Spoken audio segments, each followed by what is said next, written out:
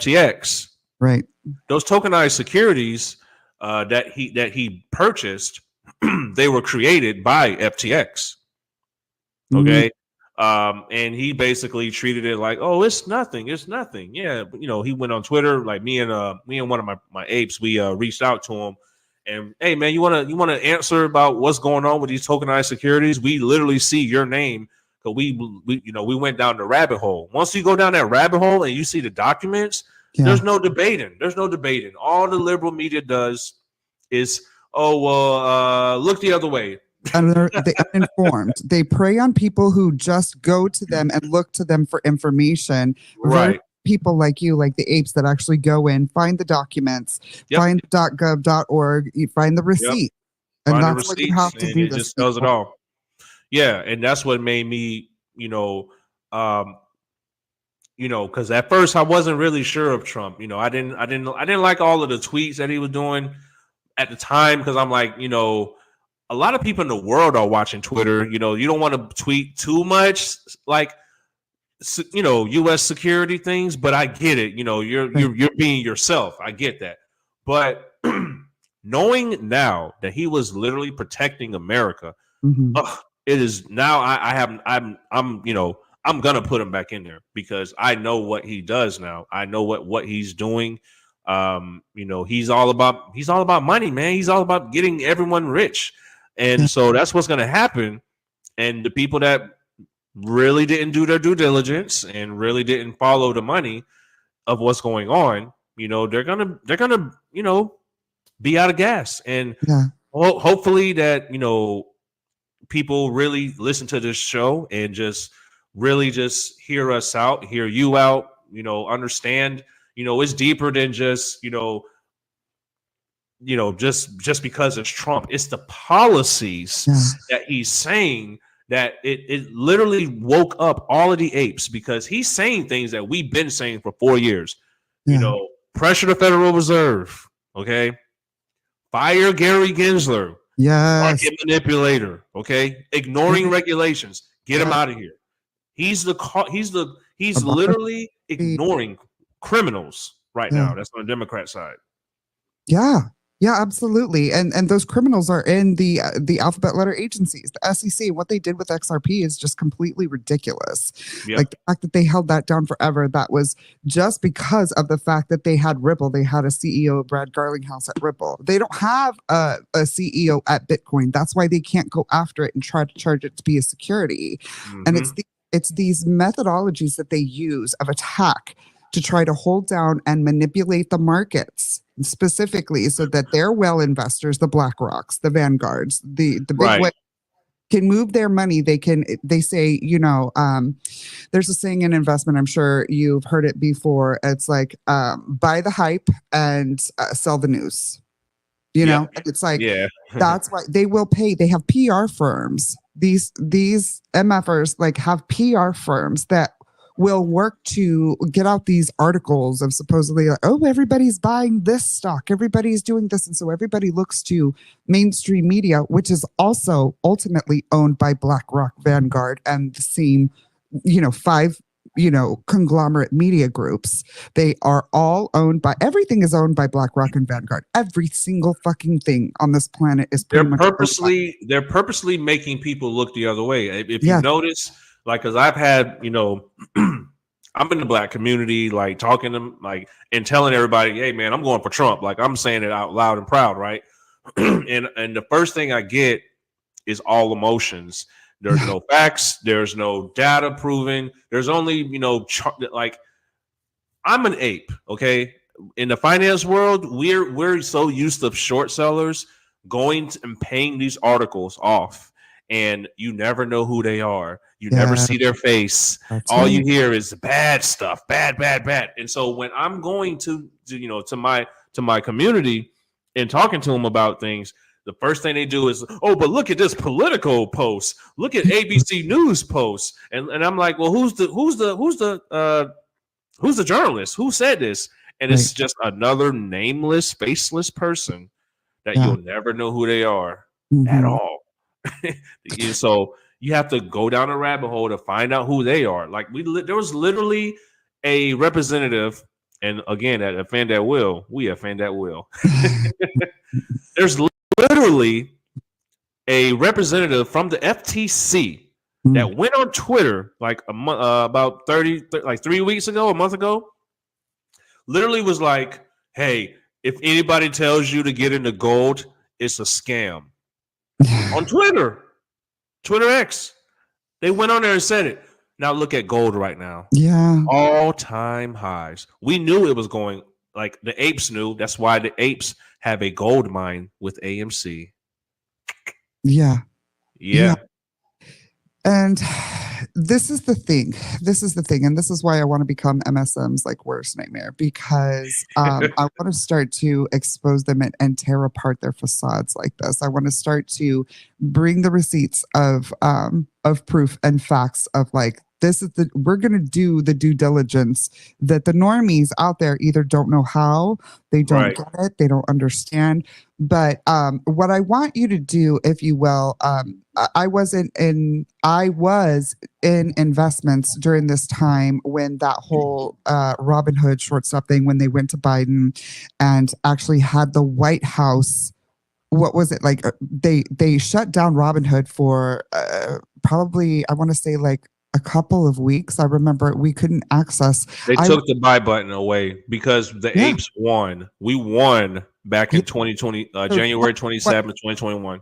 Tell us break that whole thing down and how that happened. Because I'm in the know. Like, I only have a certain amount. I was in Robinhood. I wasn't in any of those stocks, but I couldn't do shit with my stuff for a while because of it. So break down that entire situation and what happened and how the apes won that.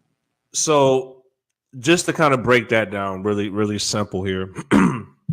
There's a market maker by the name of Thomas Petterfy. He had a interview with one of the finance business. I can't remember the channel, but when they have to deliver shares, okay, and they don't have enough shares to deliver, they are impeding bankruptcy. If let's say if the retail investor doesn't sell, right? So he basically explained, like, we were super worried that they would hold on to the stock and not sell it, because imagine your stock you invested in go from $20 to $500, you just might sell, right? But Steve Bannon once told us that these guys, if you don't sell, right? Now, mind you, he's not a financial advisor. We understand that. But we also witnessed this market maker come and say, hey, we were worried that we were going to bankruptcy. So this means that they were going to face infinite losses. What Robinhood did was basically like go through the same scenario. It was like, oh my gosh, we're going to have infinite losses. And him and King Griffin of Citadel, they were having a back and forth text and talking about it. And, and they basically was like, look, just cut the buy button off. Just like get it away. Don't make other people aware, because the more people are aware, they're going to buy and you will have infinite losses. That is what's impending, and that is what is coming.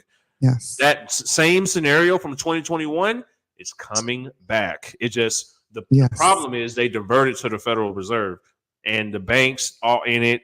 The hedge funds are in it.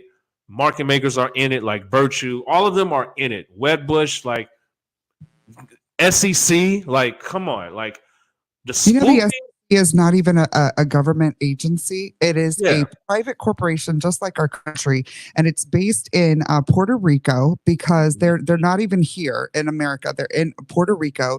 They were initially in like Belize or Brazil or somewhere else, and they got kicked out of that country. They were not even allowed to operate or have their organization there. This is a private corporation, people. And these motherfuckers think that they can hold our money up and our investments up. It's insanity. Yep. Insanity. Property market telling you everything is fine. And then, when it all comes crashing down, it just depends on which president it will be, So that's the main reason why I am here, to kind of let everyone know. You probably want to put Trump in there. I mean, that's an easy choice, right? He's obviously done this before. He's pressured the Federal Reserve before. This is why he speaks in complete confidence of his programs. No tax on tips, no income tax. Oh, and the fair tax. About that today, too. He's wanting to put in fair tax, which is going to abolish the IRS completely. entirely, and then we only have to pay taxes on the things that we buy. He knows he can afford it. He right? knows he can afford it. He knows he can afford it. Yep. Meanwhile, Kamala's like, this is why I said mathing with her. Yeah, you're going to ignore the Federal Reserve while promising $25,000 here, $50,000 here, $6,000 there. And it's like, how are you going to afford those programs while ignoring the Federal Reserve that's causing inflation right now? By printing money. And I'm like, hey, did you not witness a bank crash like 2 weeks ago? Like, there was not enough FDIC insured money to even save that bank. So imagine, Kamala, what you gonna do?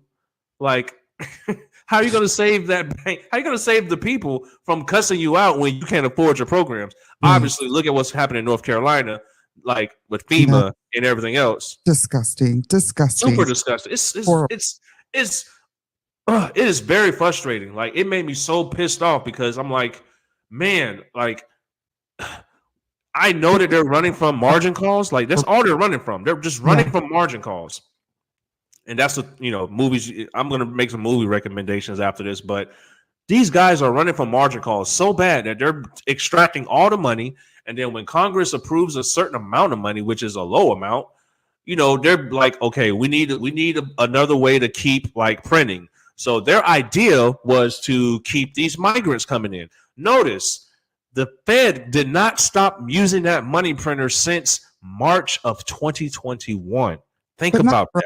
Not for us, just to fund proxy wars and to give to these illegal immigrants. Exactly. They're giving it to these illegal immigrants. They don't know the Pledge of Allegiance. It's like, come on, man. Like, everybody that's a citizen or any of these migrants that come in here should be knowing the Pledge of Allegiance before you give them $5,000, before you give them $10,000. They shouldn't get it. They shouldn't get it to begin with. You know what I mean? Like, come on. It's common sense.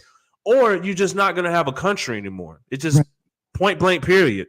And so that's why, you can't risk it with Kamala Harris. And this is not to bash her.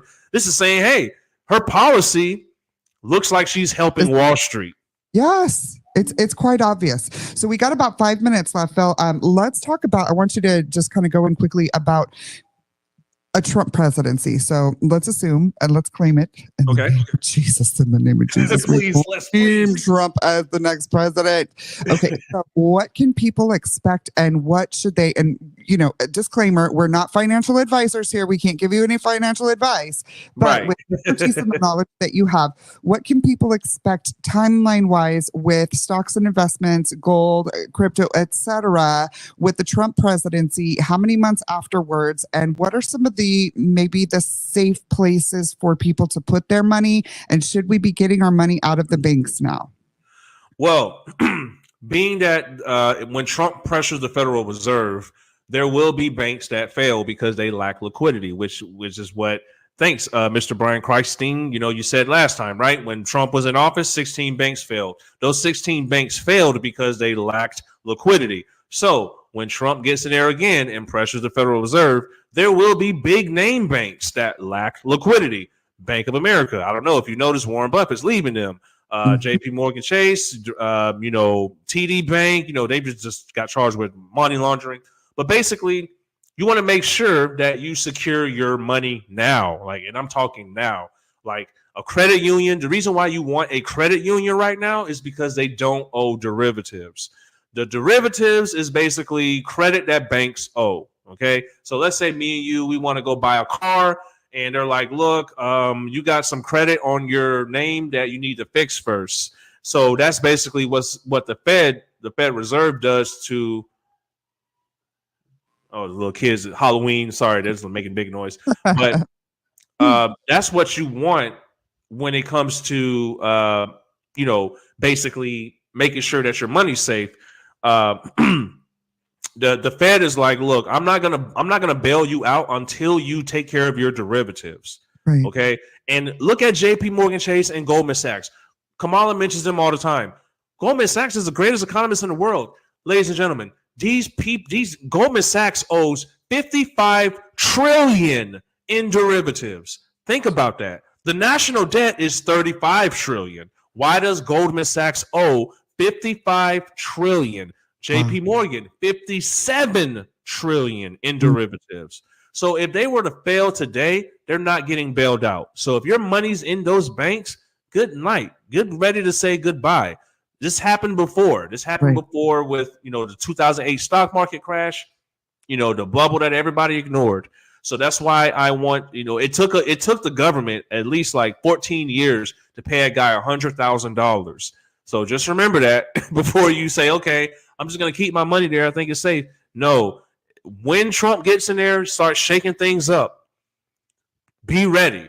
Credit union, and then move your money if you can into escrow. If you're an investor, that way you could be able to use your escrow account to purchase land and purchase homes, stuff like that. Because imagine the markets crash, all your money might not be good enough.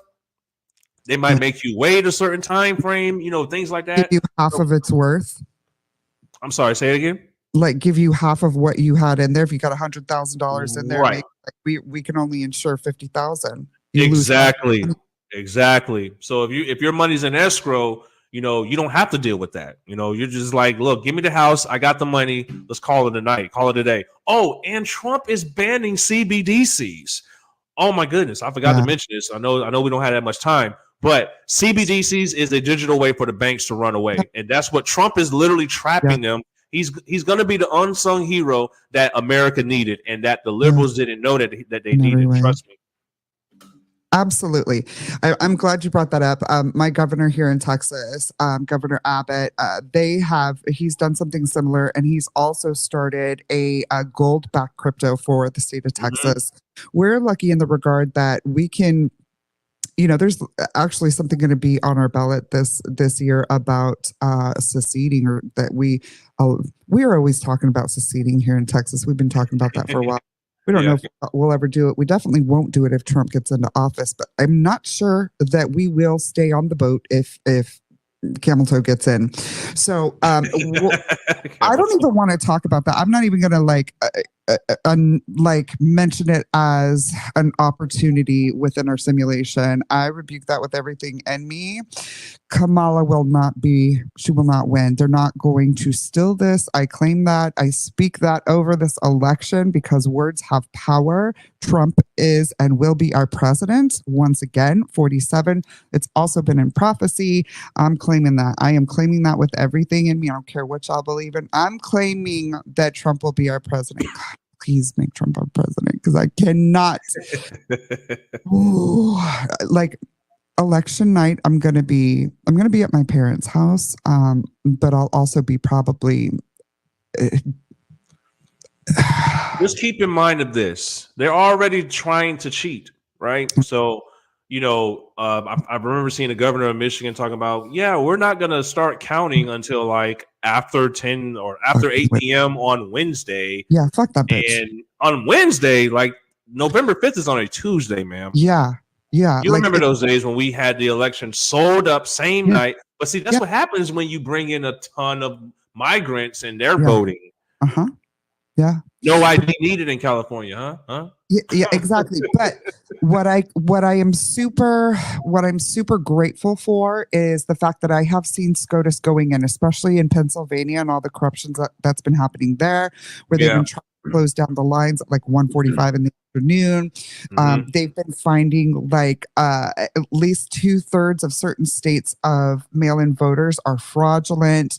This time SCOTUS is getting involved. People, the attorney, it looks like they're ready. It looks like our people were ready this time for the bullshit.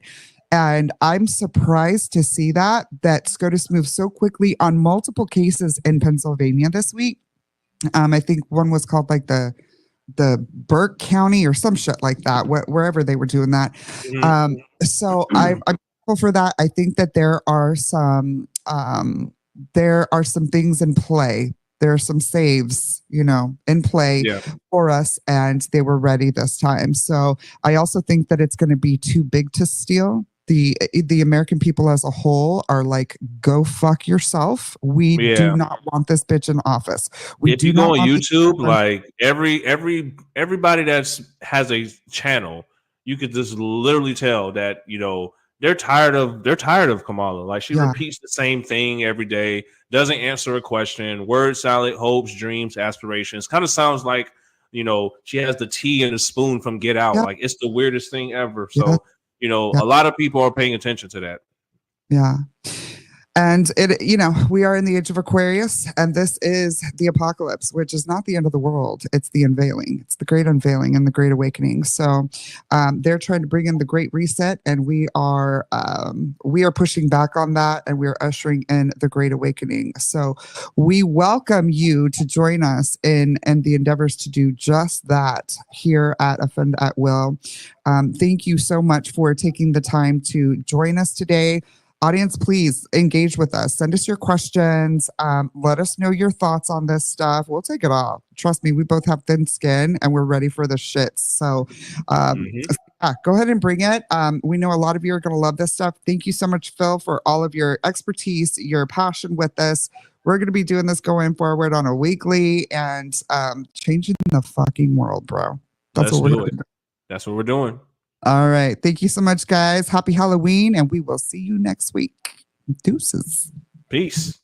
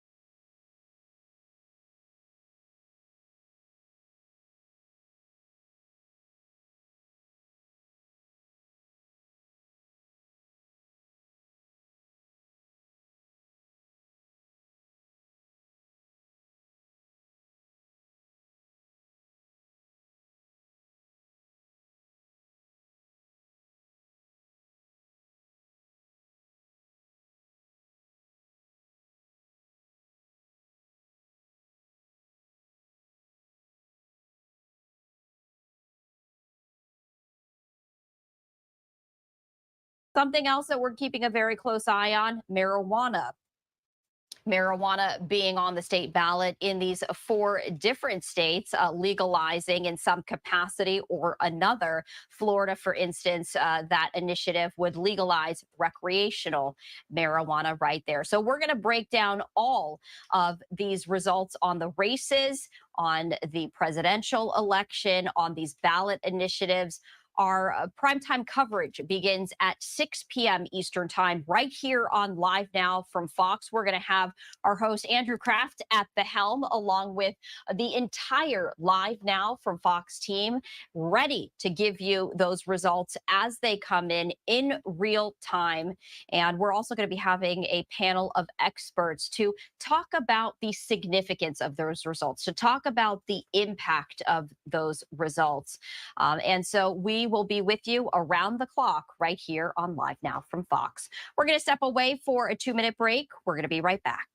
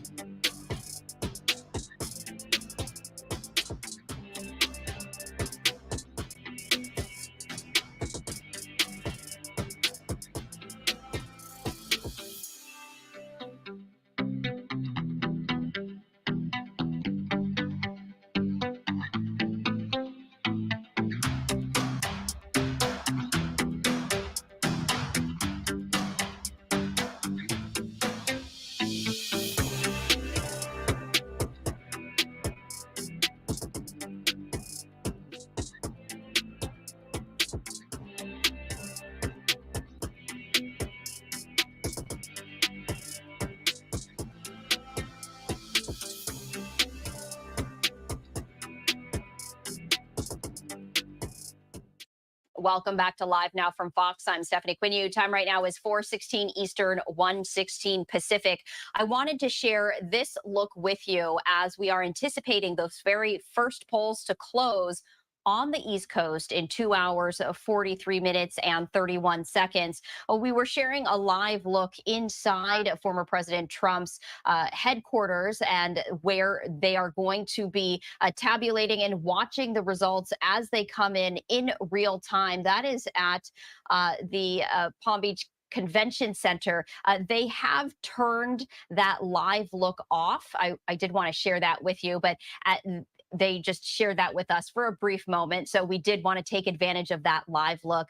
Vice President Harris, she is going to be watching those results come in at Howard University, her alma mater in Washington, D.C. Now, earlier, former President Trump cast his ballot.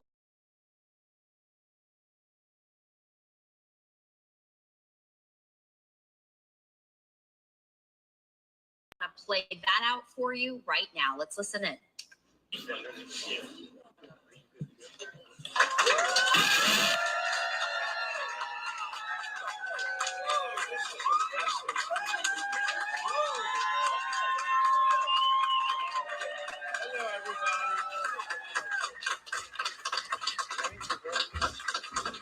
Well, we just came over to, it's too early to congratulate, but we are hearing its record numbers. Caroline, do you want to just tell them what you told me a little while ago? Sure, yeah. Enthusiasm is very high. We're seeing our voters are turning out, especially in rural areas across the country, and we see Democrat areas are not turning out as great as our people. So your people are ready and they're turning out for you.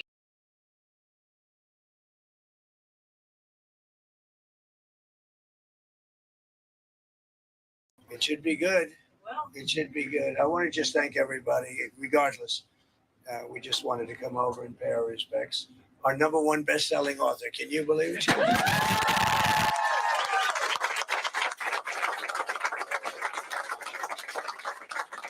We have a big day. We'll be watching. It'll be very interesting. I hope they come up with a result tonight. They say areas that were winning big, they might not be able to come up with it for 2 days. It's just a crazy thing. And I'm really saying this more for the press than for you. They should do paper ballots, same-day voting, voter ID, and be done. 1 day, same day. And by 10 o'clock, everybody would be.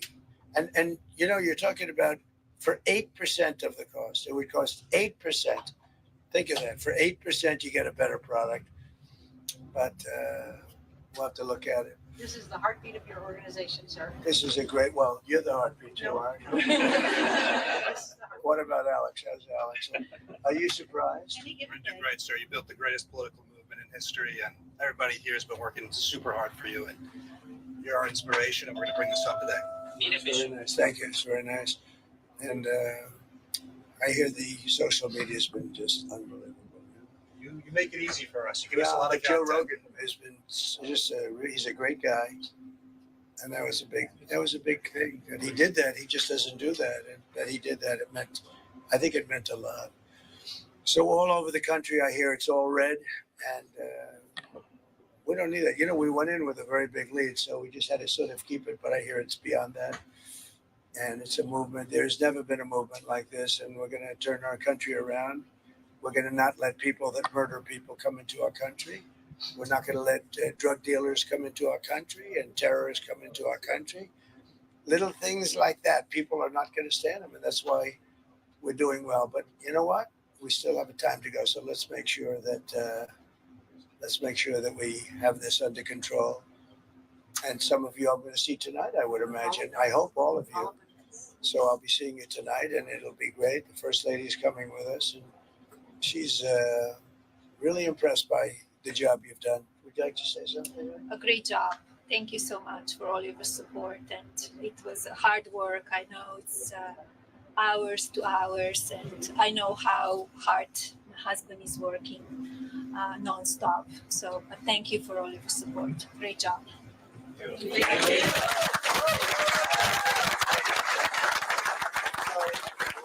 Yesterday and the day before, the day before too, we did a lot of rallies, and they're big ones. We did full rallies as opposed to, so we got in about 5 o'clock in the morning. We left Michigan. I think Michigan's going to be great, especially since we killed the biggest factory auto factory that I think anywhere at any time, which would have, destroyed them. And we did that without being president. So that was a big thing. But I think Michigan's going to be good. They're all looking really good. Susie, I can't think of anything.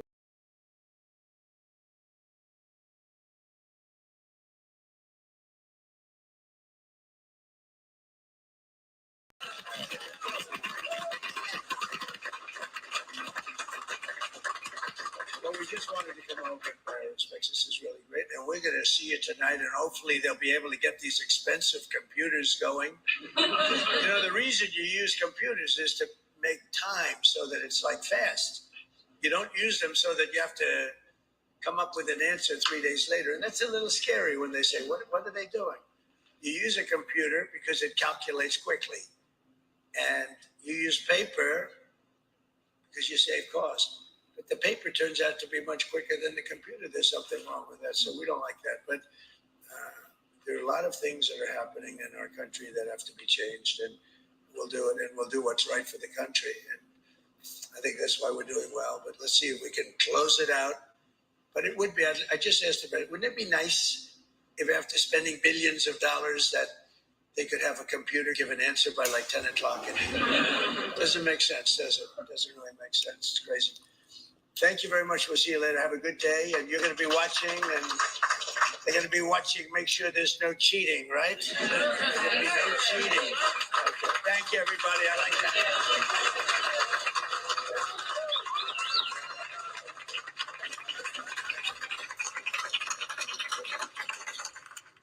So that was former President Trump and his wife, Melania Trump, talking about voting in Florida after they voted. I also wanted to share this live look with you. Take a look at this. This is a live look from Palm Beach, Florida.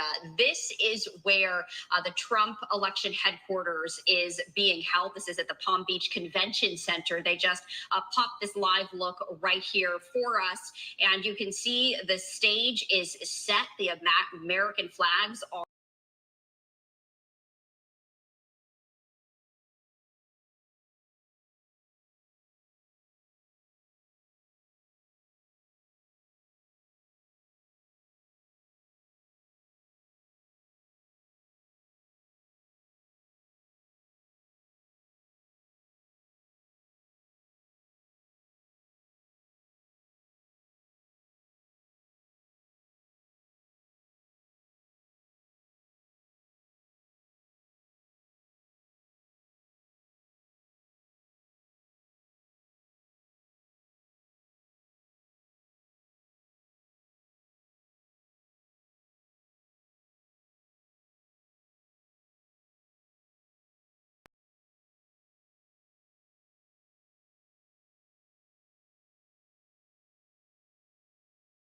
back and saying the exact same thing. We can't reach the courthouse.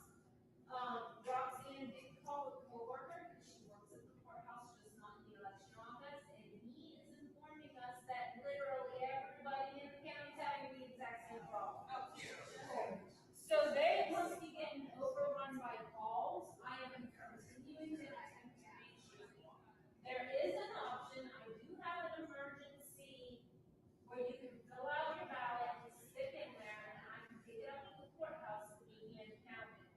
The people that are in there now don't want to do that because they want to make sure that their vote is counted. And it's not that they don't trust us, they don't want to do that, and that's what's holding up the line. I imagine if anybody here wants to fill out their ballot and put it in the emergency box to go up to the courthouse, I can take it out. If you guys want to wait till the machine is up.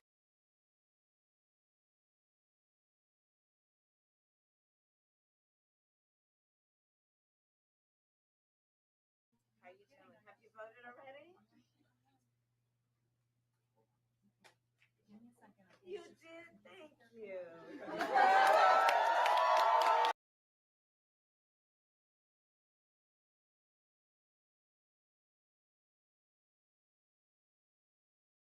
He's kidding. I'm in North Carolina. He could be funny, like trying to be funny, like a troll.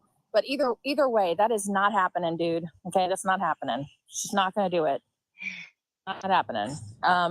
Look again. You know, Preston said the other day on Montana's Live, not to trust. Do not trust any of the polls or news. Don't trust them. Because at the end of the day, they're going to show you stuff to keep the other side of the country or anybody from voting, from going out and actual voting, to make you think it's over. It is not over. We had a strong lead going in. They are very confident, and so keep going. We need the votes today, and I think we're going to win this. I really do, and they feel pretty strongly too. Quit looking at Well, the damn I'm trying to see.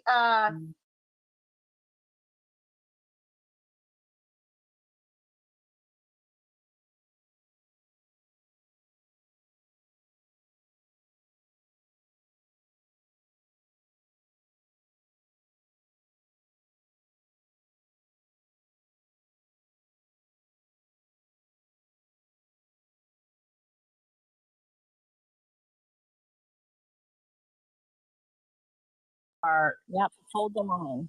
So where is it?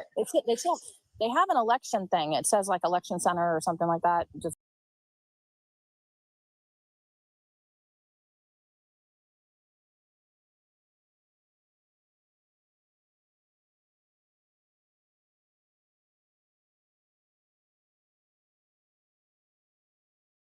Justine. We already know. We already be scared. Be very scared. We're not, Justine, at all. whatsoever. If you really think that ABs is going to carry this election, you are highly mistaken, little girl. Okay, so stop. I mean, I'm not even paying attention to that. Anyways. I don't All care right. either. I'm just Okay. Arian, hi. How are you? Hi, I'm well. How are you? I was doing great. Yeah, no, keep it up. Keep it up. Yeah.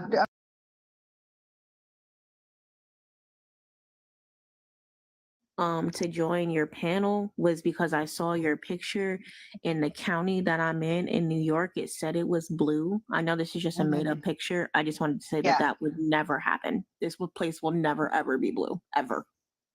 Oh. So that's all. I've seen it a couple of times. But. Oh, okay. Where are you at? I mean, this is just a map that, from 2016, actually. All right. So I'm in Broome County in New York. Oh, okay. Okay. Yeah. And it's always red. Always. Okay. There so I we think go. The last time it might have been blue was like with Bill Clinton. So. Okay. And it's definitely not going to happen with Trump. No chance. No chance. Mm-hmm. Yeah. Thank you for saying that. Thank you. And you casted your vote for? I did. I went on Saturday and I voted for Trump. There you go. Yeah. I mean, I keep telling, like Justine, she's in my live every single day, and she's a total Harris supporter. She just loves to hang out in my life all day long. I'm like, okay, all right, that's cool. I mean, she's a nice girl and all. She is. She's always been pleasant up here. But anyway, she's really, ABs. Okay. And your AB rights have not been taken away. Move to the state that you can have an AB until till you can't have any more ABs. Go ahead.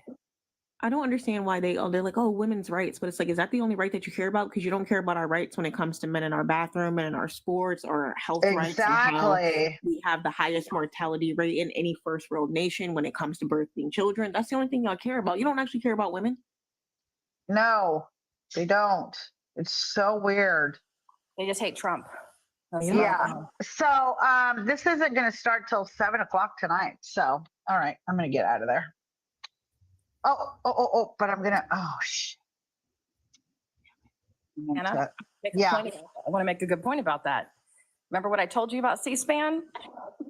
That's why it's not starting until 7. That's why you won't see them say a word, because they're only going to deliver journalistic integrity. That's it.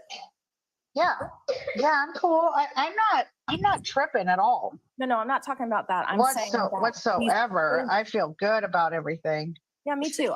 I'm just comparing it to the other networks that are out there currently saying, oh, she's pulling in this or whatever. You don't know what she's pulling in, because again, what network is saying that? Well, that's what they're trying to say down below. But again, it was one person. Well, who are they? I mean, who gives a shit? I don't care. Listen, I'm just trying to make a point that C-SPAN is the only real place you can trust, guys. Okay, seriously. Yeah. What about y'all want to go do some door knocks? Pennsylvania is in need of some people to help them make calls. I want to do what Kamala Harris done last night in Pennsylvania, where she told that couple, say, yeah, go back to your door so I can pretend I'm doing a door knock. Oh my gosh, seriously?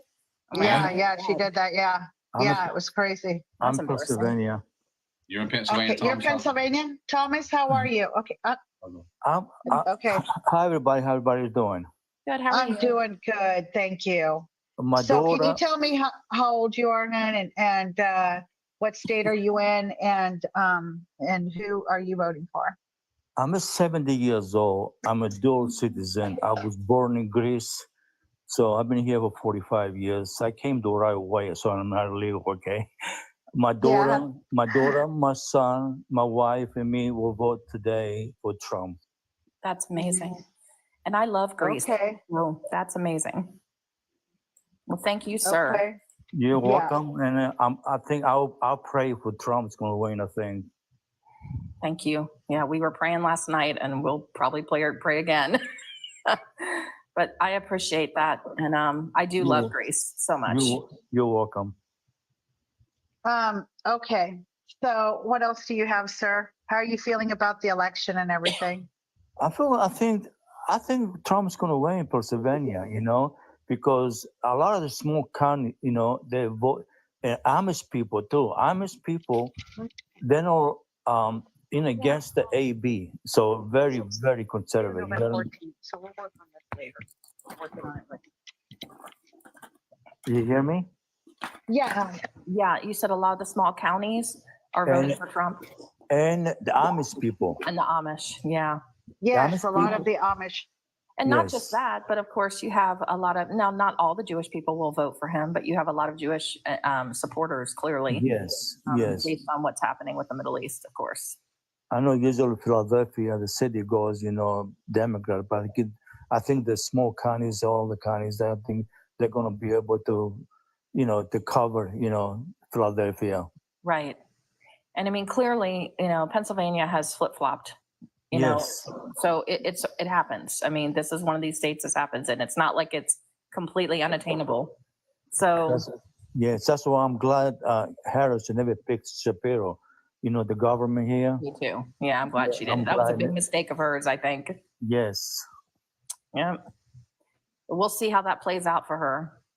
And I would like to see Trump, they'll be able to get the taxes for the Social Security, be able to. Oh yeah, eliminating the tax on it. Absolutely. Yeah, because I collect Social Security and I pay $300 a month Social Security.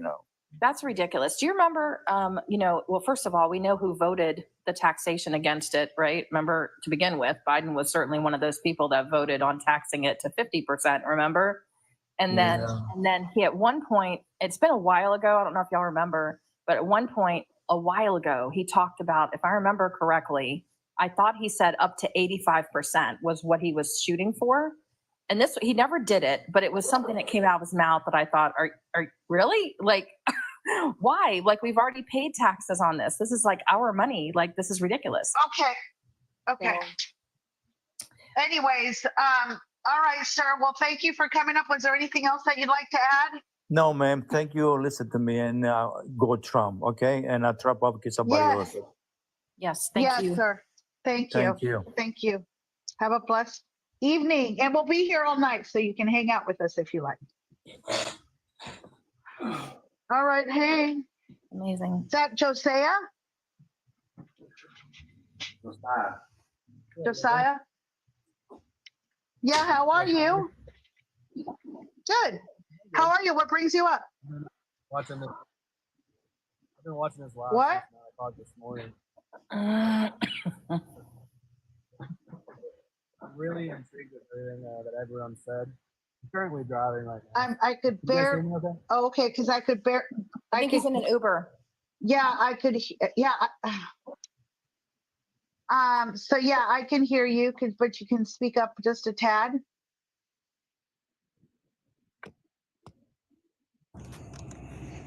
Can you guys hear me okay? There you go. Yeah. Okay. Yeah, I've been watching you guys' live. I'm currently driving right now. I've been watching since 9 this morning. A lot of great Wait, points. you're driving in an Uber. No, I'm currently driving. Yes, technically. Yeah. Uber is driving you. Yeah. Okay. Yeah. So a lot of great points. I just want to say that I really like JFK, how he's rolling in here and really standing behind Trump, because I really think that we won't have a country if we continue to eat poison. Yeah, I'm really excited about him being part of the team for sure. Bobby Kennedy is what got me on Trump's side because I really wasn't feeling like either one of them, but Bobby is what made me change my mind. Yeah, it's awesome. He's going to do great things for our country. Yeah, and then he got Tulsi Especially on for his our side kids. too, and I love and I respect Tulsi. Like, and it's like they're like, oh, we want a women president and we want someone of color, and it's like she's been here the whole time and she's a veteran, but you guys didn't pay her no mind, so I don't get it. But who didn't pay any mind to her? You mean the left? Yeah. And she was on their side. And now she's not. Well, look at what they did to her. Look at what they did to her when she tried to board a plane. Right. Yeah. So yeah, I'm glad those two joined for sure. Yeah, let me go back to him first really quick though, sweetheart. So, okay, so I'm sorry, what state are you in? West Virginia, man. Josiah? Oh, okay. How do you feel about West Virginia? I think for the history of West Virginia, also known as Best Virginia, we have stood behind Republicans hand and foot, and especially with Donald Trump. I mean, you can look at the 2016 map right there, and I don't think there's one blue, which I'm very proud of that. We believe in morals. We believe in God. We believe that everyone should have the right of freedom. And I really stand behind the Ventre team that Donald Trump put together. And RFK, like, I think he's really, really pushing. I think he's really going to push big pharma out, work the FDA, CDC, and really, really do a good job with the world as a whole. I do too. I'm excited. Let's talk about like Joe Rogan. I mean, like, it's a credible source, and he has literally backed him every step of the way as well. So, I mean, people I think are just brainwashed. I know. Isn't that amazing? I know, but my thing is that he came out so late, right? That's the only thing that, I mean, he just came out and endorsed Trump yesterday. I wish he would have done it like a month ago. That would have made a really, really big difference. Ron Paul, a lot of them came out. They came out just in time, I think. You know, all of them. All the people that have been coming out and endorsing him, I think it's just in time. You know, that way there was no time for them to interfere and throw them under the bus or do whatever they had to do to smear them. They all came out just in time. Yeah, maybe you're right. Maybe you're right. All right, George. Jose, do you have anything else to add? No, I just want to say, Marine Mom, thank you for your service. Let your son or daughter know.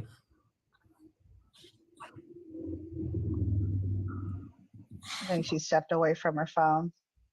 I'll let her know for you. All right, thank you, Montana. Marine Mom, are you there? All right, thank you, honey. Ma'am. Trump, go ahead and tell her. Go ahead and tell her now that she's back. Okay, tell me. Tell your son or daughter thank you for your service. Oh, thank you very much. I will definitely let him know. I appreciate that. Absolutely. You'll have a good one. I'm going to sit in the chat with him. You too. Thank you. All right, thank you. Okay. All right, young lady. I'm going to drop. I just wanted to add my little 2 cents. I'm going to drop down. You guys have a fantastic evening. All right, sweetie. Thank you. And go Trump 2024. Woo. Woo. I think this is a good time for me to do a little commercial. It's been a little hot minute since I've done that. So let's go ahead and I'm going to go ahead and do that. Bring up Storm really quick. So let's go ahead and tap the screen and let's get up to 350. We should be able to do that fairly easy. And also, if you'd like to subscribe and to support the channel, there's a little star. It should be like on the left-hand side on the bottom screen. And it's less than 2 cups of coffee. Also, if you'd like to bless the panel, they would really, really appreciate that so much. And tap, share. And thank you so much for being here. Oh, and then Montana Ride, that's my Cash App if anybody wants to know what that is. Okay. Okay. And hi, Amy. How are you? Hi.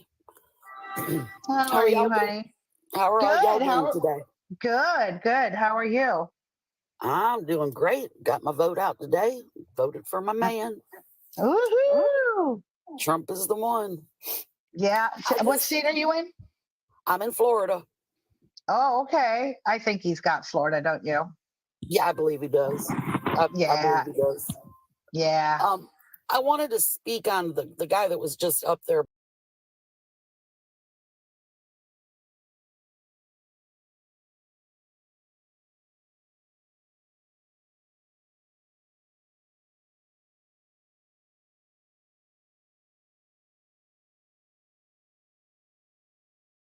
Enjoy your conversations, mingle. Don't feel like you need to be silent because I'm here just, in the background. So do your thing. If you want to listen. If you want to participate, we'll have an opportunity for you to do that as well. So TC will 2 work the minutes. crowd at a certain point after I get some things off my chest. But mostly, thank you for being here. Really appreciate it. It's nice.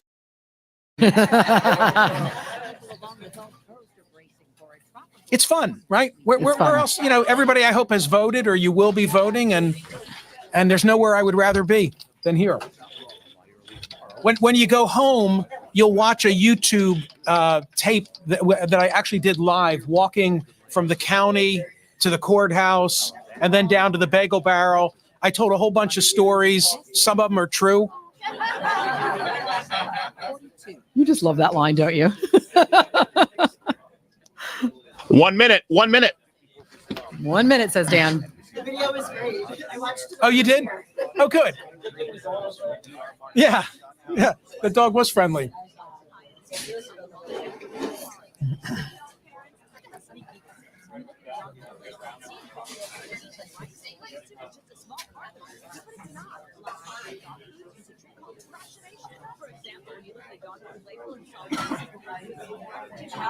Two.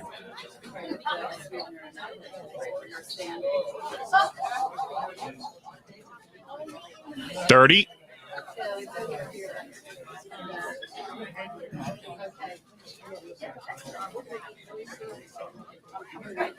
PJ and Daniel over there doing it live. 10 seconds. Stand by. Good.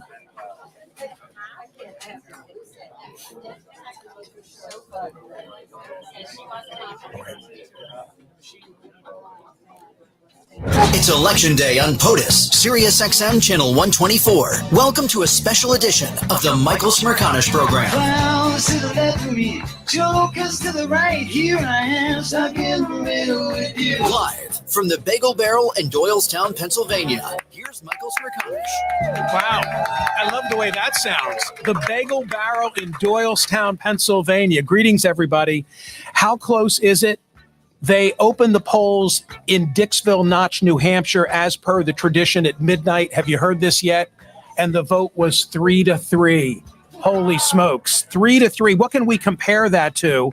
We can compare that to the fact that Dixville Notch voters have supported the Democratic nominee in the last two presidential elections, with the township in 2020 unanimously casting 5 votes for President Joe Biden. And with Hillary Clinton in 2016 winning 4 of 7 votes, 2 went to Trump and 1 went to Libertarian candidate Gary Johnson in January. I thought this was actually even more interesting. In January, 4 registered Republican voters and 2 independents participated in the GOP primary. They cast 6 unanimous votes for former South Carolina Governor Nikki Haley. So Nikki Haley captured everything in Dixville Notch in the primary, and now it's a 3-3 tie. Okay, you know what I'm going to say. Welcome to the most important town in the most important county in the most important state in this election. That is Doylestown, Pennsylvania. Home, by the way, we have to educate a national audience now. Home, by the way, to author James Michener, to anthropologist Margaret Mead, to, this is my favorite, W. Atlee Burpee of Seed fame, right? Superstar Pink. My mother always tells me the Morton Salt girl. I'm not sure what that means. Morton Salt. Can you picture? Okay, you can picture. And the guy, shame on me for not remembering this, but the guy who invented the game Monopoly. And all of us. All of us as well. And I should mention as well, Tim Stack, who's my friend and is the Hollywood actor.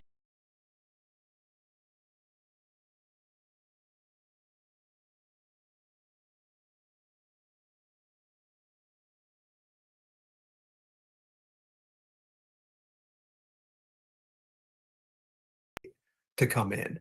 And I think that's going to get people rather tense and rather nervous if this election is that close. And we've been hearing from election officials all day long. In some of these telescope counties or states, the ones that are really being focused on, and election integrity is a conversation that has been had for a very long time now. And these officials are making sure that this is not about speed, that this is about accuracy, that this is about making sure that every single ballot, every valid ballot is counted and counted once. And from your experience, especially with what happened 4 years ago, I have to imagine that it's about being right and accurate and not being first. Yeah, it doesn't matter when the votes are counted. I think everyone wants a fair representation of the voting. They want everyone's vote to count and to be included. I think as Americans, we all have the right to have our votes counted. But you really have to give election officials a lot of credit. First of all, there is infinitesimal. I mean, it is a tiny number of amount of fraud in the United States when it comes to elections. Our elections are fair. Our elections are honest, and they always have been. And God willing, they always will be. But also, the states have put a fortune into making sure the system works even better. And when you look at the amount of money that a lot of states, a lot of cities have put into vote counting machines, it's really impressive. And so, you look at some of these places that put in plate glass windows so you could actually watch them count the vote. It's like going to the mint when I was a little kid watching the money be made. It's exciting to see how it's actually done, but it's honest. And I think the election officials deserve a lot of credit for what they have done, the investments they have done. There is nothing more important, I think nothing more important than the sanctity of the American elections. And they have always been fair. They've always been honest. I shouldn't say always. 1876 was a problem, but we didn't have the same system. But in recent history, they've been very fair and very honest, and it will be so tonight. And they're really taking pains to do that. I give them incredible credit. They don't get enough credit. A lot of people are complaining about them for some unknown reason. They are apolitical. They're just people who are really doing their job. And I expect that to take a couple days. It's not going to happen tonight, but we'll see what happens over a period of the next few days. So, Richard, we obviously spoke at length just in terms of, the different issues. Is there anything else that you're keeping a very close eye on? Well, I'll tell you, the two things, I guess. The abortion issue is massive this election. I think even if a woman was not running, this would have been a huge issue. This may determine the election. When you look at the suburbs of Philadelphia, in Bucks County and Montgomery County and some of those other counties, and this is where you want to really spend some time tonight and look, I know that is what I will be looking. I'll be looking at some of the counties and see where they're coming in. But abortion has been a massive issue in this election. There are a lot of people who are mad that Roe v. Wade was overturned and don't like the Dobbs decision, and they're going to express that. What I am seeing over the last 2 weeks has been a change. It's interesting when you compare this to 2016, and the only reason I'm making the comparison to 16 is because you had a female running both times. Hillary Clinton made a major point about breaking the glass ceiling. Well, Vice President Harris hasn't talked about it at all. I mean, I can't even think of a time that she really talks about it. I mean, it's kind of obvious who she is and what she is. But what I'm finding now is women who I would not have expected to have been as energized to go vote are now voting. And I'm seeing over the last couple of days so many things about that. So I think abortion is going to really drive a lot of this for women. I think the economic issues we discussed earlier are driving it for a lot of men. We're not talking about foreign affairs, which frequently has been historically more of a male type of issue, even though, Israel is on the front page. Support for Ukraine is a massive issue. We're not talking about those issues. So guys seem to be talking more about the economy. Women seem to be talking more about abortion. But I'll tell you the thing that I think is moving numbers and why I think this election is starting to turn the way it is turning. And that's tone. I mean, of all the things, tone and attitude. And I saw a massive change start to happen after the Madison Square Garden event that President Trump had. And, you know, everyone talks about the really awful and unfortunate joke about Puerto Rico, but it was bigger than that. And people who watched it saw it, and people who read it understood it. And the bigger issues were how every group got slammed. It wasn't just Puerto Ricans. It was gays. It was Palestinians. It was Arabs. It was Jews. I mean, everyone got criticized. And I think you're seeing erosion or coalescing maybe on the other side around some of these things. Like, we don't want that type of country anymore. And I think Harris has been very adept at, when you look at her closing speech at the Ellipse, and I don't know how many of your listeners stayed up as I did last night to see both closings. Um, but we're talking about two different Americas. I mean, we're literally talking about two different Americas, and the contrast between the candidates. You know, we're one's talking about about hope in the future, and one's talking about gloom and doom, and one's talking, well, his inaugural speech about American carnage, you know, and the other's talking about, you know, making America, you know, fixing America and moving forward. There's a huge contrast. One's talking about himself and being a victim, and, you know, Joe Biden, I thought I was running against, and I mean, that's how we closed last night. And she's talking about, I'm going to fight for you. It's Those things definitely are two different tones, Richard. It is going to be very interesting to see, though. Ultimately, it doesn't matter, you know, what pundits think, what political analysts think. It's about the voter and what American voters think. We are going to be watching those election results in real time. It's going to be very interesting to see what happens. But as always, Richard, we appreciate you taking the time to join us here on Live Now from Fox. We do have to step away for a 2-minute break. Delight seeing you. I hope everyone goes to vote. Absolutely. And we are going to step away for that 2-minute break. I'm Stephanie Quinu. We'll be right back.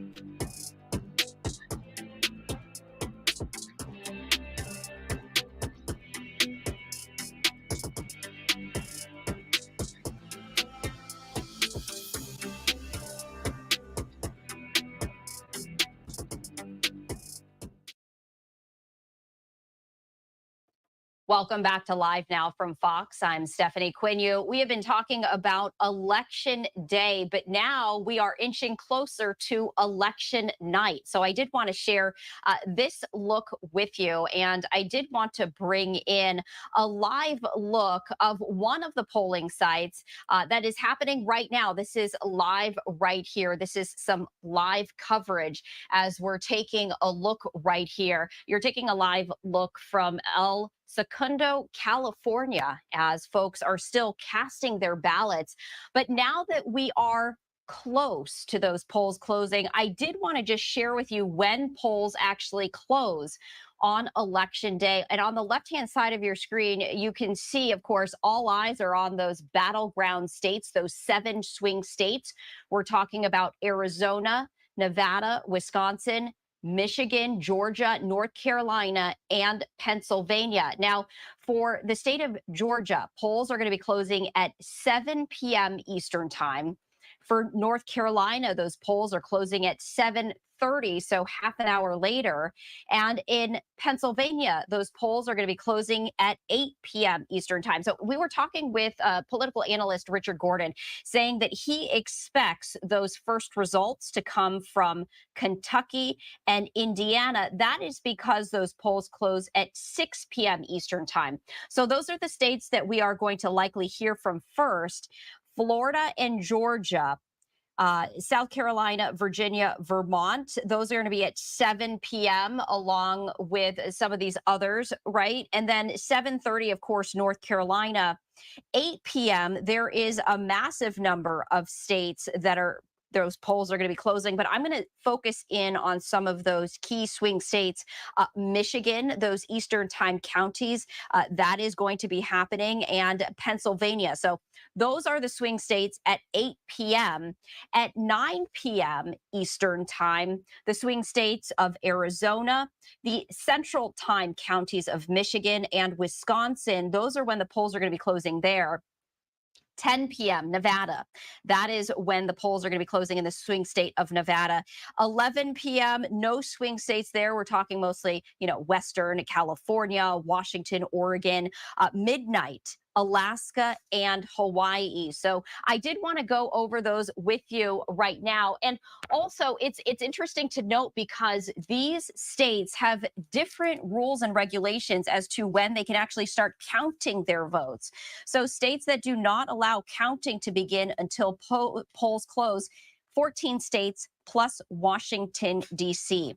There are states that allow counting to begin today on election day, but can also do so before polls close. Those are 24 states. And then there are states that allow processing and counting to begin before election day. Those are 12 states. So if you're curious, Pennsylvania, we keep talking about Pennsylvania, the critical swing state of Pennsylvania.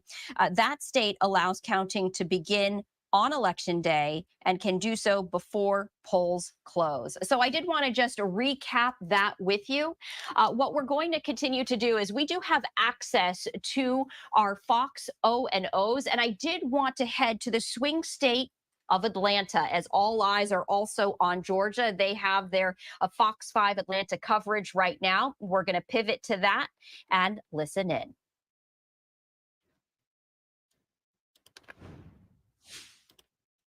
And 15 minutes after the polls opened, so around 8:15, police immediately moved in, checked things out, and decided that they were just a hoax. But it turns out we talked to one woman who watched it all unfold.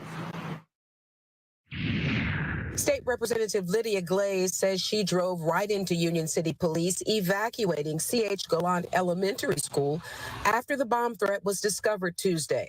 The state lawmaker says she was trying to drop off voters to cast their ballots. Election officials say it was a similar scene at the Itris Community Center on Lakeside Drive. Both locations were temporarily closed, evacuated, and a security sweep done. This is shenanigans. The fact that we had 2 major voting precincts in one city with bomb threats is, for me, strongly concerning. I see it as a way to oppress the vote in this area. People were waiting in line. People were inside ready to vote. And a lot of people concerned, Fulton County election officials tell us they were working on court orders to try to expand the hours at those 2 polling precincts. We are still trying to confirm whether they have been able to do that. Reporting live in Fairburn, Angelique Proctor. Fox News. All right, Angelique, we'll keep watching it. Thanks for that live report. Meantime, after history-making presidential campaigns, former President Donald Trump and Vice President Kamala Harris are waiting anxiously along with millions of Americans. And that is to find out who will be the next president of the United States. Fox's Rebecca Castor reports from Florida, where former President Trump is watching the results roll in tonight. Rebecca? Courtney, Tom, we are at the Palm Beach County Convention Center where the Trump campaign is hosting its election night watch party. But the former president will be watching the returns come in from his home at Mar-a-Lago with a small group of family and friends. I think we're going to have a very big victory today. The former president is feeling optimistic that voters will put him back in the White House. But it will all come down to voter turnout today. The country that I'm living in is not the country I was born into. The only one who's putting America first is Donald Trump. I voted for Kamala Harris and Tim Walz. It's time for a change, moving forward in a better and uplifting way. It's likely to be a long night as results slowly trickle in, and there's a possibility that a winner will not be declared before the night is over. Something Trump calls an outrage. It should never happen. A thing like that should never happen. This election should be over. With 19 electoral votes, all eyes will be on Pennsylvania tonight. It's the state both candidates spent the most time and money in and see as a must-win. The reality is whoever wins Pennsylvania is likely to be president. Vice President Harris keeping a low profile today, speaking with several radio stations in a last-minute effort to get out the vote. She says Americans are ready for a fresh start. Frankly, I think people are exhausted with this spirit and this approach that's been about trying to divide people and have them turn and point fingers at each other. I think people are done with that. When asked if he would accept the results of the election if he lost, former President Trump said if it's a, quote, fair election, he'll be the first to acknowledge it. Tom, Courtney, back to you guys. Yeah, so many of us just anxiously awaiting some results that we will be starting to get soon. Rebecca, thanks. On the other side of the aisle, Vice President Harris and her supporters spent the day working to get out the vote. In just a few hours, Harris supporters will gather at the Hyatt Regency in downtown Atlanta to watch the election returns. Fox 5's Deidre Dukes is there tonight with the Harris campaign. After months of heavy campaigning, numerous visits by VP Harris and her surrogates, final preparations are underway for tonight's watch party here at the Hyatt Regency in downtown Atlanta, where supporters will gather in just a few hours' time. Tonight's watch party hosted by the Democratic Party of Georgia. Final preparations underway in the Centennial Ballroom here for the big event, with polls showing the candidates running neck and neck in this battleground state. A record number of people voting during the early voting period, and Biden's victory decided by a slim margin in 2020. The Democrats are campaigning on Election Day to energize their base and get their supporters to the polls. Senator Raphael Warnock spent the afternoon canvassing for the Harris campaign in Fayetteville, East Point, and McDonough. Happy Election Day. Yes. Let's get this thing done. Yes. Are y'all ready? Yes. I don't know. You don't sound like you. Kamala Harris to the White House.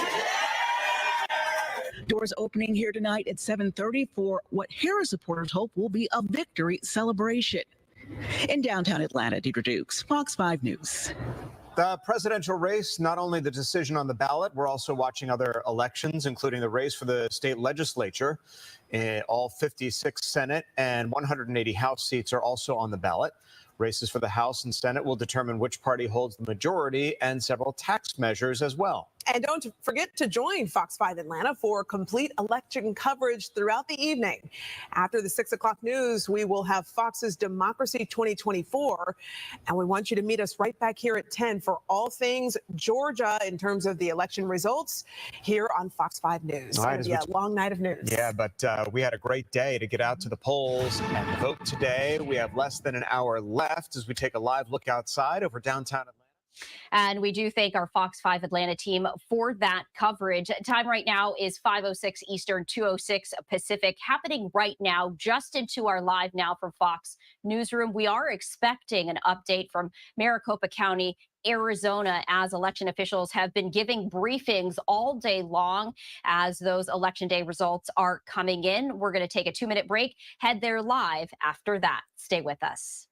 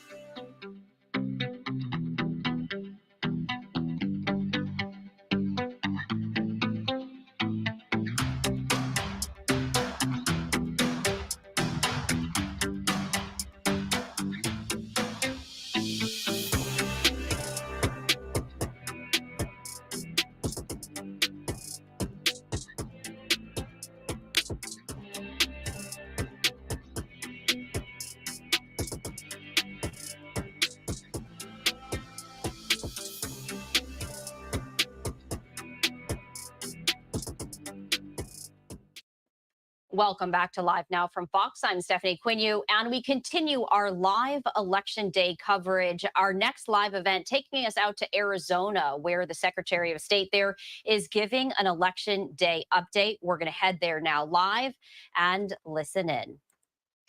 By all accounts, the Election Day is going very well across most of the state. We do have some minor issues that we will talk about, and some issues that we are working through right now and continuing to get updates from. So we'll have some stuff on that. Also, please, if you are messaging to voters, please let them know that if they are in line by 7 p.m., they don't have to be in the polling station, but if they are in line by 7 p.m., they are still eligible to vote. That's an important part of the way we do things here in Arizona. And then also along those lines, if voters still have their early ballots in their ballot by mail envelopes, they can cut right through the line, get up to the front, and drop those off immediately. They don't have to wait in line to drop off those ballots. Another quick thing, for any other voter information, Arizona.vote is going to be the general source for trusted information. And that's one of the things we want to make sure to get out there. All right. So we've got a couple of really important updates. As we get closer to the rush hour, voting is going to start increasing. We're already seeing a little bit more turnout, and the lines are getting a little bit longer right now. Folks are working hard across the state to make sure we get everybody through, and that's really important. But folks should be aware that the only people who are authorized to be in the polling places, aside from the poll workers and voters, are going to be folks who are official party observers appointed by the county party chairs of the major county parties, and officials from the Department of Justice who also have their written clearance or permission to be in there. My office has not authorized any other groups or affiliates to enter any polling places. We've heard hints that that is a possibility. I haven't been briefed completely on that. Apparently, the issues were very easily resolved by some of the polling place officials on the ground. And so it didn't rise to any sort of a level of any sort of alerts. It's just, we'll see how that little piece develops. We've been monitoring a particular threat that has emerged. We have a statement that we've gotten information from the FBI. Do we need to make an adjustment there? Yes. Yeah, okay. From the FBI. Is that better? Yes. Okay. We are aware that there have been threats made, not just here in Arizona, but Georgia, Minnesota, Michigan, and Wisconsin as to bomb threats in Arizona. The threats pertained to 4 specific locations in Navajo County only. These are unsubstantiated threats. We have no reason to believe that any of our voters or any of our polling places are in any sort of jeopardy. I was briefed just moments ago by my security team and some folks with state law enforcement who are working in conjunction with the feds. This is another, we believe, probing attack. We also have reason to believe, although I won't get into specifics, that this comes from one of our foreign enemies, namely Russia. They've been busy lately, I suppose. Let's see. We'll head over to Apache County for an update. There has been an e-poll book and a printer problem. Now, this is county-wide. This doesn't only exist on the reservations in Apache County. There are technical teams out in the field that are resolving these issues. Most of the sites in Apache County are up and running well. As we understand at this moment, there are still some residual issues out in Apache County. And we're doing our best in our office with our folks to work with county election officials there to see if we can resolve any of the remaining problems. I did have a meeting with the speaker of the Navajo Nation Council and one of the delegates to the council and some of their staff, along with the state election director, excuse me, to talk about some of the details and continue those open lines of communication we have with our tribal governments as we try to facilitate voting that is not only in Apache County, but also on the Navajo Nation and in other spaces. So we're going to continue to have those conversations. We'll keep them updated as we get more information and back and forth. So the communication is very clear with the folks on the ground out there. We are doing what we can to help resolve those issues. We'll keep you posted on that. Again, back to, nope, I already covered that one. There is a little bit of what we understand, a couple of reports of some misinformation going on, particularly in Coconino County as to student voters. Unless you are registered to vote 29 days ahead of this election, you are not eligible to vote, not even for president in Arizona. We do not have same-day voter registration. Some students, as I understand, are being informed otherwise, and they're being told that they can vote for president without being registered in Arizona. This is not true. And so if there are folks up there in the Flagstaff area, please understand that we're doing what we can to share on social media and in other ways to discourage this practice. But no voter can be turned away. And even if you vote with a provisional ballot, that's perfectly legal under the law. That doesn't mean it will necessarily count. And frankly, usually they do. But if you are not registered to vote within 29 days of the election, you are not eligible to vote, even if you are registered outside of Arizona. You've got to be an Arizona voter to be able to vote in Arizona. This is an unidentified group that has been telling this to voters, saying they can use a Fed-only ballot or just vote for president. Neither one of these things is true. And voters across the state can verify their voter registration status at my.arizona.vote. I'll repeat that website, my.arizona.vote. At this time, that's the update. We're doing it in this format because we've got a lot going on, and we wouldn't have had time for questions anyway, although I've been given a high sign that we may have a question or two that have popped up on YouTube, which is the only channel through which for this briefing we're going to be taking questions. Do we have anything that is up yet? Not currently. Okay.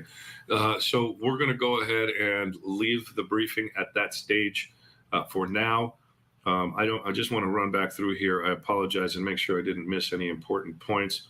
If you'll bear with me, folks. I do appreciate it.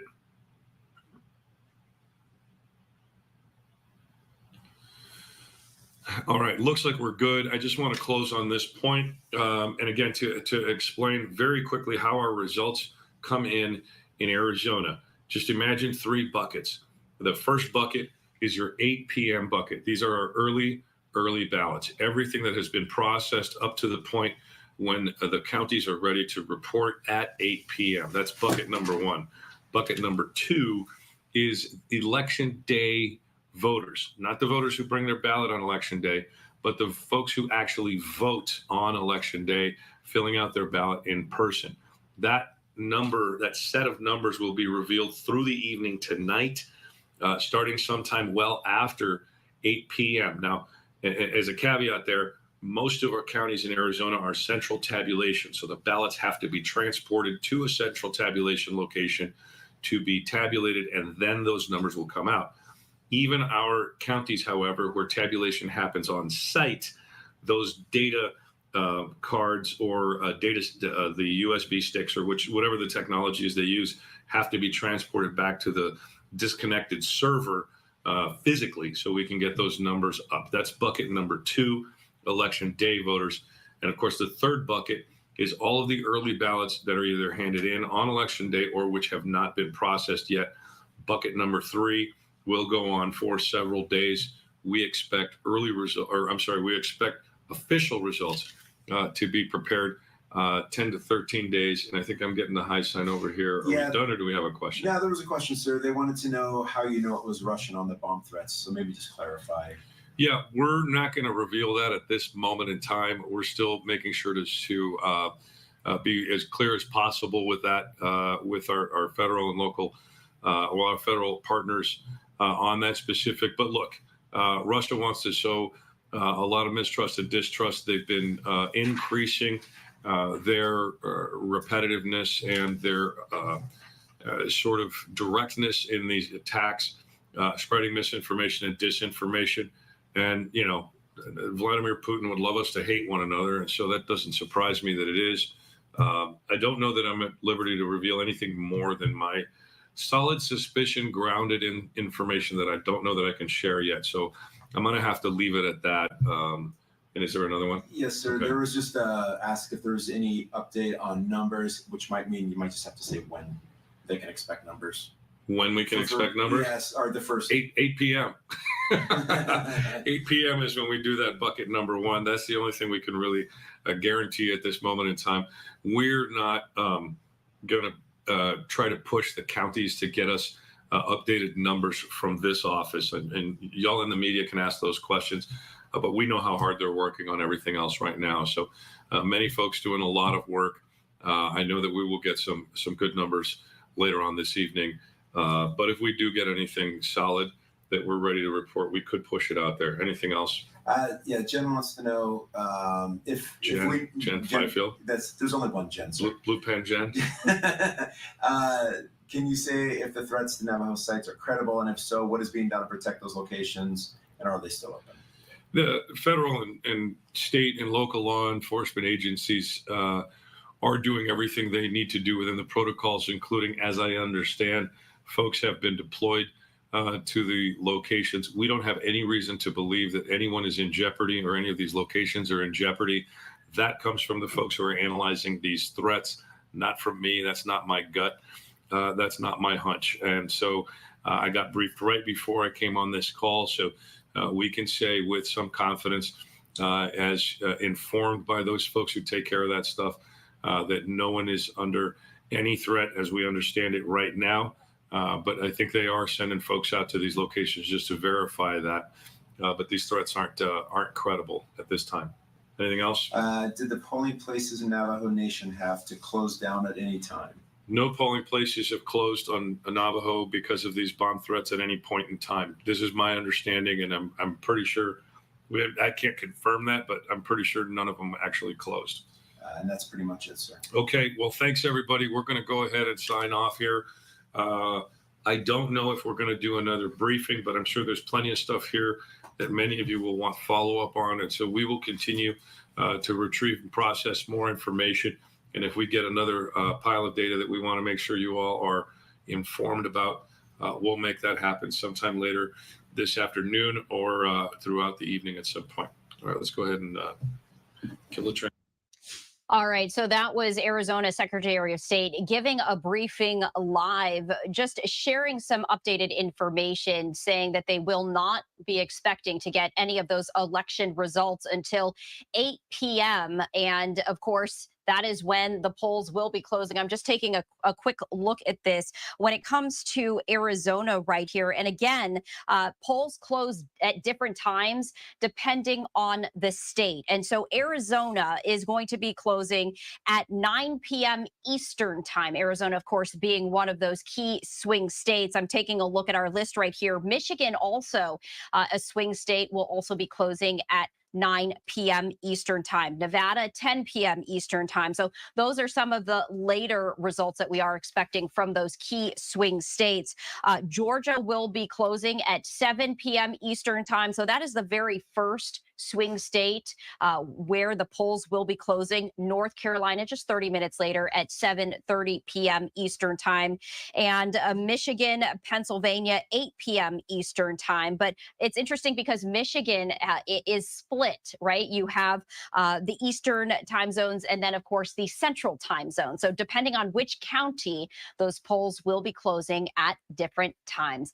But as we continue our countdown coverage, I did want to share this with you. This is a live countdown clock.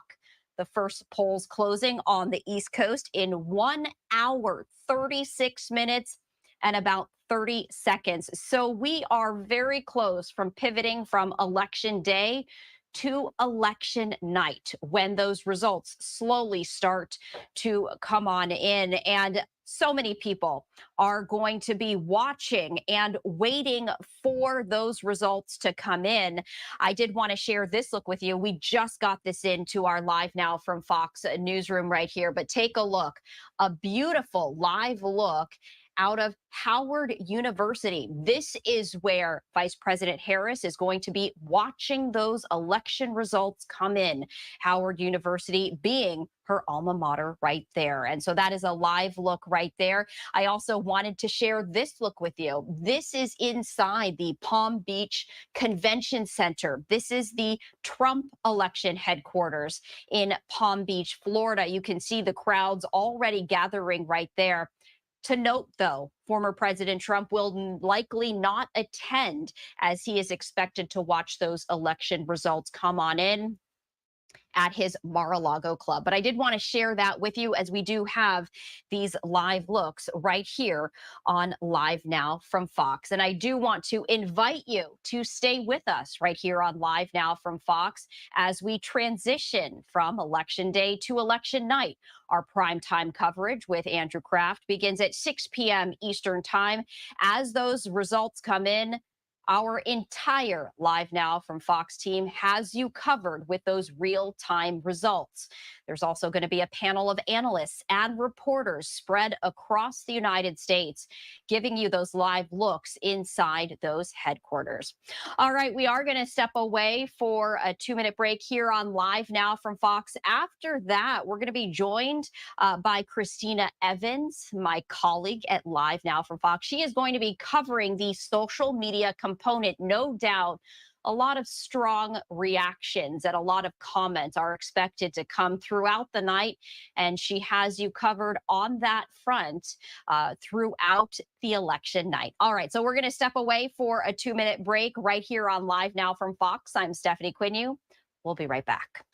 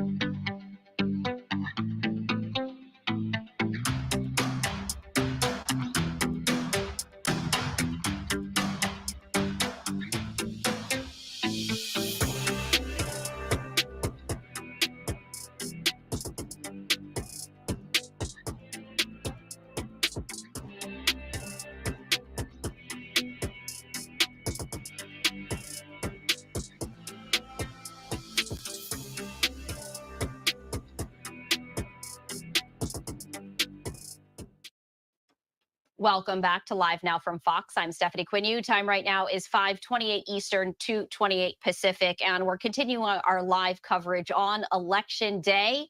Just 30 minutes from election night. Our primetime coverage begins at 6 p.m. Eastern Time, and we invite you to stay with us as we will be getting those results in real time, sharing all of it with you, not just the presidential election, but of course the all-important congressional races as the balance of power hangs in question.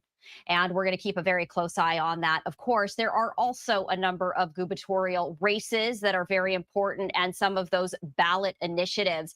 And speaking of ballot initiatives, I did want to share these looks with you because abortion continues to be one of the biggest issues on the ballot. 10 different states have that on the ballot. We have highlighted all of those states for you: Montana, South Dakota, Nebraska, Colorado, Nevada, Arizona, Missouri, New York, Maryland, and Florida.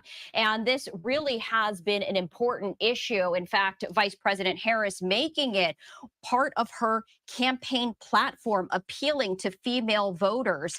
And this is also the very first time, and I did want to read this with you, that since the overturn of Roe versus Wade by the Supreme Court back in 2022, this is the first presidential contest since Roe v. Wade was overturned. So how much of an impact could this have? That is what we are going to find out. Because both, of course, the presidential election, but also these initiatives are on the very same ballot. So we're going to keep a very close eye on that.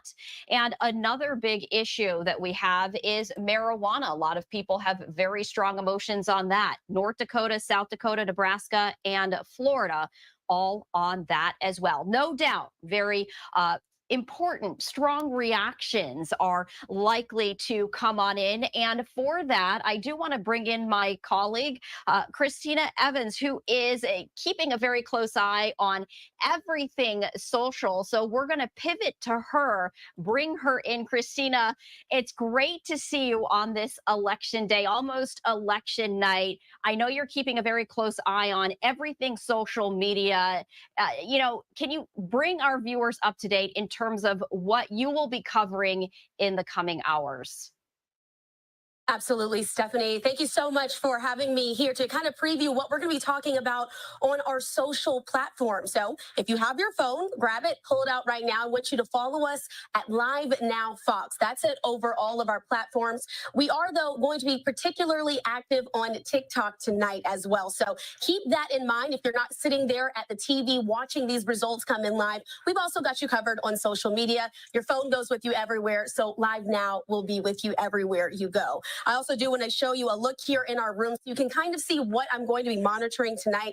As you can see, we've got all of these posts from X and Instagram and some from TikTok as well flowing into our newsroom as we're keeping an eye on the social stories that are going to start to define this 2024 election day. There's one in particular, though, that I do want to show you a closer look at right now. As I bring you here on our screen, take a look at this. We are getting these updates. Again, this is a post on X, some of the examples of those storylines that we will be following.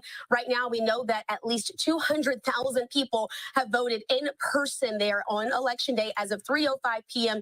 Eastern Time in Pennsylvania. So again, some of these county election centers do put out posts so that way they're able to show exactly what's happening in their state so voters can be aware.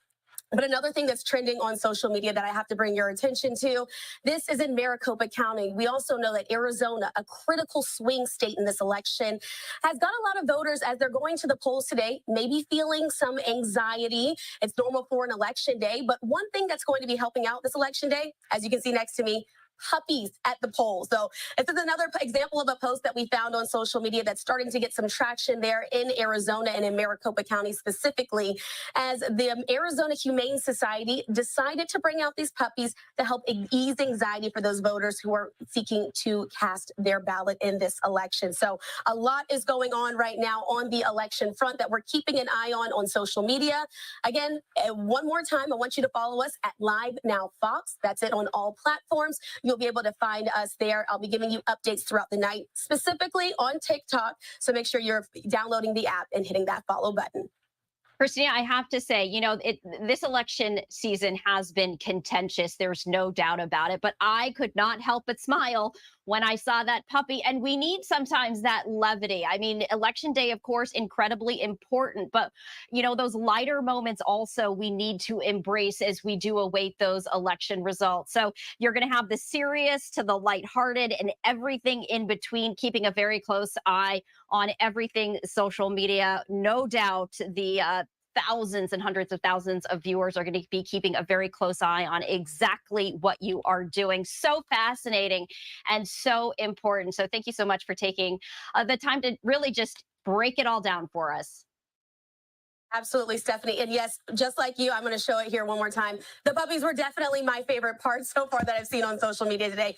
Who can't smile when you see a puppy? So again, those are the storylines that we'll be bringing. Thank you so much for your work that you're also doing on the desk there in Orlando, Stephanie. Throw it back to you. All right. Thank you so much, Christina. And make sure to keep it on live now from Fox. Christina is going to be giving you all of the social media updates as they happen in real time, beginning at 6 p.m. Eastern time. That is when our prime time coverage does begin.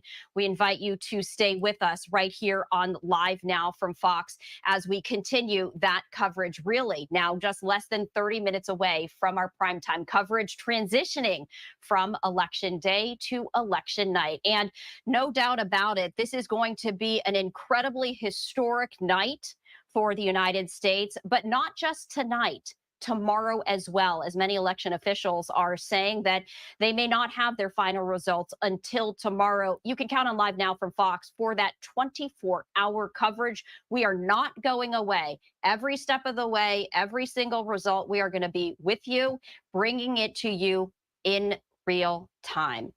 So we do want to step away for a 2-minute break here on Live Now from Fox. But before we do, once again, taking a live look out of Howard University. This is in Washington, D.C. And in fact, as we were speaking with Christina, they actually changed that live look right here. This is where Vice President Harris will be watching those election results. Howard University is her alma mater, and you can see it is nighttime there, just a little bit breezy, but a beautiful view as you can see that folks are already gathering right there as school also is underway. But you can see some of those lights right there sparkling there in the distance. Meanwhile, transitioning, I also wanted to share this with you. This is where former President Trump's election headquarters are. This is Palm Beach Convention Center in Florida. You can see also a crowd starting to gather there right now. You can see the very big election board on the screen as those results come down in real time. Former President Trump, though, not expected to attend this particular election party. He is expected to watch those election results come down at his Mar-a-Lago club, and it is unclear as to whether either Vice President Harris or former President Trump will be speaking, delivering some sort of statement, but no doubt about it, if they do, we are going to be there with you, bringing that in real time. In the meantime, we do have a number of other cameras that I did want to share with you as polls are still open. And this is a live look from Phoenix, Arizona. I just wanted to make sure that I had my information correct, and the polls still open there as it is early in that area. In fact, they will be open until 9 p.m. Eastern time, Arizona being one of those key swing states. So we do have live looks around the United States. We are going to be everywhere, bringing you all the important coverage with live reports in the field, expert panels, and of course, those real-time results as they happen. We're going to step away for a brief 2-minute break. After that, much more live coverage, and we're also going to be checking in with Andrew Kraft. He is going to be your host for election night, along with our entire Live Now from Fox team. We're going to be talking about specifically what he and the entire team will be focusing on in the coming hours. We'll be right back. I'm Stephanie Quinnew.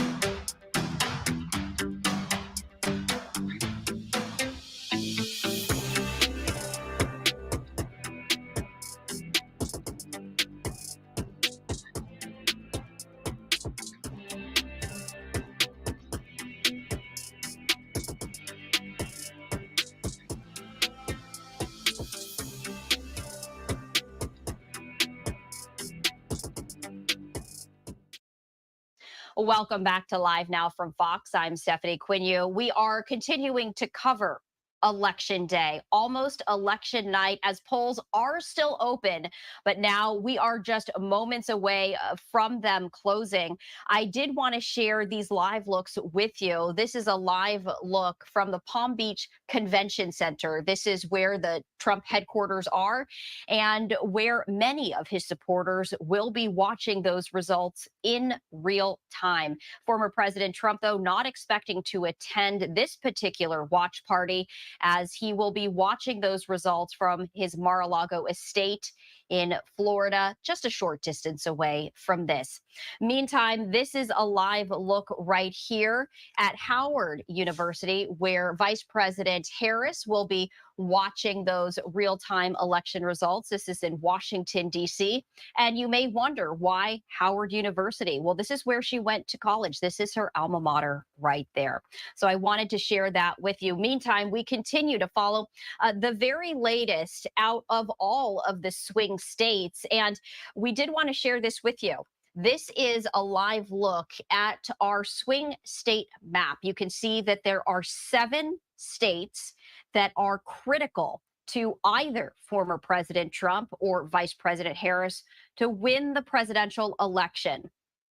Pennsylvania being the critical state. We have been hearing a lot about Pennsylvania, and for good reason. Pennsylvania has 19 electoral votes up for grab. That is the most out of all of these swing states. Yesterday, former President Trump and Vice President Harris both campaigning, making their final arguments to voters, those undecided voters in Pennsylvania, urging voters to get to the polls, saying, without you, I will not win. That's from both sides of the aisle. Georgia is next with 16 electoral votes, along with North Carolina also having 16 electoral votes. Michigan has 15 electoral votes, Arizona 11, Wisconsin 10, and Nevada with 6 electoral votes.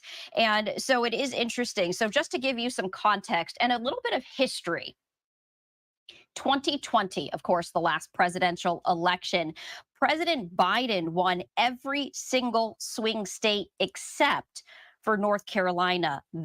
Former President Trump, he took that state in 2020. Going back even further to 2016, this is former President Trump against Hillary Clinton. Trump swept all of the swing states except for one. Hillary Clinton won Nevada.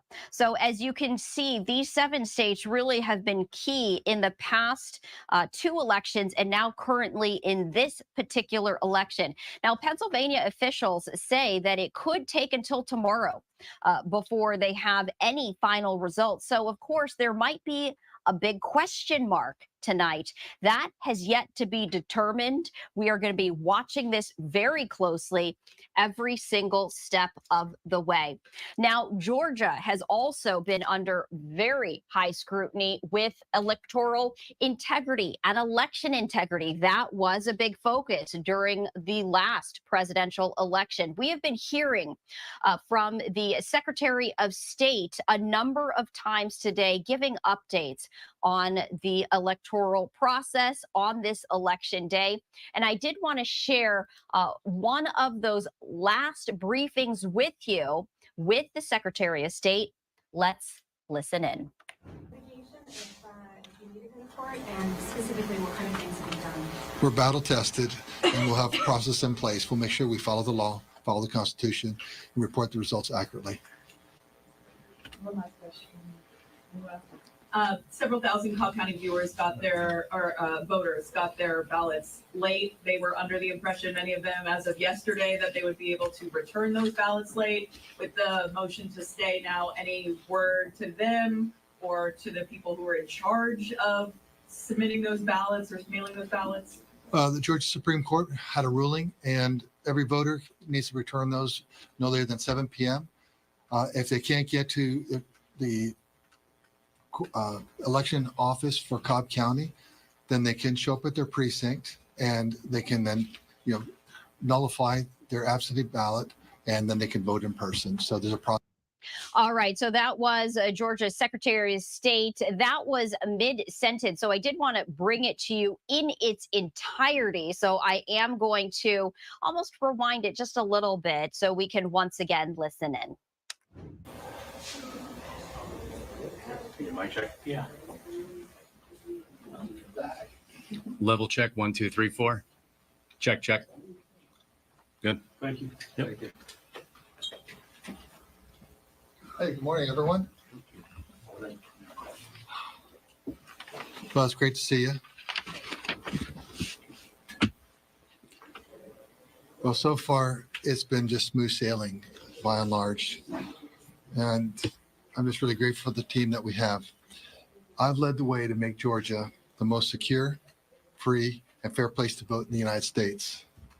And we've done that by doing a citizen audit, make sure only American citizens are on the voter rolls. We've done 2 audits on that. Now we have photo ID for all forms of voting. We have photo ID for absentee voting. And I believe that has helped shore up security and also confidence. And then we have a multi-state organization that makes sure we have clean voter lists. So our lists are up to date and accurate. So far, we're tracking line times. Average line time in Georgia right now is 2 minutes. And then with the electronic poll pads, average check-in is 49 seconds. When I checked in, it was actually, under 49 seconds. It was actually about 47 on early voting. And I did want to share that because you probably thought I got special treatment. But today, it's 49 seconds for everyone in Georgia. And so people are having a great voting experience. So turnout looks like right now it's just solid, steady, and it's more than you would think because the lines are moving so quickly. So people are in and out in less than 10 minutes. So it's just a tremendous day. So that's where we are right now. And didn't know if anyone had any questions right now they'd like to ask. Yes, sir. Secretary of State, when do you think Georgia will be able to call a win in the presidential race? Well, we will have, with SB 189, all of this early voting. So that's over 4 million ballots that were cast early and the absentees that were accepted. All of that will have to be uploaded and reported no later than 1 hour after the polls close. Most polls will be closing at 7 p.m. So by 8 p.m., you'll have probably 99% of all that. So that'll be uploaded. So you get a good idea of what the race looks like. Then all the voting that you're seeing today, before the end of the night, you'll have all of that. Many of the smaller counties are pushing to be done by 10:30 at the latest.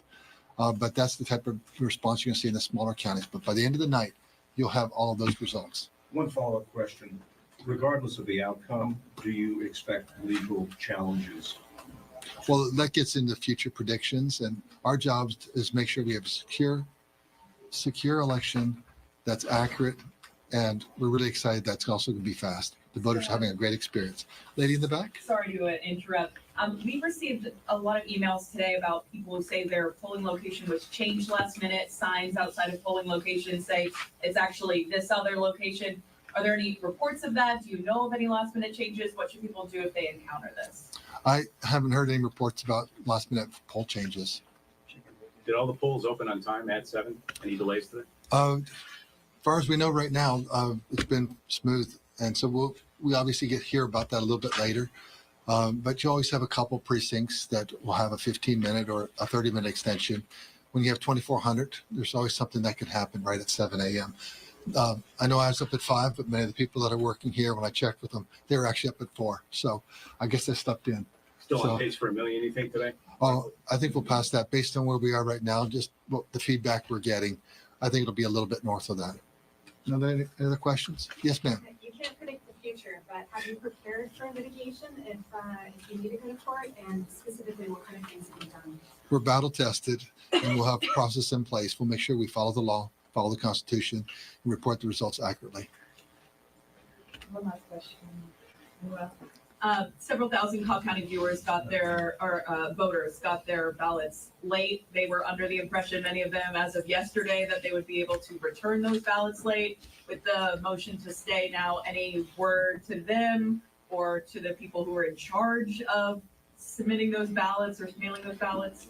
The Georgia Supreme Court had a ruling, and every voter needs to return those no later than 7 p.m. If they can't get to the election office for Cobb County, then they can show up at their precinct and they can then, nullify their absentee ballot, and then they can vote in person. So there's a process in place. Have you heard of any threats at polling places that we heard about? One bomb threat. Have you heard any other verifiable threats at any polling places? We've heard some threats that were of Russian origin. And so I don't know how to describe if that's viable. We don't think they are, but in the interest of public safety, you always check that out. And, we'll just continue to be very responsive when we hear about stuff like that. We identified the source and it was from Russia. Can you elaborate on that? What kind of threats? As he said, is a bomb threat. So of Russia, and you're confident of the Russians that did?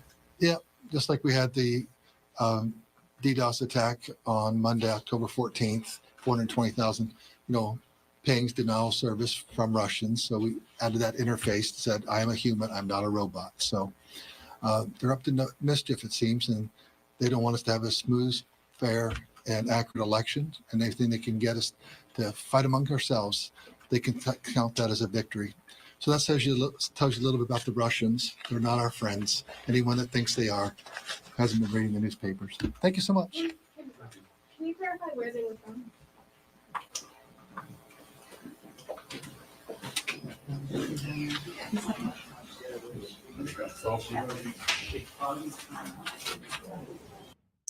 So that was Georgia's Secretary of State giving an election update right there. I also was going to share a live look with you from New Hope, Pennsylvania, as night, of course, has fallen in the swing state of Pennsylvania, and there was an incredibly long line of voters, but it does look like that live stream has now shifted.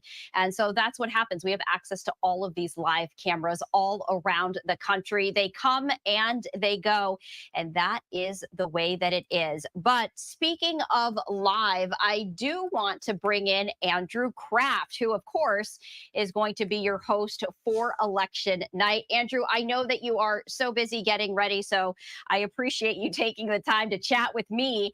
But specifically, as we are now really just minutes away from our primetime coverage at 6 p.m. Eastern time, can you walk our viewers through kind of the time frame that you're taking a look at when it comes to election results, when it comes to those significant ballot numbers? What are you keeping a very close eye on? Well, yeah, good to be with you, Stephanie. Of course, at the top of the hour here on Live Now from Fox, we will begin our election night coverage. Happy election night to everyone watching right now. But that's what we're going to do all throughout the course of the evening. We're going to be bringing you results in real time, not just with the presidential contest, but with these down ballot races for control of the House and the Senate, governor's mansions around the country, these major ballot questions that have been put to so many voters on issues like abortion and immigration and marijuana specifically too. So we're just getting started here. We're going to give everyone a lay of the land at the top of the hour, tracking the number of electoral college votes that each candidate is getting throughout the course of the evening. So right at the top of the hour in a couple states, ballots will close in parts of those states here. So it's going to move very, very fast. And I'll be looking for voter enthusiasm, same day voter turnout, how that tracks with some of the record breaking early voting numbers we've seen in some of these battleground states as well. So there's a lot of things to watch for tonight, Stephanie. Yeah, and I just put up our map of the 7 swing states. You mentioned those battleground states. These are, of course, as you know, these are the key states that everyone is going to be keeping a very close eye on. And I know you're going to be giving those results in real time, but what a difference these 7 states will make, Andrew. That's right. They're very consequential. And it's not only those 7 states, but a subset of voters within those states, undecided voters still. Can you imagine if you're undecided still at this hour, and independent voters as well? So you're going to have an eye into some of these polling locations, outside of some of these polling locations. And of course, breaking news pops up on election nights as well, depending on how the ballot counting is going. And so there's a lot of storylines to follow. We don't want to get ahead of ourselves here. We got a lot in store at the top of the next hour. No, absolutely. And we ourselves are going to step away for that 2-minute break as we hand it over to you, Andrew, and the entire Live Now from Fox team as Election Day primetime coverage starts in just a number of minutes. We're going to pivot to you. We're going to step away for that 2-minute break. Stay with us, everyone.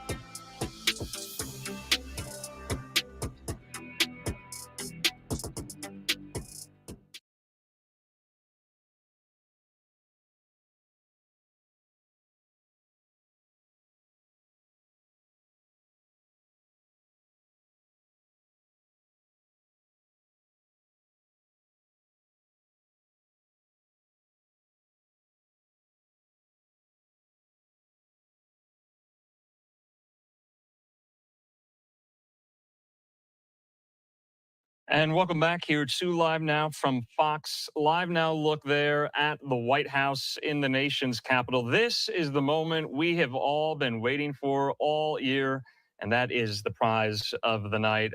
Some would say it's the Super Bowl of politics. Welcome here to Live Now from Fox. I'm Andrew Kraft. I'll be guiding you through these results tonight in real time when we get them as well. Polls are about to close in just a couple of states and part of a couple of states. So we'll get some of those results coming in momentarily at the top of the hour. And let's talk about the presidential contest. According to some of these national head-to-head polls here, the race is very close between former President Donald Trump and Vice President Kamala Harris here. Voter enthusiasm, of course, and early voting turnout have remained high over the last couple of weeks here. We'll see if that remains the case for some of these same-day voters in these 7 battleground states we'll be watching throughout the course of the evening as well here. But we are live, raw, and unfiltered. That is what we do here on Live Now from Fox. We're going to be bringing you these campaign rallies, campaign events, press conferences from election officials in states around the country as well here, just like we have been doing all throughout the course of the election cycle here. So right now, we do want to show you what we are watching at the moment here. Take a look at this. This is inside, we believe there, the Trump headquarters in West Palm Beach. We also have a live look as well at Howard University outside the nation's capital at the Harris Watch Party. So these are all set, these events there. We're going all night. We're not stopping. It'll be live, raw, and unfiltered, of course. You'll be hearing the candidates from all across the country, whether they win or lose as well. Now, the question on everyone's minds is whether there will be a declared winner tonight. Of course, we can't answer that question right now. Each state has their own rules when it comes to counting ballots. But remember, just to set the stage, we are going to be relying here on Live Now from Fox with the Associated Press. All of their data, all of their numbers and metrics, that is who we will rely on here to bring you these results accurately in real time. Now, if you notice in the bottom left hand of your screen there, that is our Electoral College tally, and it will update in real time when these states get called. Now, below that, you see another number there. Right now, it's at 510,500. That means that is showing how many people are streaming live now from Fox at this very moment here. So just a really interesting, cool feature to let you know how many people are watching alongside with us and with you here. Now, and remember, it all comes down to that magic number in the presidential contest, 270. These battleground states will decide the election here. Let's bring into the conversation, though, some of my colleagues who will help us make sense of this night as well, including Live Now's Austin Westfall and Christina Evans. Austin, let's start with you. You're going to be our guy at the board there, and you're going to have some maps. You're going to help us make sense of some of these results. And Austin, it's not just the path to 270, it's the balance of power in Washington on Capitol Hill. That's right. The top prize tonight, of course, Andrew, it's going to be this building right here. We do want to show you how we're going to illustrate these results as they come in through the Associated Press as the night progresses. You see a lot of gray on this map right now. This is going to start filling in with some red on this side as the night progresses. We're going to start seeing some blue on this side as the night progresses. We're going to be tracking results in all 50 states, of course, but the campaigns have really been focusing on 7 battlegrounds: Wisconsin, Michigan, Pennsylvania, North Carolina, Georgia, Arizona, and Nevada. So what's the easiest path to victory for both candidates? Let's start with Harris. She's just got to get those blue wall states: Wisconsin, Michigan, Pennsylvania, and then one in Nebraska. That gives her the presidency if all of the other 43 states and Washington, D.C. fall the way that we expect them to. How about Trump's path? Georgia, North Carolina, Pennsylvania. That's all it's going to take. Those are the easiest paths for both candidates. Of course, like you mentioned, though, that's not going to be the only story. We're going to be tracking the balance of power in both chambers of Congress as well. This is going to be pivotal. We also got maps to show you for the Senate and the House. This is how we're breaking down the Senate. We just want to illustrate here that all these darker colored pips, these are seats that are not up for grabs. Everything in the center, these are the seats where we're seeing challenges. As you can see, many more blue seats on the defense compared to red. Democrats have a slim majority in the Senate right now, 51 to 49. It's pretty much all but guaranteed at this point that West Virginia, Senator Joe Manchin, who's not running for re-election, his seat is going to flip independent to red.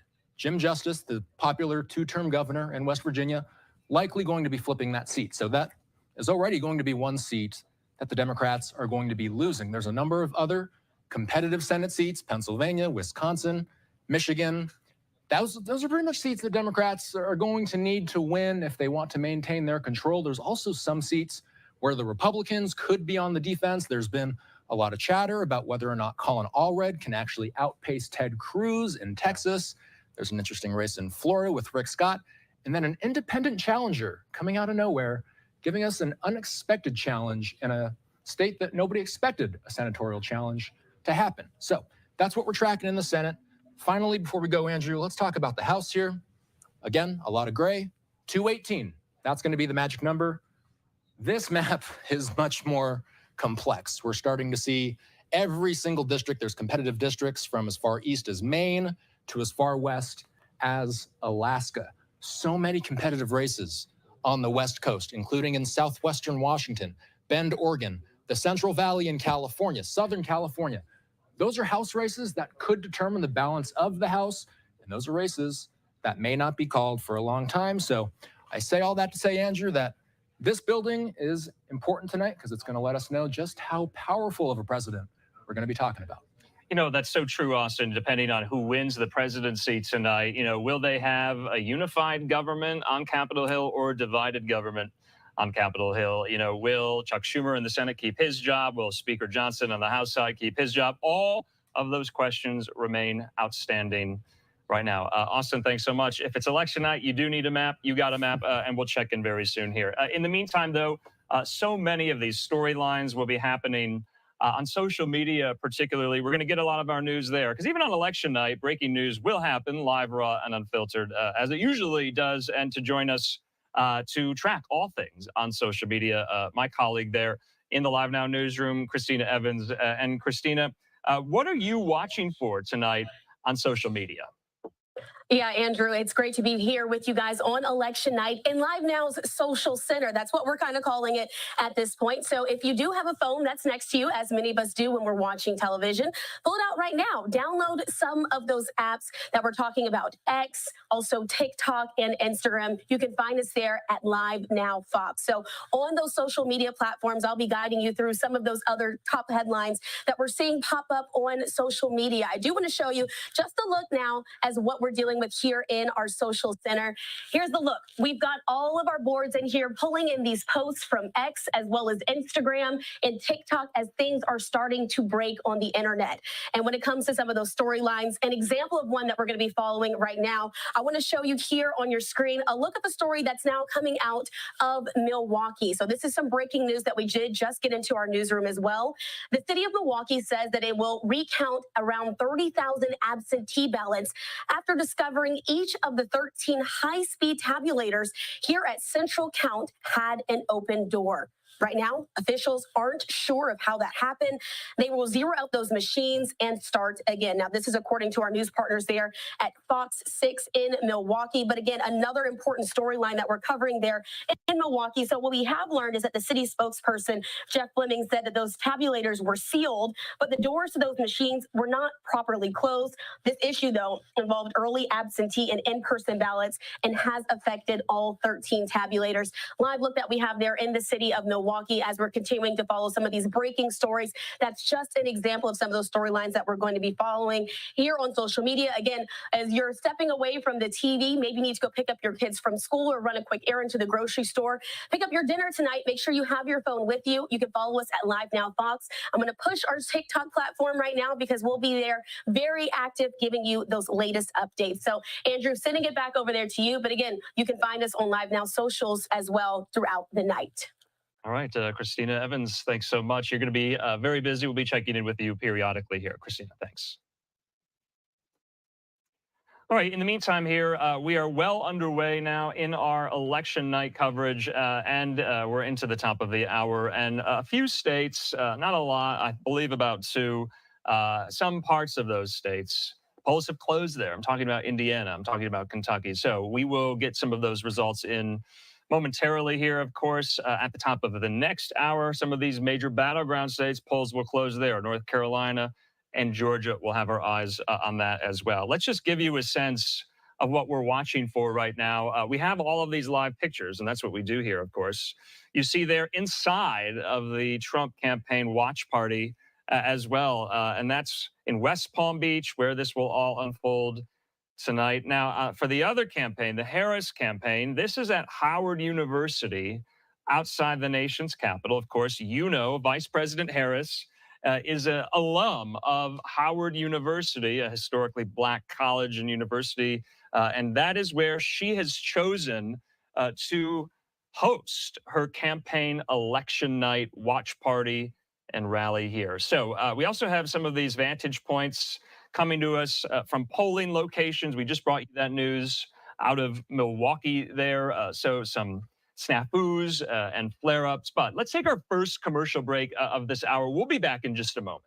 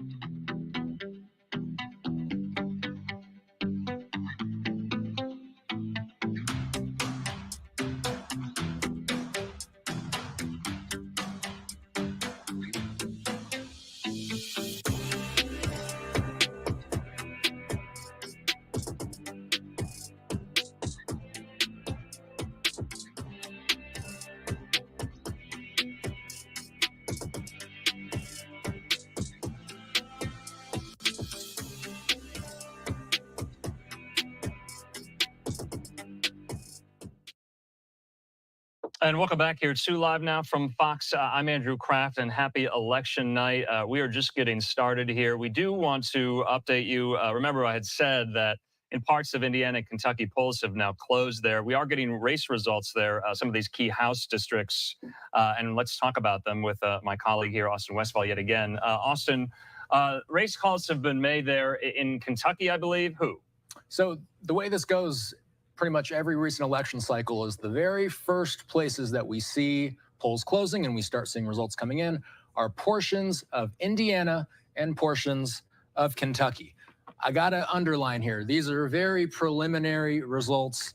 In some cases, they are not indicative of some sort of larger electorate here, but we're starting to see, at least up here, that Republicans now officially have 2 seats out of the 218 that they're going to need to take control of the House. So let's zoom out. Let's pick up here where exactly these seats are. And what I want to show you really is that these are uncontested seats. Kentucky District 5. That's Hal Rogers. As it says, it's an uncontested race. That's why as soon as the polls closed, they were able to call this one in Hal's favor. That's District 5. Let's also take a look at District 4. That's the other race that was called immediately because it's uncontested. Thomas Massey winning his seat. There are a couple of other races. These are in Indiana, District 8 right now, polling, and only 1% of the votes have been tallied so far. So very preliminary details. We're just going through these more or less to show you how the night is going to be working as we move forward this evening. So we see a strong Republican lead in this race with 1% of the vote tallied. So much more to go, Andrew. That's right. Some of those Kentucky House districts, always ruby red there. Austin, thanks so much. In the meantime here, remember, we just brought you this news there out of Milwaukee from Sam Kramer there at Fox 6, saying the city of Milwaukee says it will recount around 30,000 absentee ballots after discovering each of the 13 high-speed tabulators there at Central Count had an open door. Now, officials aren't sure how that happened, but Fox 6 caught up with some election officials. This is a very brief update from election officials there in Milwaukee on what exactly happened. This is about a minute long here. Let's listen.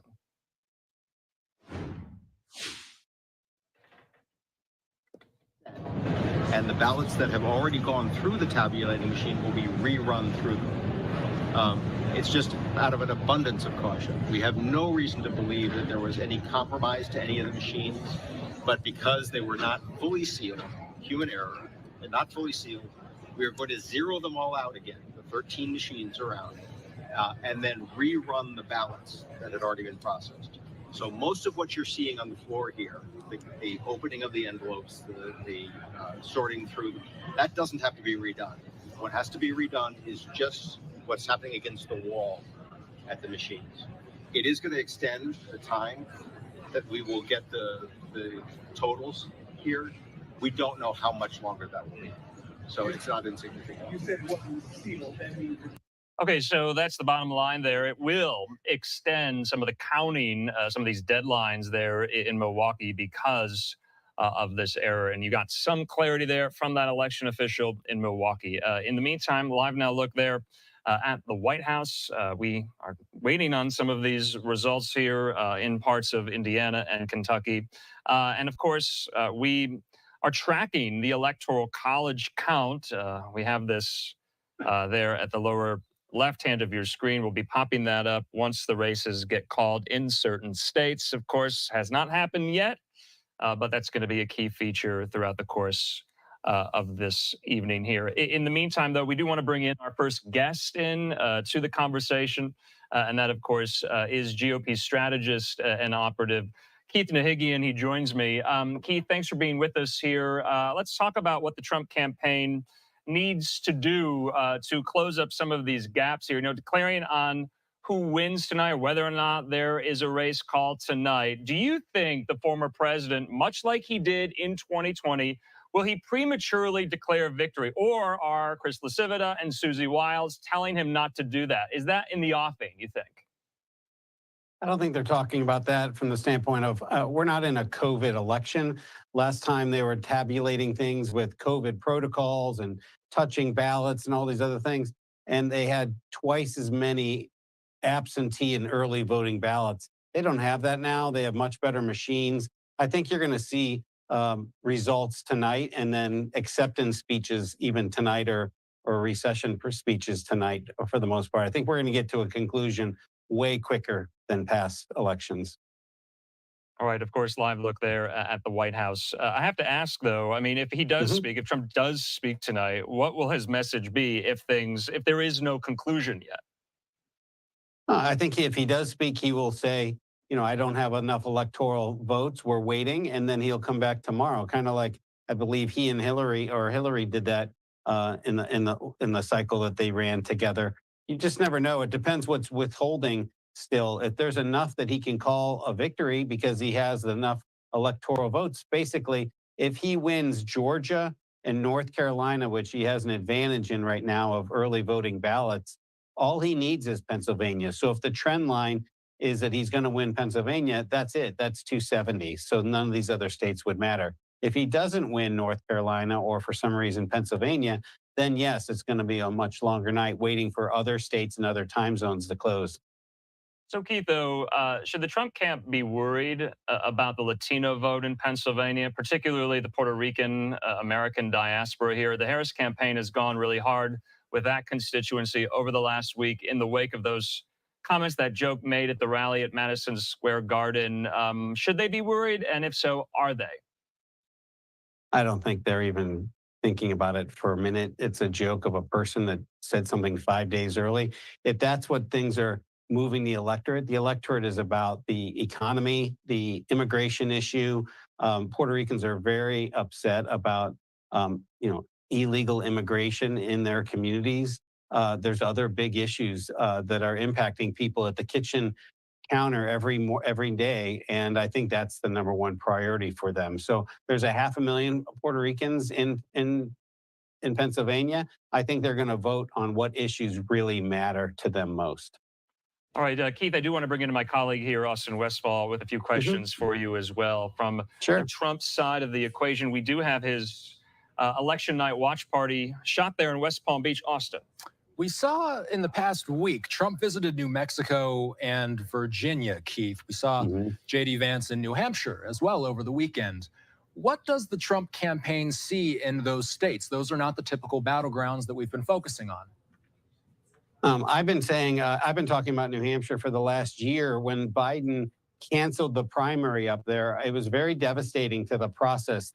It's their main way of life up there in terms of picking presidents and getting the no candidates. And when he canceled the primary, it really was devastating for the economy up there. And then he also instructed his cabinet not to travel up there for nearly 2 years. So in terms of Harris, she has never really been there. Remember, she dropped out before the Iowa primaries. And then this time as vice president, I think she's only been there, a handful of times. They really like to know who they're voting for up there. And I think there's a disconnect. I think these pollsters are missing the Democrats that are maybe not going to vote because they don't know the candidate well enough. She had a huge disadvantage of only having a couple of weeks worth of campaigning. In New Hampshire, they take things seriously. I can't imagine them going into the polls and voting for someone that they hadn't met in person because they didn't have the chance to. So New Hampshire, Virginia is another one to watch. I think he went to Salem also because that media market hits parts of North Carolina. But there's a lot of polling that shows it's within a couple of points in Virginia. And New Mexico, that was a little bit more of a stretch. I'm not sure why he was going to New Mexico. We'll have to see. But different polls have it widening the lane in multi ways of getting to 270. Harris is having a smaller and smaller lane in terms of how to get to 270, especially if she loses Pennsylvania. So, Keith, I want to ask, though, are Republicans right now and those inside the Trump camp, are they too bullish on some of these early voting numbers we've seen that have trended and have favored Republicans in states like Nevada and elsewhere here? When you compare that, which we don't know yet, with the same day voting numbers, should they keep their powder dry with that or not? I think the number to watch is not early voting, but registrations. The registration numbers in these states have moved 8 to 9%. Registration changes are real new voters that are going to be in their column. And if you're talking about 9% in Georgia, in North Carolina, and some of these other places, 6 to 9%, those are new voters registering as Republicans. And a lot of those, that's the bigger number. So it's not it's not early vote, it's the registration changes that are the most dramatic. All right, Kaitynn Colegate, we do appreciate your expertise for coming on tonight. I know it's a busy night. We'll talk soon. Thank you. All right, in the meantime here, like I said, we're just getting started. We're going to be bringing on experts, analysts, surrogates for the campaigns themselves to help us make sense of some of these results that we're getting in. Some of these themes and storylines we'll be tracking throughout the course of the evening here. We'll see you in 2 minutes.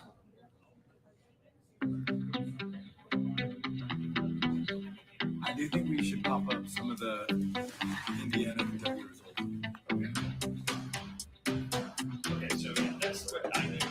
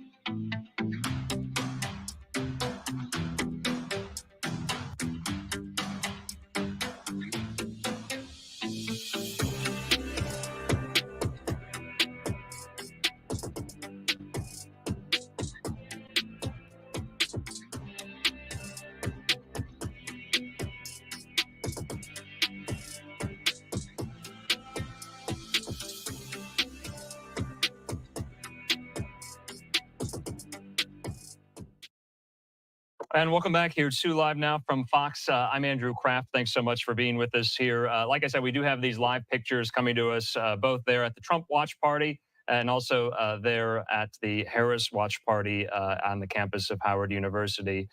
So we do have some results, though, we want to get to out of Indiana and Kentucky here. I want to take this right now.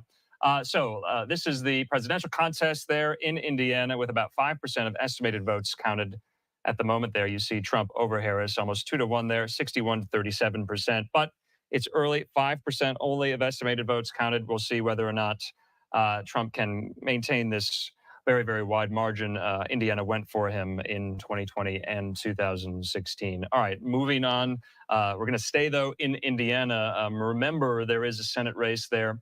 Remember, the senator right now, the Republican Mike Braun, opted to run for governor instead. We'll get to that race. But his chosen replacement, Jim Banks, the current congressman in Indiana, the Republican, over his Democratic challenger, Valerie McRae, right now. You can see there he's up 72 to 26. Still early, 2% of estimated votes counted, but that is a very, very wide margin there. So I wanted to stay in Indiana. We are getting some of these results in as well. Also, let's move not too far there in Kentucky, the bluegrass state. You see there 8 electoral votes there in Kentucky, around 2% of estimated votes counted. Trump over Harris, really 2-1. But like I said, it is still early, but Kentucky always ruby red here. Let's bring into the conversation Austin Westfall there in the Live Now newsroom. Austin, so we do have some of these results pouring in, only in Indiana and Kentucky, but some people have been watching these races. Yeah, let's focus in on Indiana here. So Indiana has voted red 13 out of the past 14 elections. They voted for Obama one time. First off, let's just illustrate here that still no races have been called, but you're starting to see some of these colors shading in Indiana, Kentucky. These are light shades of red. That's to indicate that these states are leaning this direction. This is another feature of the maps that we're going to be working with all night tonight here. We can focus in on some of these counties. I'll focus in on Fort Wayne for the purpose of just showing what kind of information we're going to be seeing throughout the night. Are any of these counties bellwethers for the night? No, they're not going to be bellwethers for the night, but you can see Trump so far with a 51/47% advantage, a 4-point advantage over Harris so far. So those are some of the numbers that we're seeing at the county level in the presidential race. Let's pull up the House once again, because we're starting to see a little bit more shading coming in some of these races. Again, none of these are expected to be bellwethers, Andrew, but we're just starting to see that some of these counties that we expect to be red are starting to either be filled in with solid red, because those are uncontested races that were called immediately, or they are leaning red in some of these unsurprisingly red counties. Sure. Andrew. Yeah, and Austin, of course, we mentioned the gubernatorial contest there in Indiana, in the Hoosier State. I mentioned Mike Braun. Remember, he's currently the Republican senator from Indiana. He wanted to do and try his hand at the governor's mansion there. We're getting results in around 4% of estimated votes counted for the governor's race in Indiana. Braun at 58%. His Democratic challenger, Jennifer McCormick, at 39% right now. Braun with a pretty sizable margin over McCormick. It's still early, though. But interesting, this opened up a seat kind of in the Senate for Republicans in Indiana, though Jim Banks, he tried his hand at Senate politics, and it's seemingly going well for him tonight as well. Austin. And again, I'm pulling up Allen County behind me here. This is where Fort Wayne is, Andrew, just to illustrate some of what we're seeing in these bigger counties. So far, this is where the majority of the votes have come in, 36,000 for Braun, 34,000 for McCormick. But that's only 5% of the votes tallied so far. There's not too many competitive governor races so far in this cycle. In fact, the only competitive one that we expect, and by the way, I should introduce our map of all the governor's races around the country. We are, of course, following North Carolina closely. That's an interesting one with Mark Robinson. We do want to bring you results as soon as polls close in North Carolina. That'll be an interesting one to watch for. The real only competitive governorship that's happening this cycle is going to be in New Hampshire. We're going to be following those results closely. That red that you see in Indiana behind me, not a shocker. All right, Austin, thanks so much. In the meantime here, we are anticipating some type of press conference there out of Philadelphia. We don't know entirely when that's going to begin, but I want to tell you why this is happening. This is what precipitated it earlier this afternoon. Donald Trump there posting on Truth Social, saying a lot of talk about massive cheating in Philadelphia. He says law enforcement coming. Now, Philadelphia election officials and the district attorney in Philly, Larry Krasner, are weighing in on this. Krasner says this: my response to Trump's unfounded allegation of cheating in Philly's general election. He says the only talk about massive cheating has come from one of the candidates, Donald J. Trump. He says there's no factual basis whatsoever within law enforcement to support this wild allegation there from Krasner. Going on to say, we have invited complaints and allegations of improprieties all day. If Donald J. Trump has any facts to support his wild allegations, we want them now, right now. We are not holding our breath here. So want to just make sure we got that in. We are waiting for this press conference to begin there in Philly. In the meantime here, let's bring to the conversation yet another one of these guests, experts, analysts who will be joining us throughout the course of the evening to help us make sense of some of these storylines. Our friend, though, as well, former Biden campaign advisor, and that's Rhett Buttle. He joins me. Rhett, I wanted to ask, too, and thanks for being with us. Happy election night. Rhett, just your response and reaction to what we just brought our viewers happening in Philadelphia here. Do you think that's somewhat of a bellwether of how the night's going to go as far as rhetoric, as far as messaging? Well, I hope so. But I think, we are expecting that, President Trump will, as he has always done, put out potentially incorrect things that are happening. But at this stage of the game, it's really important to know that this has been a very safe and accessible election. Everyone's votes have been very secure. America has the most safe and secure election system in the world. We saw that last cycle. And, in previous cycles where the Trump administration had brought forward, allegations of fraud, all of those, the vast majority of them were struck down by independent judges. So, we may continue to see some of this rhetoric. I don't think that it's helpful right now. We need to make sure that as polls are open, people continue to get to the polls. The most important thing is that people be able to know that their vote is safe and secure and it's accessible to everyone. So, Red, I want to talk about the Harris campaign and where the Harris campaign stands right now. Last night on CNN, a senior Harris campaign advisor, David Plouffe, said this to Aaron Burnett. that he believes they can win all 7 battlegrounds. He says they can, not that they will. He believes that, though. Is that feasible right now? Why is this race so close between Harris and Trump? Well, look, we always knew that this would be a close election. That has been heavily predicted. The polls have been very close. But the vice president has said over and over she is asking for every American's vote, and she's leaving no stone unturned. Yesterday, she was, crossing across Pennsylvania from the top of the bottom of the state, talking to voters about her plan to lower cost and what she'll do as president of the United States to bring, down the cost of groceries, to make the cost of housing more affordable. And I think that that is a message that is really resonating, not just in Pennsylvania, but in places like Nevada and Wisconsin. And so, I think the campaign is really focused on bringing the message to working families about how they're going to make their lives better. And I think that that's why you heard David Plouffe talk about last night. All of these states are within the realm of possible. So I want to talk also, though, about this narrative that has been front and center throughout the course of the campaign cycle. How Harris has had to redefine herself, especially in relation to President Joe Biden. Joe Biden withdrew from the ticket in July, and Harris allegedly, you can argue, charted her own course or did not chart her own course. Do you see any Biden drag in some of these early exit polls right now? That has been a key feature, how she would distinguish herself from Biden. We know this race is going to be decided among independents and among some of these late-breaking undecided voters. Has she done a good enough job of distinguishing herself from Biden? Well, look, I think the vice president is very proud of the things that she accomplished as part of the Biden-Harris administration, which are mostly bipartisan things. The bipartisan infrastructure law, the bipartisan Chips and Sciences Act, all of those are investments in Americans, working families, things like roads and bridges that create jobs.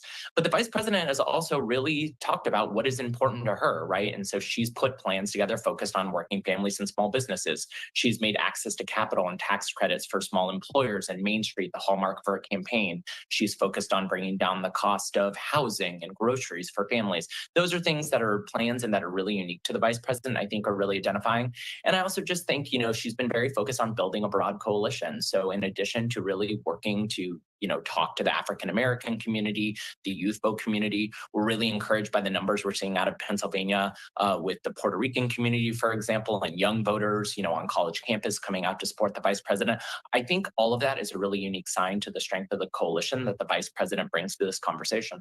So, Red, I got to ask also, because issues are front and center in this campaign, including reproductive rights and abortion here. Is the Dobbs decision from 2 years ago, is that fading or is that ramping up amongst the base of the Democratic Party here? Will we see any effect, especially amongst this key voting demographic, that's suburban women and young women here? It seems like the Harris campaign has put a lot of their eggs into that voting constituency here. Will it matter?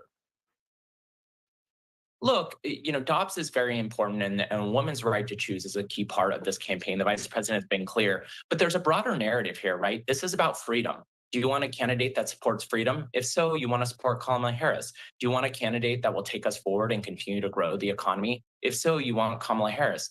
Do you want a candidate who's more focused on bringing the country together, reaching across the aisle with people like Liz Cheney, for example? Then you want Kamala Harris. I think all Donald Trump has offered is tax breaks for his, buddies who run really large businesses and a lot of divisiveness. And I think a lot of folks that include suburban women, but also include many constituencies, right? We talk to everyone, are tired of division, and they really, really want to move forward. They want to feel joy. They want to feel optimistic about America. And I think Kamala Harris is a new generation. She's a new kind of candidate. But just lastly, what else are you watching for tonight? You have such a pulse on all of this. I'm sure you're watching a lot of metrics. Yeah, look, I think, early on in the night, we're going to see Kamala Harris doing quite well and Democrats doing quite well. The reality is we will see some of the southern states be called early, and those are states that generally will be favorable to Donald Trump. But I think it is likely that we probably won't know the complete results of the election tonight. We'll have a better idea, I think, early in the morning around 5 or 6 a.m. about where Pennsylvania is headed. We have to remember that, until all the ballots are in, Pennsylvania can't start counting. And then there are several days where they can do this thing called curing of the ballot. Nevada also has rules where ballots can, still come in if they're marked by mail for 4 or 5 days. So I think, what we'll see is we'll see a strong night for the vice president in the beginning. Maybe we'll start to see some, tipping over to the Republican side. But I really think over the next few days, you'll see the vice president, as all of the ballots are coming in, begin to take the lead in states out across the West. All right, Rhett Buttle, I can't thank you enough. You've been really instrumental this campaign cycle. We'll talk soon. Thanks so much, Andrew. Have a great night.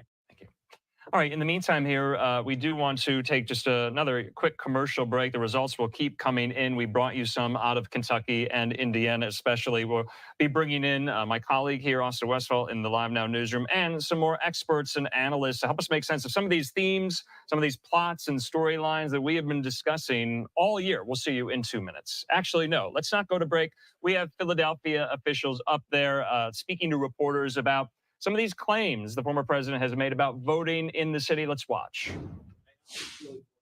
There is no cheating. There's no smoke to it. People say things, but it doesn't necessarily mean that it's true. We've learned this in 2020.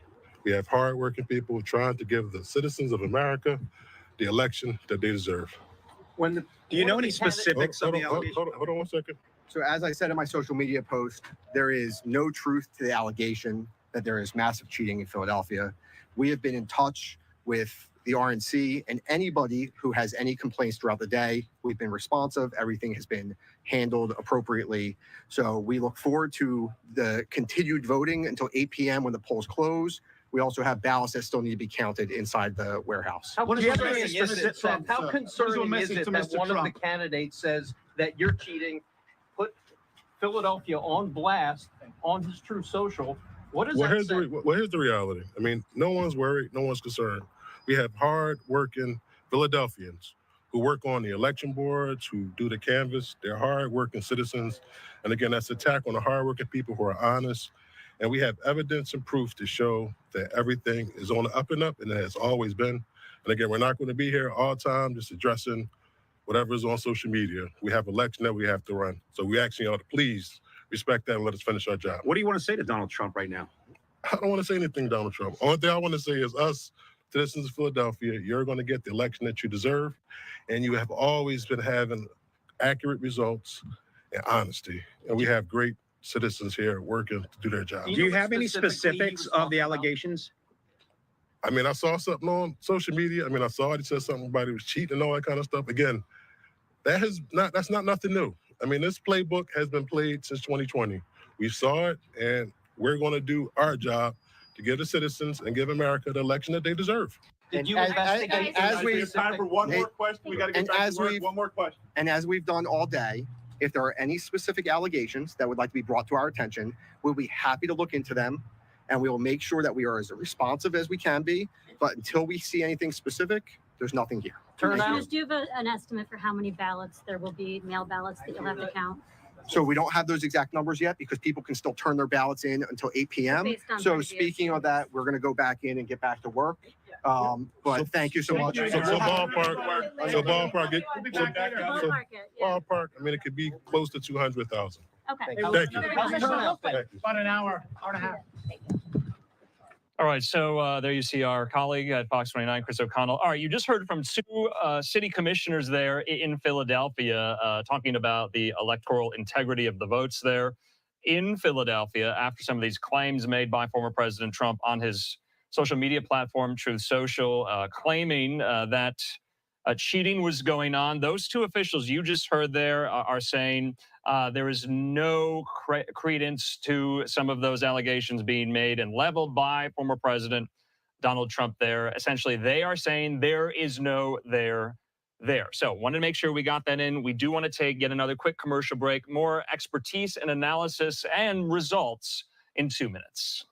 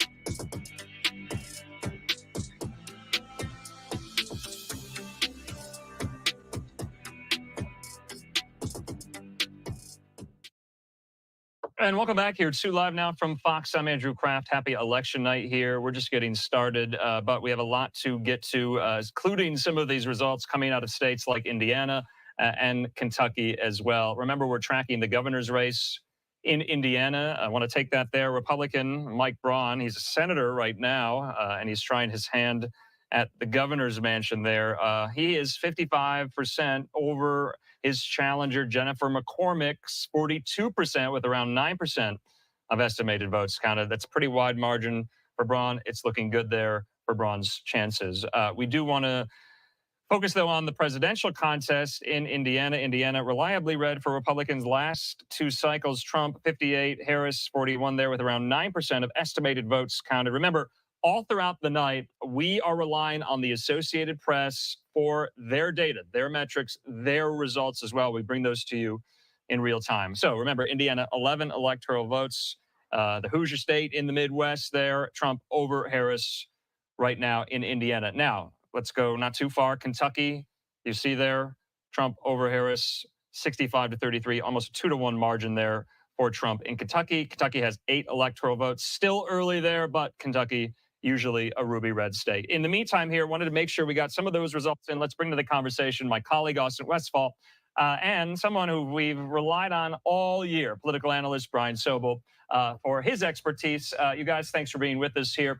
Also, before we get to you, Brian, we're just getting these results in from states like Indiana, Kentucky. You could argue not as consequential as some of the battleground states. Polls will close there in Georgia and North Carolina at the top of the next hour. What are you looking at right now, Brian? Well, I think we're looking, first of all, at Georgia as kind of the leader to see the results there coming out of Georgia. Obviously, Philadelphia with 19 electoral college votes is huge. We are going to see as the times across the country close the polls where we are on this, but we may get a leaning, Andrew, sooner than later. But you know, in these either highly red states or highly blue states, I don't take too much from that. As an example, in California later when the polls close, 11 p.m. Eastern, 8 p.m. Pacific Standard Time, 54 electoral college votes will go into the Harris ledger because it's an entirely blue state. Let's talk about the demographic makeup of voters, Brian. What type of people are the people that are going to be swinging this election, possibly? Well, we're looking at that, or we were looking at that. We want to see how frequently people vote, whether they vote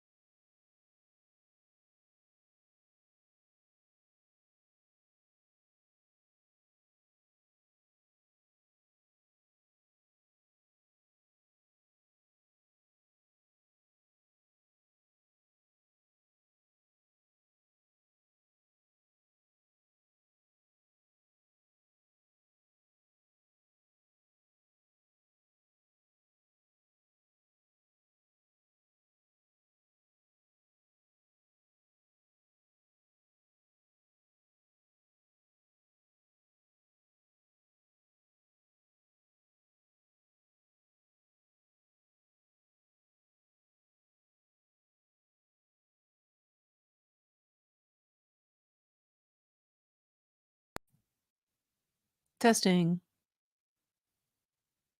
Can anybody hear me? Oh, I can't believe I have no camera. Okay.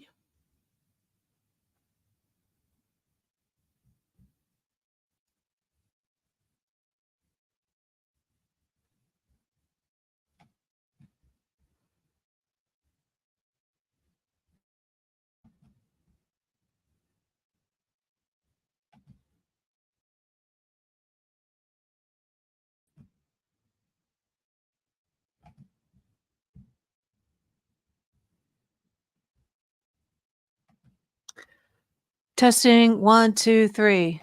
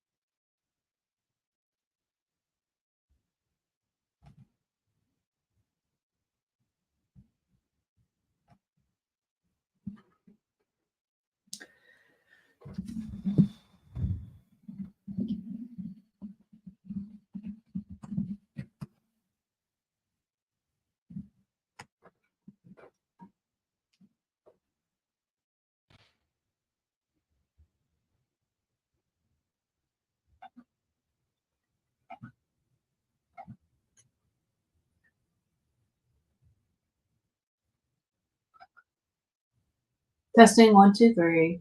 Can you guys hear me?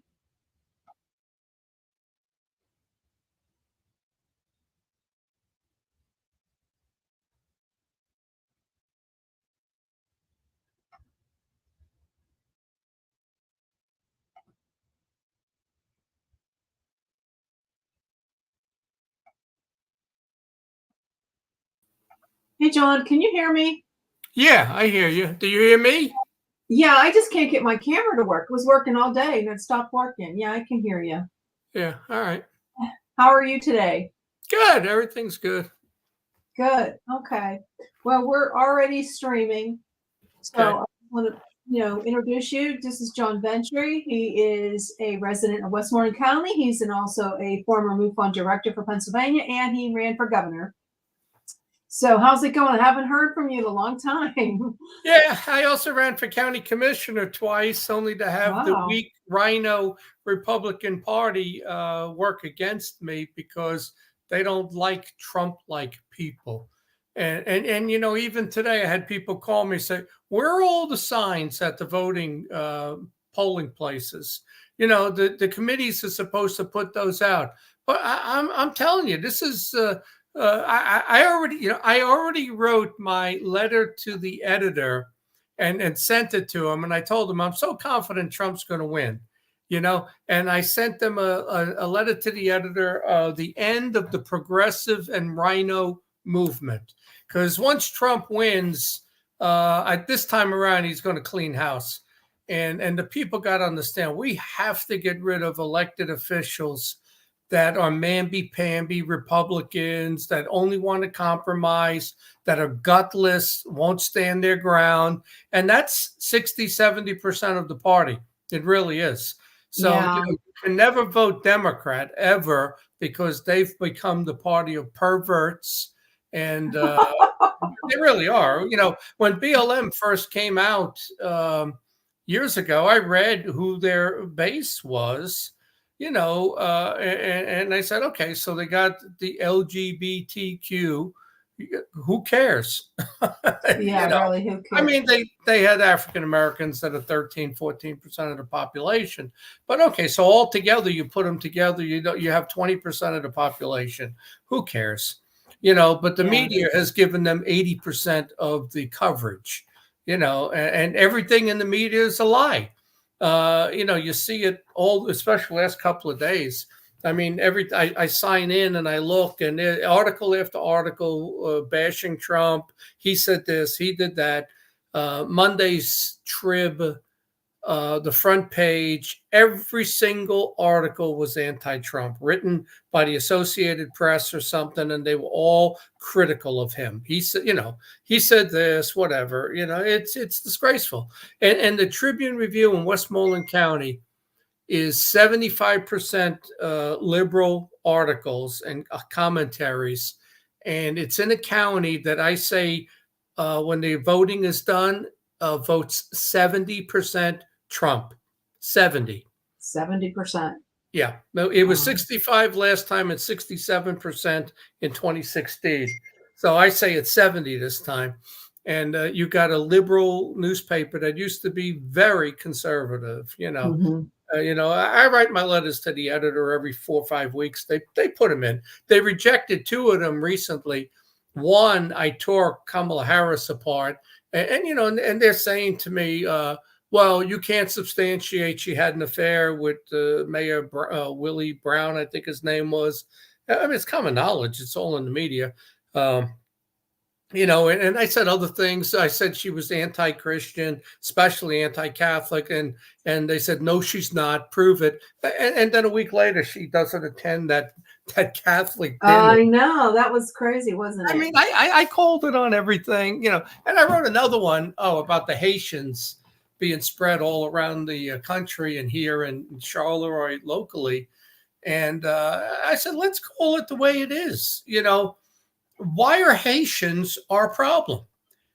That's an island in a country where 200 years ago, they killed every white person on the island. I don't know if you know about that. The Haitian Revolt of 1804.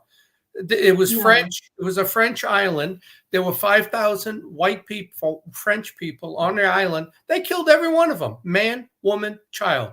Killed every one of them. So, Haiti is connected to the Dominican Republic. There's a mountain in the center that separates them. Haiti's on this side, Dominican Republic's on that side. Dominican Republican will not allow Haitians to come over. They won't allow it. So that's your neighbor. So these, that's where they should go. They should go to the Dominican Republic. Why do they come to America? And I have a site that, I look at, and it has IQ by country. Okay. And, so Haiti, the IQ is a 67. And I was reading some articles of the people in Springfield, Ohio. Okay. 67. I know people who's got, my grandson is 7 years old. They just tested him. He's got an IQ of 130. He's twice as smart as an adult Haitian. Oh my goodness. It's amazing. But the people from Springfield, Ohio were saying, they were dealing with them because they were brought in as workers, and they requested them, the governor did.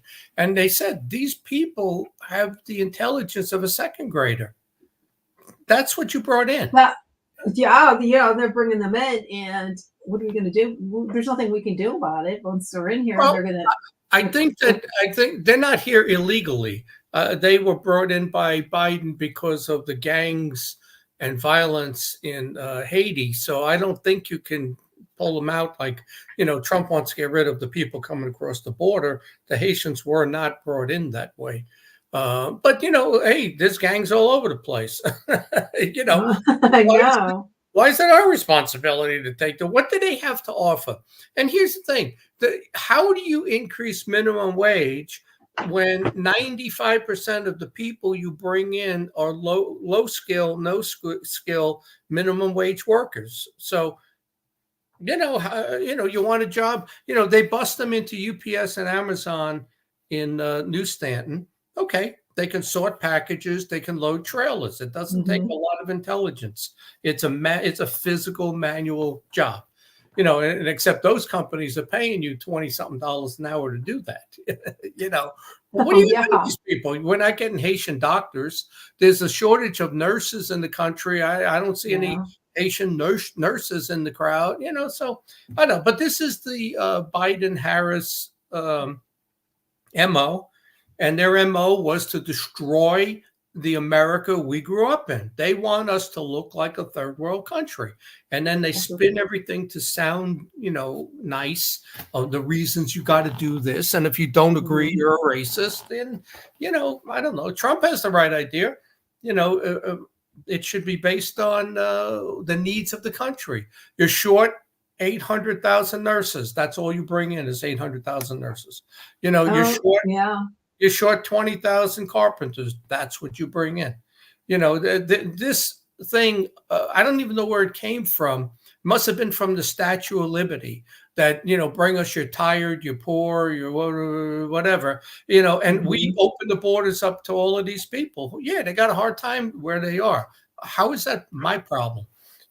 My Social Security is being drained to help these people. FEMA's budget was drained to help those people. And then you get that hurricane up the Appalachia, which is unusual. And coming down the mountains, 6 inches of rain becomes a foot, 2 feet, 3 feet of rain by the bottom, and it's a river coming down the mountains.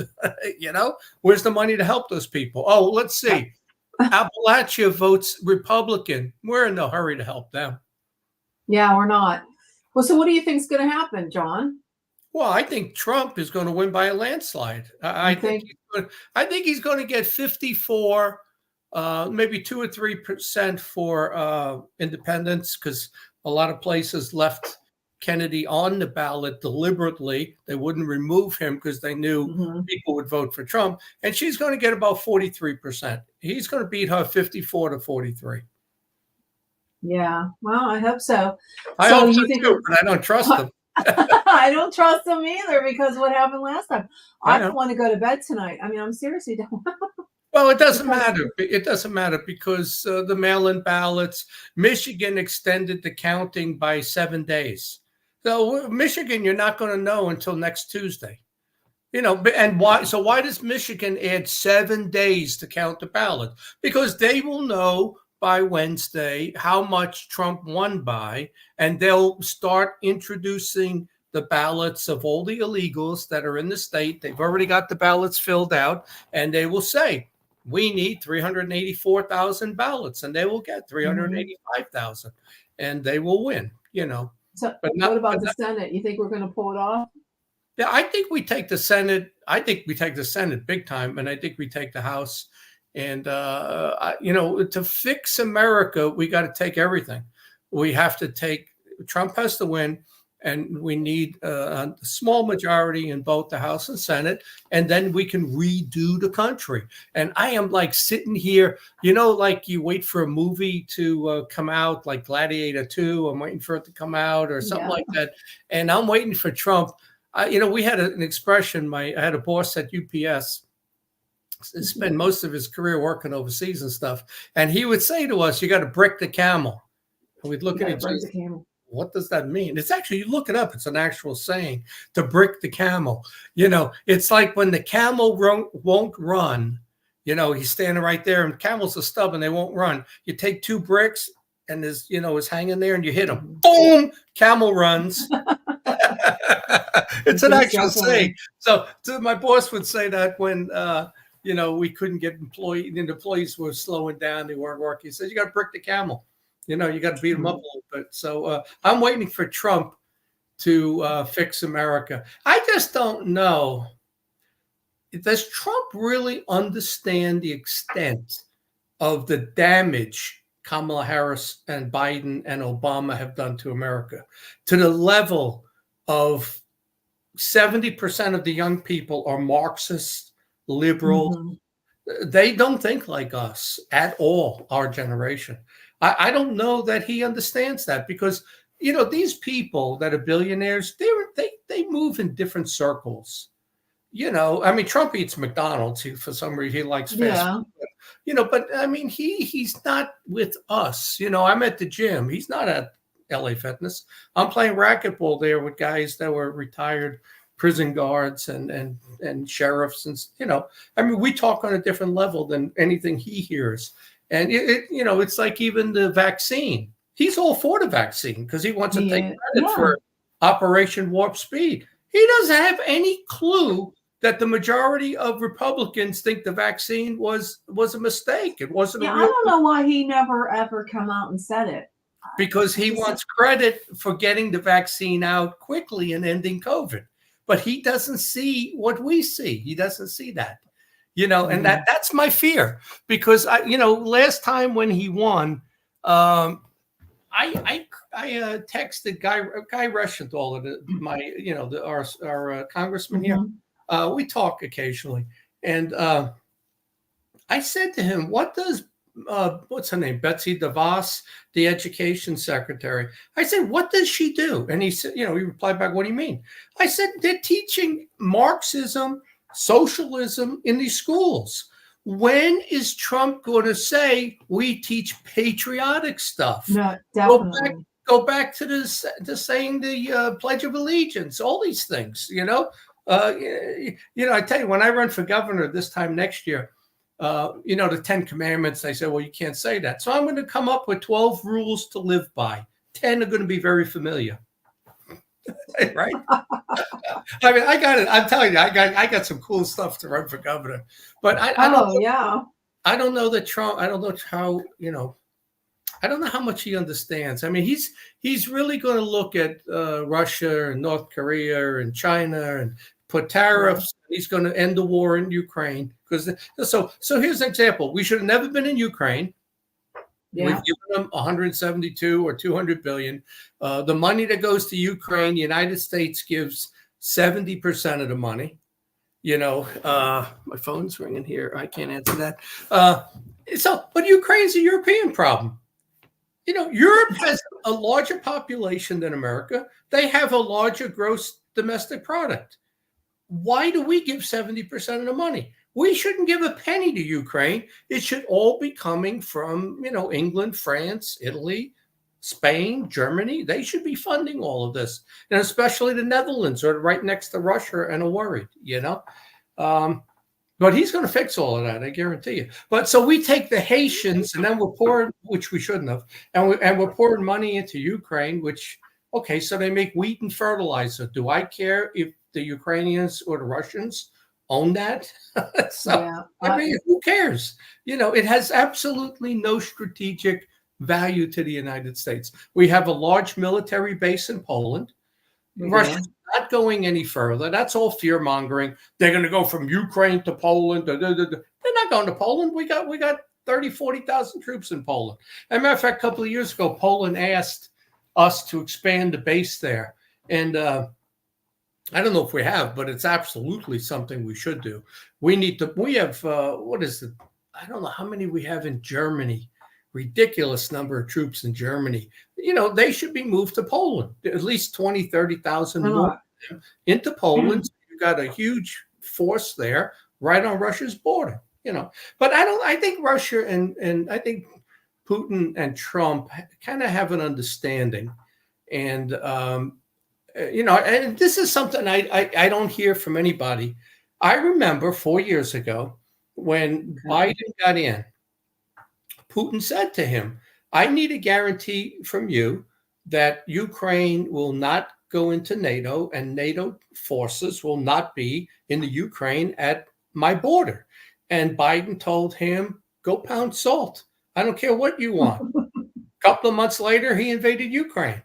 And Trump didn't even harp on that. He absolutely should have. That's how that went. I remember it clearly. And that's why there was a war there. Because Biden would not, it's like, why is it that we get all upset if Russia put missiles in Cuba, right? And China would, let's say they go and do the same thing because we're not cooperating with Taiwan. But, we get all upset. We're ready to go to war if you're going to put missiles in Cuba, right? But we want to put missiles in the Ukraine to screw with Russia. And Russia is not supposed to get upset. Well, Russia has like 8,000 nuclear missiles. I think we should try to be nice. Yeah, I think we should too. you know, but that's how that transpired, you know, and so he's going to. I think Trump has already told. See, Viktor Orban of Hungary is an ally with Russia. He's one of the few of the old Soviet Union that's still friendly. Georgia, some of the others are Moldavia. Some of those are friends with the Soviet Union. They're just horns of Russia, where Poland is not, you know. And Trump had Orban at his house in Mar-a-Lago, and he told him everything he needed to pass on to Putin. And so Putin already knows if Trump wins, and I would hope Putin's been helping Trump in, you know, social media and all whatever he can do, you know, however they influence things. And so Putin already knows that the area, the territory on the northeast side of Ukraine now belongs to Russia. He might give a little bit back or something so we can settle the deal, but that's going to belong to Russia. We're not spending any more money in the Ukraine, you know, and Russia, you know, I hate to see, you know, all these people die. And we could talk about the Gaza next, but, you know, Gaza maybe total between the Israelis and the Palestinians, you got 15,000 people dead, 20 max, somewhere, I don't know, somewhere around there, 30,000, whatever. I read 4 or 5 months ago, there were 1.3 million dead between Russia and the Ukraine. 1 million Ukrainians and 300,000 Russian soldiers. So Russia has 140 million people. Ukraine had 43 million. So Russia's 3 times the size, and Russians are killing Ukrainians 3 times higher. Do the math. How long is Ukraine going to last? I don't, when we keep giving them money, I mean, if we keep giving them money, they're going to be able to last. And that's thankfully, hopefully, Trump will put an end to it. But I know Russia's a big threat, sort of, but don't you think China's more of a threat to Russia? Yeah, they are. Come on. And they're buying up our farmlands. Yeah, Russia's not a threat. I don't think they're a threat at all. I mean, you know, there are things I remember clearly where in an interview, Putin 4 years ago, where he said, biggest mistake Russia made was dissolving the Soviet Union with Gorbachev. He said Gorbachev made a huge mistake in 1989 to tear the wall down and dissolve the Soviet Union. We gave up all this territory, all those countries. You know, they may add up to close to, you know, I don't know, 80 million, 90 million people. And we lost that. You know, they went from, you know, 250 million people to 140 million. You know, that's a lot. You lose 40% of your income, your population, everything. Those became free states. So Putin wants that back. He really does. But outside of Ukraine, he's not going to get anything else. You know, and like some of those other ones I already mentioned, they're friendly. Georgia, you know, they do what Putin wants. They're small. They, you know, they might have a population of 7-8 million people. They're not. You know, they're not much. It's like Ireland. Ireland's got 6-7 million people. What's Ireland going to do? You know, but here's the thing. Did I tell you I became a Knights Templar? No, you didn't. Go tell me. I know you had one of those. There's the flag. Yes, you have that. Yeah, so when did you do that? That was October of last year. So it's been a year and 2 weeks that I flew to Ireland, and I got knighted in Ulster. There's only around 250 or so knights in this order. They're in Ireland, Spain, Hungary, and I think France. Those are the 4 locations, and the United States. And they probably got almost as many Americans in this group as they have Europeans. Matter of fact, we had a American Templar meeting. I think it was in June in Missouri, and I went down there to Springfield, Missouri, and it was cool, you know. But one of the things I learned, I get on their podcasts and I get a lot of information from Europe that most Americans don't know. And, you know, and I see things, I tell you what, they show us videos of what's going on in Gaza, what's going on in the Ukraine, videos you don't see. And these things are rated X for the brutality. You know, showing people being shot at like Kennedy, point blank, brains blowing all over. Oh God! I mean, I'm telling you, women, all this stuff. You know, videos when they took I remember in Gaza, there were these six Israeli females in the military there with Israel. And they showed a video of them all dancing and happy, and they're in their green uniforms. And then the video switched to they were taken hostage. And they were beaten, they were multiple raped, blood all in the crotch, down their pants. And some of the girls were so traumatized, you could see them just sitting there staring ahead, or sitting shaking so much like a dog that was, you know, I That's mean, crazy. but you don't see those type of videos in the United States. No. So I see a lot of stuff there that they show us, and they're on Discord is the server. Okay. They were taken down by Facebook, by YouTube. You know, it's funny. I have always bought stuff from them for 15 years. You know, if I want to get something, I have a 7-foot knight on a wooden stand. You know, I said, well, how cool would it be to get this white, where am I? Right there, white cape. You know, to put the white cape with the red liner and the cross on my knight. So I bought it from them. You know, I occasionally go to them. So I buy stuff from them. So so that's how I've kind of stayed in touch with the Templars and why they contacted me. And they said, John, you spent thousands of dollars with us. Why don't you just, you know, for $300 more, you qualify to your fee to be a knight, and you got to fly over and get knighted. Yeah. Yeah. But one of the things they talk about is population. And okay. They said, well, you know, if you look at World War I, however many millions died in World War I think it was 17 million. And then the year later is the Spanish flu. I don't know how many people died, 30, 40 million? Yeah, a lot of people did. Maybe even more, you know, and then you get to, you know, the New World, 60 million came to America. Then you get to World War II, 80 million killed. So you're somewhere close to 200 million Europeans gone. And the Templars hate the Nazis. You know, and listening to them, they hate Hitler for what he did, because he destroyed the European population base, basically. They cannot repopulate to maintain all their programs, the government, a lot of socialism, pensions. They can't repopulate because they lost so many people. And it came to a head the last couple of years. And Pat Buchanan wrote a book about this. I read this 10, 12 years ago, how Europe was going to implode, their population, and then the United States. But the thing about both Europe and the United States, everybody wants to go there. So anytime you need people, you just open your borders. So here, and Europe does the same thing, you know. But the thing is, you go to London. I worked in London in 1988. Oh, okay. And London was like Pittsburgh, you know. Oh, really? It's like Pittsburgh? No, I'm just saying demographic wise. Okay. You know, London was 95% white, let's say. It was Londoners. Well, how long did you work there?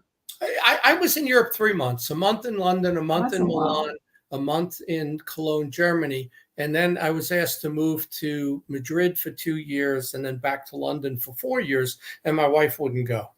But the point I'm making is, I saw the change in London. I worked there in 1988, and it looked like any town that we live in, 95% white, let's say, right?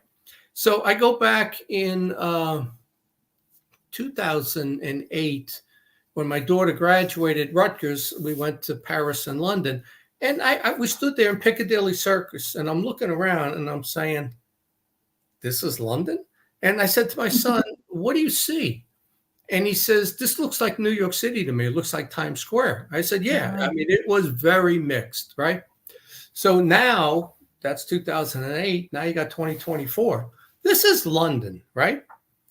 When I always said, if anything happened in the United States, my fallback plan is the UK. Go to London. Well, London, Ireland, Scotland, Wales, they speak English. They look Yeah, like, they do. They speak English. I understand the language. That's the most important thing, right? That's a good point, John. Well, do you know what percentage of London is British, white British people? You know, Oh, not there's probably more Indians and blacks, I think. yeah, and Asians, yeah. Yeah. It's London is 30% British, 30. That's amazing. I mean, I say from 1988, and I know that was a long time ago, 36 years I was there. 36 years ago, right now, October, November, December, I was there. It went from 95% to 30% British. And all of Europe is going the same way. London has allowed more Asians in. You know, it's funny how the thing with the UK, because they colonized and were all over, you know, there's a lot of British influence in China and Taiwan, you know, in that whole area, you know, so they came in India, you know, you had the East India Company, remember that? They're working with, they were in India for 200 years, you know, so now all these people, they have a connection to London and the UK, so they go there, you know, and they can speak English and stuff. So you're never going to run out of people, but what you run out of is your culture, and that's what I'm saying. So you know, is England British when there's only 20% of the population left that's native? Like if you do Ancestry.com, you do Ancestry.com on a black person, it comes back Kenya, Cameroon. It doesn't come back England. You know, same thing on an India, somebody from India. It comes back New Delhi. It doesn't come back, you know, Manchester, UK. So what happens is you lose your heritage. You really lose your culture. You could always repopulate with other people, but it's no longer your country. And England is going that way. And what they did to Ireland, and nobody talks about it, is an absolute shame. I was in Ireland in 2017. Right, 6 million people. I mean, it looked like Hempfield, you know, whatever. It looked like Southwest PA, really did. Wherever you went, there was Irish people talking, you know, so now get this. The last two, and nearly every leader in Europe is a progressive liberal. Nearly every one of them in every country. Soros and Klaus Schwab has paid for this. They've turned over the leadership to be progressive liberal Kamala Harris's, and they are destroying the culture of Europe. And every country has open borders, right? Yep. And you know, and Italy has they elected a Republican, but she didn't do anything. She talked tough. And when all these boats of Africans came into that one island there off of Sicily, she didn't do anything about it. You got an island with 3,000 Italians and 5,000 Africans came in. Oh, Jesus. She didn't do anything about it. I mean, if I would live there, I would move to mainland Italy. I wouldn't stay on that island. No. But so, you know, and I say to myself, how stupid are these leaders, even though she's a Republican? So the boats come, you unload the people. I would have taken every one of those boats out and have the captain watch as we take it 400-500 feet out and sink the boat.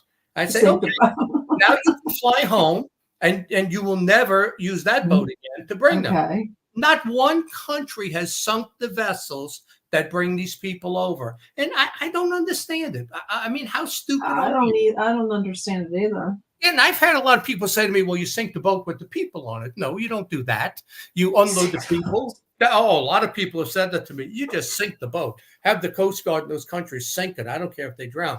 And but you don't do that. But you could fly them back, you know, but you don't sink the boat with the people. But you sink, if you sink the boat after they unload, that captain will never, ever do that again. He's not going to lay out $100,000, $300,000 for another boat and bring people over to have it sunk, you know. But the point I'm making is, well, let me tell you about Ireland. So yeah, tell me about Ireland. I'm in 2017. I would go all over Ireland sightseeing. It's really cool. I enjoyed it. So I go back to Ireland last year at this time. So what's that? 6 years later in 2023.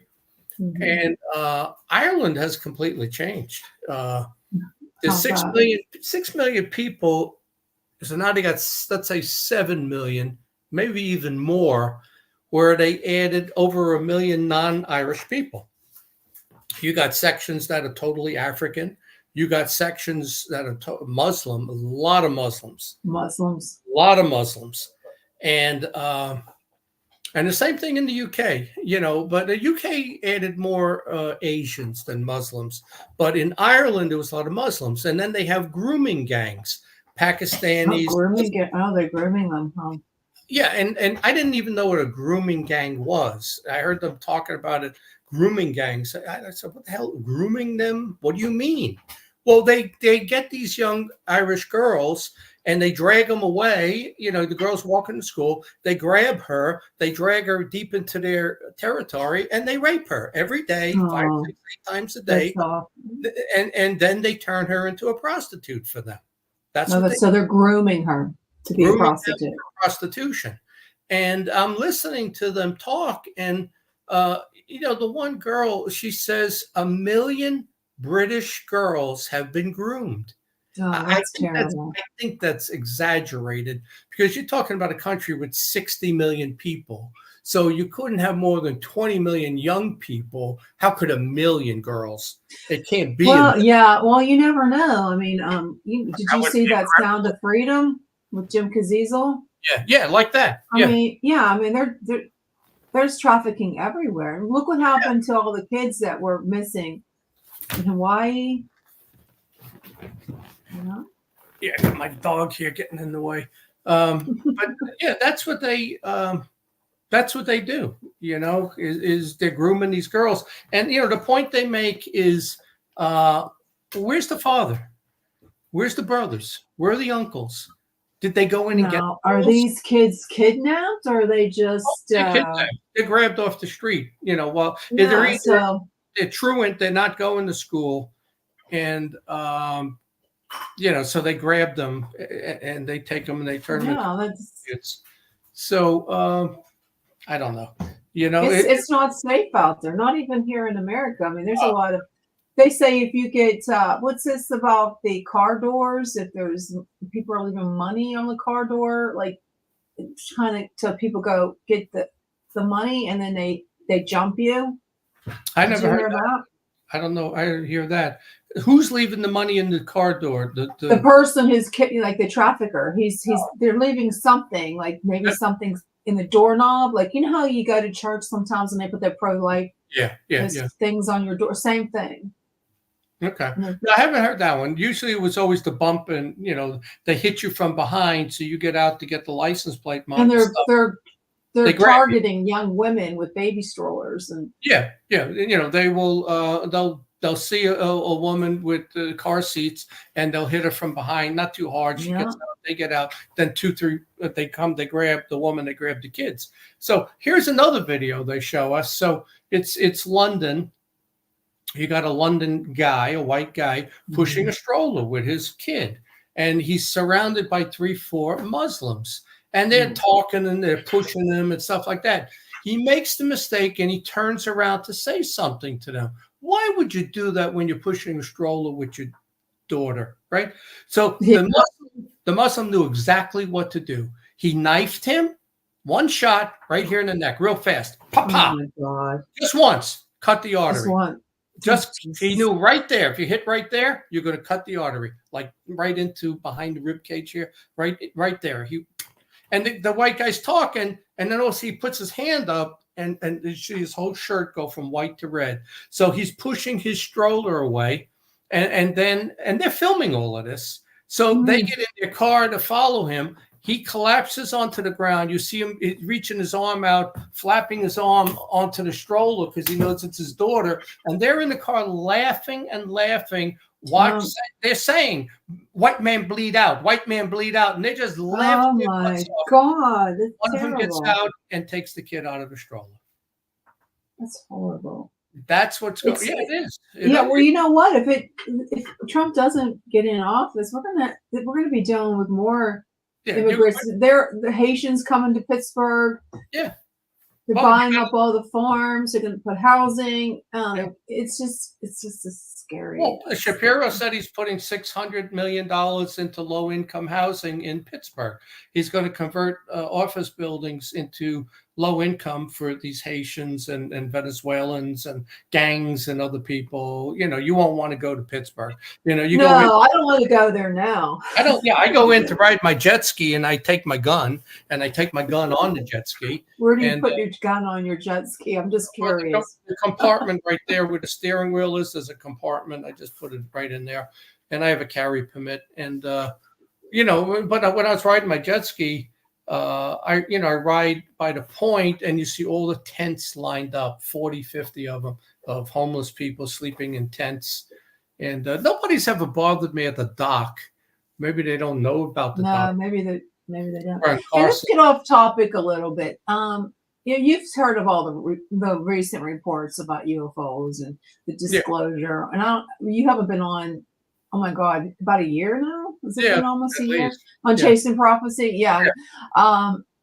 What do you think? Because they said they were coming out with more reports, and they were talking about that Miami incident. Did you hear anything like that?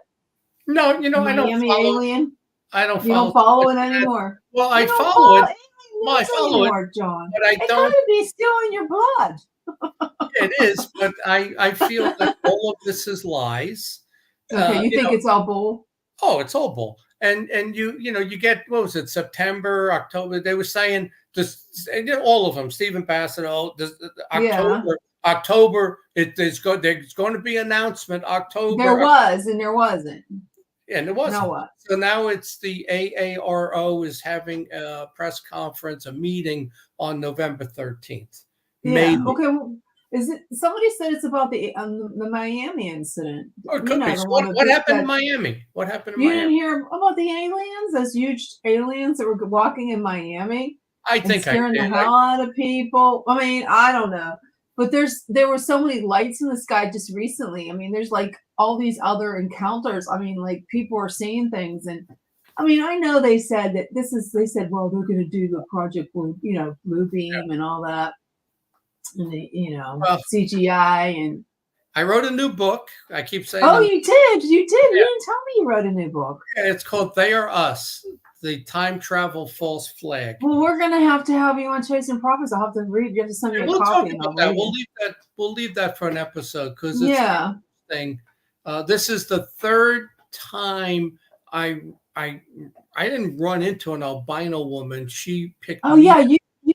I remember that story. But that story was in Roswell in 2013 and in DC in 1999. Well, 2023 in Scottsdale again. And I've written a book on Roswell and Scottsdale, and I mention it in my other book when I was in DC at my first symposium. But we'll talk about that some other time. But, we'll bring you on. You can talk about that. Yeah, I did run the Philly conference this past weekend. Everything went smooth. We had Nick Pope, Bill Burns, Paul Hynek, the son of Jay. Oh, I would love to talk to Bill Hynek's son. Yeah, he was a good speaker. But I don't know where the crowd was. I don't know what happened. I mean, it's Halloween weekend. Yeah, that's probably why. It was Halloween weekend. Yeah, and then there was another big conference down in Maryland that always gets 200 people. So I think the date was just bad.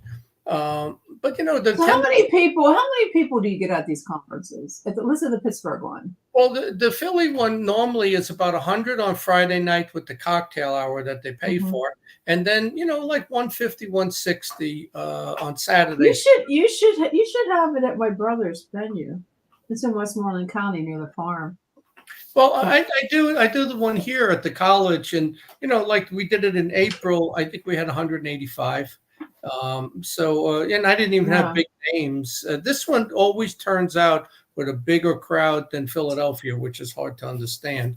I can still remember that day that I went and Fred accused me of not being a MUFON field investigator. Well, Fred, I'm not going to. Yeah, I'm not going to get in. Yeah. I know. I think that's funny. All I'm going to say is that I don't think Fred and I will ever speak again. Oh, really? Why is that? together Tell me. again.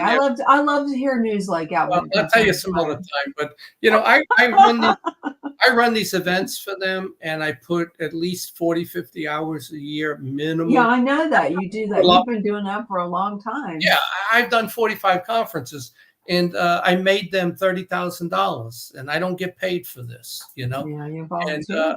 and all of a sudden they're on a high horse of not wanting me to be. I don't think they want me to speak, and I don't think they want me to.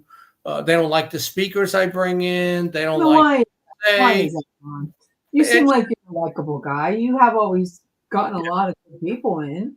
Yeah, but you know what it is ego, and they accuse me of having a big ego. But you know the truth of the matter is, when you're a hillbilly, and now you want to be boss. Well, Oh, okay. I know. When you I don't take boss. I don't West take. Virginia. Yeah. Yeah, I don't take orders from a hillbilly. Okay. No, I don't blame you. I wouldn't. You're not gonna tell You me. know how I feel about Fred. I mean, I know.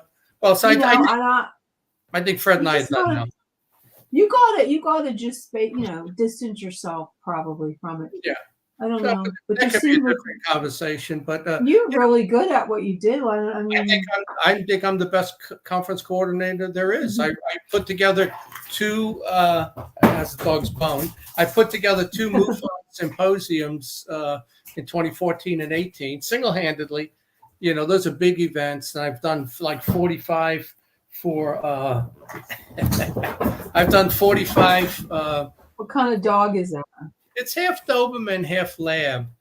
You know, the prior one was all Doberman, 110 pounds, but that's a whole different story. You know, with he was here. That dog, I was meant to have that dog.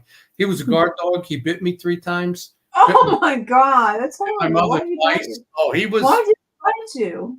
because he was vicious. I was Did you get him from a puppy or did you get him later? I got him at 10 months old. I was his 6th owner at 10 months old. Yeah, and there's probably 5 other something wrong with him. Yeah, they gave him right back. Well, I saw it right away as soon as I got him here in the house, you know.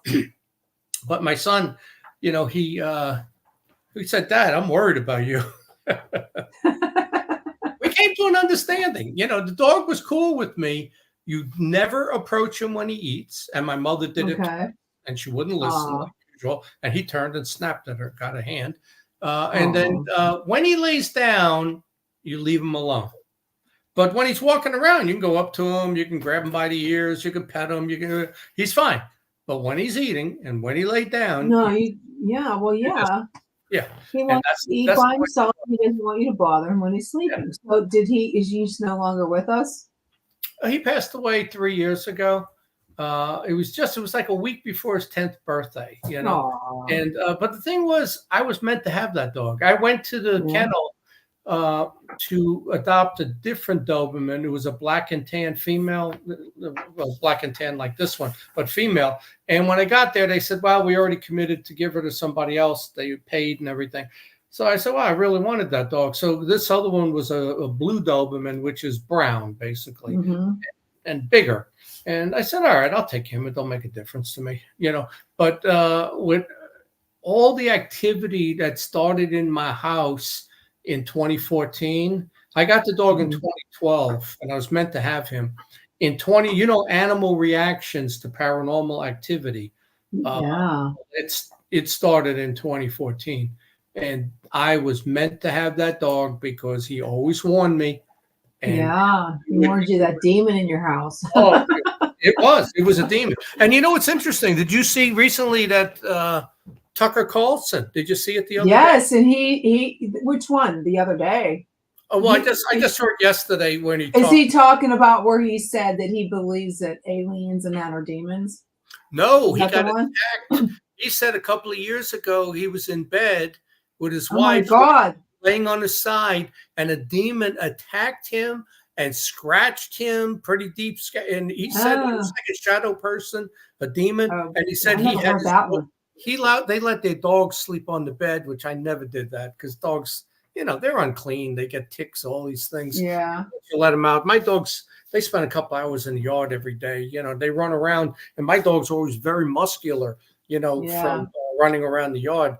But yeah, he said the dogs and they were reacting and stuff. But my dog was there to protect me. I mean, the day that demon showed up, and I don't want to get off on this, but Yeah. that dog was so unfriendly.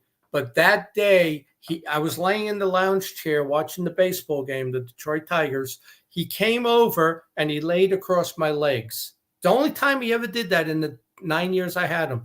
And I'm looking, I said, well, that's unusual. He's never done that. He's never come up to you like this dog right now. He wants to jump in my lap. He's a lap dog. He's an 85-pound lap dog. This other dog never, ever cozy up to you, ever. Matter of fact, when I sat on the couch, he would sit on the couch and I could barely fit next to him. He was so big at 110 pounds. I'd sit there and he would turn and look at me and I'd turn and look at him and I watched him. And if I saw the lips go back, I immediately got up because I knew he was going to snap at me, you know. But that dog that day laid across my legs, and it was no sooner he knew there was something in the house, and it was malevolent. He knew it. Yeah, he knew it. And it was no 5 minutes after he laid across my legs, the activity started. The banging, you know, all of that stuff. Picture flipped up on the wall, sonic booms. I mean, it was incredible. Jeez. So I'm not going to get into this. This is a political. Yeah. But well, okay. Thinking of animals, what did you hear anything about that little squirrel, that Peanut the squirrel? What is the squirrel thing? No, I'm seeing all these memes and things about Peanut the squirrel. What is that? Oh man, I wish I could see I don't think I'm not going to be able to share it. The squirrel, this man and woman, they're rescuers and they rescued a baby squirrel. Okay. And apparently they had something else going on, which they said they were raided by, I guess, that organization that wildlife people came and they raided his house. Yeah. They stayed in their house for like 5 hours. They took the squirrel, because you're not allowed to have squirrels or animals in a raccoon. But they put the little squirrels, they euthanized it. And they're saying that they euthanized it because one of the agents was bit by it and they had to do rabies, because in order to check for rabies with an animal, you have to put them down. Yeah. So they're saying that, but I don't know if I believe the whole story, because it turns out that his wife did this thing called fanfare or something kind of, where you do videotapes of yourself. Some people sell pictures of their feet. And I'm not sure if that's the whole thing that happened, but they got a lot of money for that. Yeah. And they did TikTok videos, and someone from far away reported them because they were making too much money. So I don't know the whole story, but People's it's still weird. a little, I don't know. It's just, it's weird. I did those podcasts at my house with Fred. And no, I did one without him where I went room by room and I was talking about all the paranormal activity I had in the last two houses. And I said, I'm going to combine it into one house and I'll tell you room by room what happened between the two. So I get to my bedroom. My bedroom has 2 7-foot tall elephant tusks that hover like they're on the outside of the. Your bedroom has that. Yeah, they're on the Scared. outside of the end table and they curve in almost to the head post, you know. But they're made of plastic or resin. I drove down to like Covington, Virginia, I think is where I went, and the guy makes them there, and I picked them up. Okay, they're not real. No, they're not real. But that's good. first thing, you know. Then I look at the comments, and it's like, look at this guy. Where did he get the ivory tusks from? Like I went out and killed you killed an elephant. Yeah, and you know what those would be worth?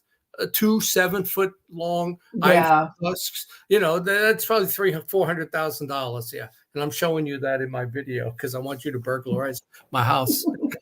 You know, that's people. That's people. You know, so. Yeah, I'd be a little scared to do that now, showing people your house inside. There's so many somebody, crazy people. Somebody tried to break in September. Oh, well, see.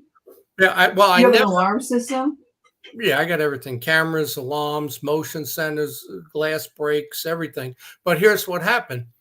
It was my son's birthday. He moved to Missouri, a couple of doors from his sister, and all the kids, they're around the same age. So I'm there for his 40th birthday. So my daughter takes a really cool picture of the three of us on her front porch with the fire going. And, I see it on Facebook. It was like 10 o'clock at night. So I transfer it to my page. I never, ever do that when I'm away. I never tell people where I am till I get back. So that was Saturday night. I get home Monday about noon, and someone wedged open the sliding glass door right here, right below my office where I am. Wow. It's a hot tub room, and it's a sliding glass door to the outside, and there's a sliding glass door to get in the house. Okay. So the screen was completely off, and the door, and I remember locking it. The door was pulled open. It's a little loose, so if you yank it, I think it'll pop open. The only thing is, though, I was only gone 2 nights, and I left my dog living out of the garage. I do that on short trips. He came out, and the person must have ran and hopped the fence, and so so there you go. So I added more security to the whole thing, and but this dog at 85 pounds, though, in September I was gone 2 nights. I get home, and in the garage is a deer leg. So I look, I said, holy cow. So I walked the yard, and there it is. I found the deer right by the fence. And luckily I have a gate right there. It was about 10 feet right into the woods. And so I grab a big paper towel thing, and I grab him by the paws, and I drag him. He had to weigh 150 pounds. I drag him outside into the woods, and I close the gate. And so, I mean, for this dog, he's 30 pounds, 25 pounds light. He killed a deer. He killed the deer. He ripped its leg right off. Oh my God. Yeah, he ripped it right off from the hip. And I could see. Is the deer dead? Oh, yeah, it was dead. He snapped the leg, like in the shin part. You could see it was broken with the bone sticking out. That's probably what he did when he grabbed it and he snapped it, so the deer couldn't get away. So how do you leave your dog by itself for 2 days? How do you do that? Well, he lives out of the garage. I have a heated bowl. I don't do that in the winter. So I leave him 10 gallons of water, 20 pounds of food. He's got a bed, a blanket, a heater. If it was like this time of the year where it might be 50 at 45 at night, and he just has to be out of the weather. It's a 3-car garage. He's in the 3rd car.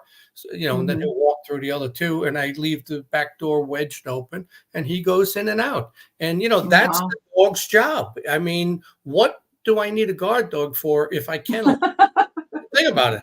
If I'm going to put him in a kennel, what do I have a guard dog for? I mean, he'll bark at nights, and I'll get up and I'll look, and sometimes it's a car, or you'll see somebody walking down the street or something. But, when I take a lot of short trips for 2 nights, 3 nights, and I mean, that's his job. He lives out of the garage and guards the estate, and that's what he should do. Okay. So what do you think about all these people stealing signs out of people's yards? Do you have any political signs? Yeah. I don't see a lot of signs up this time around that people were afraid to put them up. I spoke to a couple of my neighbors. I brought them over Trump signs. They said, we're not putting anything out. We're voting for him, but we're not putting anything else. So I happen to live in the only cul-de-sac in probably all of Hempfield where 4 of my neighbors are Democrats. Oh, this was a 90% Republican neighborhood when I moved in.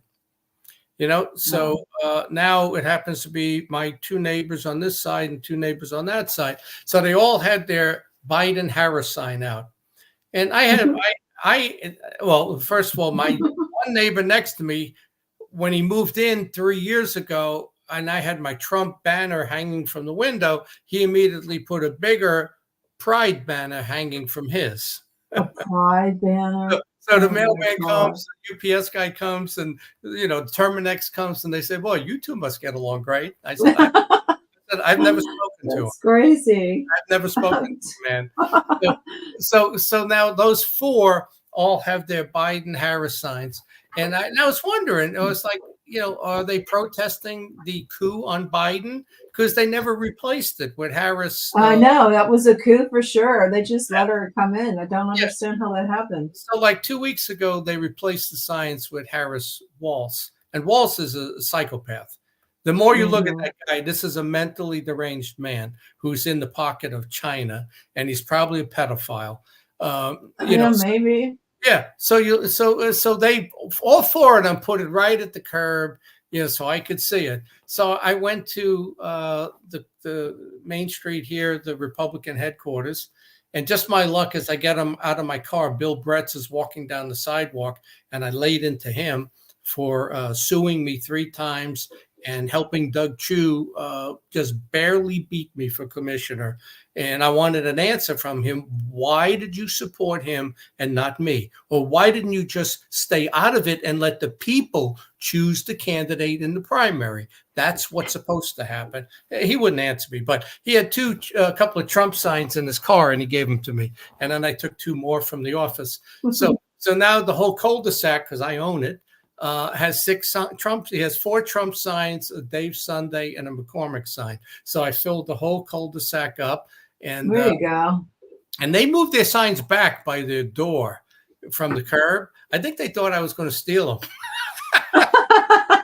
So I could just see you out there stealing someone's sign. I would never do that. Well, they came in my yard. They came up and took all. I had these huge, those huge ones, those cloth ones. I had to go buy steaks. They stole everything. So me and my son went up. We went to Murraysville and we bought everyone out, and we have them all over the place. And I even got a big flag going underneath my American flag of Trump. Because I'm upset. Try to steal that one, ass.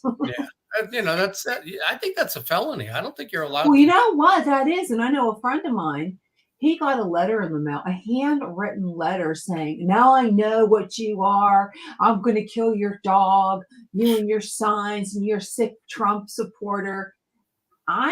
It was a letter that was put in his mailbox. Yeah.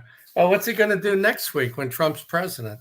I don't know. I mean, these people are going to go crazy. Well, you know what? I'll probably take my sign down. I'm worried they'll come and try to kill my dog or something. Or do something. Well, once they call it for Trump, I'm going to throw my signs away. There's no point. Yeah, I'm going to take all my signs down. I have 2 that I saved for. It says Trump Pence on it, but they're smaller ones, and I saved those. I have 2 big boxes for my grandkids. And, I got, the TV shows I was in, different things, the books I wrote. I got 11 copies for each of my grandkids in the box, So it's like one day I'm going to buy 2 big chests and put all that stuff in it and lock it. And then the kids will never. Well, that's nice you did that for your kids. I think I should do that for get a box for all my books I wrote and stuff like that. Wouldn't that be cool? So the grandkids will get that. But I do have, they might be, maybe 11 by 17, I would say, maybe Trump Pence ones. So I put that in for, nostalgia. I'm waiting. Nice. I'm just praying. I believe it should be a landslide. I certainly don't. Well, yeah, they should. The polls are closing right now, aren't they, in Pennsylvania soon? Is it close at 8? It's 8 o'clock. So I'll get off, and I know Tom comes on at 9. I get off here at 8, and it'll be. We're off at 8. Okay. Yeah, we're off at 8. I had 2 things I wanted to run through. I thought we were on all night, but I got. You can stay on if you want. You can stay on with Tom if you want. Well, no, I'm gonna go check TV. But do you get my newsletter, Never Socialist? I was not that one, but I used to get your newsletter for your books, but I don't get that one. Yeah, well, I put a list in there of what Harris will do if she wins. Tell me what we don't have to leave. I mean, you can tell me what. We'll wait till he comes on. 20 to 30 million illegal aliens get amnesty. D.C., Puerto Rico become states and get 2 senators and congressmen each, Democrat. Democrats stack the Supreme Court. They end the filibuster. Trump and his attorneys and family members are imprisoned. Hate speech codes instituted in all public platforms, X, Fox, everything shut down that don't conform to their speech codes. Censorship is weaponized. And this is one of the things that's happening in England right now. And I can't believe it. They don't have a constitution like us. And you are not allowed to publicly protest in England. So there's a 61-year-old guy there just holding a sign up. That's all he was doing. Holding a sign up, anti-government, whatever, Monsanto. They arrested him, 2.5 years in prison. Oh my God. 2.5 years for holding that up. But did they go catch the guy that knifed the white guy in the throat, pushing the stroller, and they stole his kid? No, because with the liberals in charge, they don't prosecute those criminals. They want them to commit crimes on the residents, the long-time, residents that created the country. But so, okay, let me keep going. Americans are imprisoned if you question the election. Let's see, national abortion permitted into the ninth month. Transgender agenda accelerated. More males in female sports. And I don't understand a woman who's even a liberal or a hostile feminist. How come you don't say anything about guys competing and winning the Olympics, and that some guy punching out a girl in a boxing ring hit her so hard she's never been hit so hard in her life? I know, that's crazy. But it just shows their mental illness, because they don't say anything about that because they don't want to go against their agenda. Reparations for anybody who's not white. Price controls, which aren't going to work, and it's going to ruin everything. That's what Kamala wants to do, right? You got green technology, EV enforced that all vehicles have to be electric by 2030. State budgets balloon. Troops deployed into Ukraine, and that becomes another 10-year war against Russia. We turn our back on Israel, and that could be biblical as far as that goes, right? China invades Taiwan, right? And we don't do anything about it. Yeah, I think in one of my books years ago, I put in there that China takes Taiwan. I didn't know about Ukraine, but Russia would take Ukraine now, and then we would take Cuba, and Cuba would become like Puerto Rico. We dump Puerto Rico because they don't really serve any purpose for us, but Cuba does strategically, and Cuba becomes the Commonwealth, and we dump Puerto Rico. So let's see. Americans following, Davos and the World Economic Forum. They're doing it right now. All the stuff you see the Democrats talking about is the 2030 project by Klaus Schwab, and all the terminology came from his book in 2019, Build Back Better, Green New Deal, The Great Replacement, all those terms are in his book. And there you see AOC and all these others spouting it like they just created something. No, it came from this Marxist, liberal, socialist European, So now if Trump is elected, right, he works with Musk and advisors.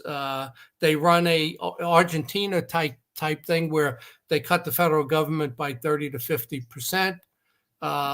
There's zero base budgeting, so you don't increase the budgets.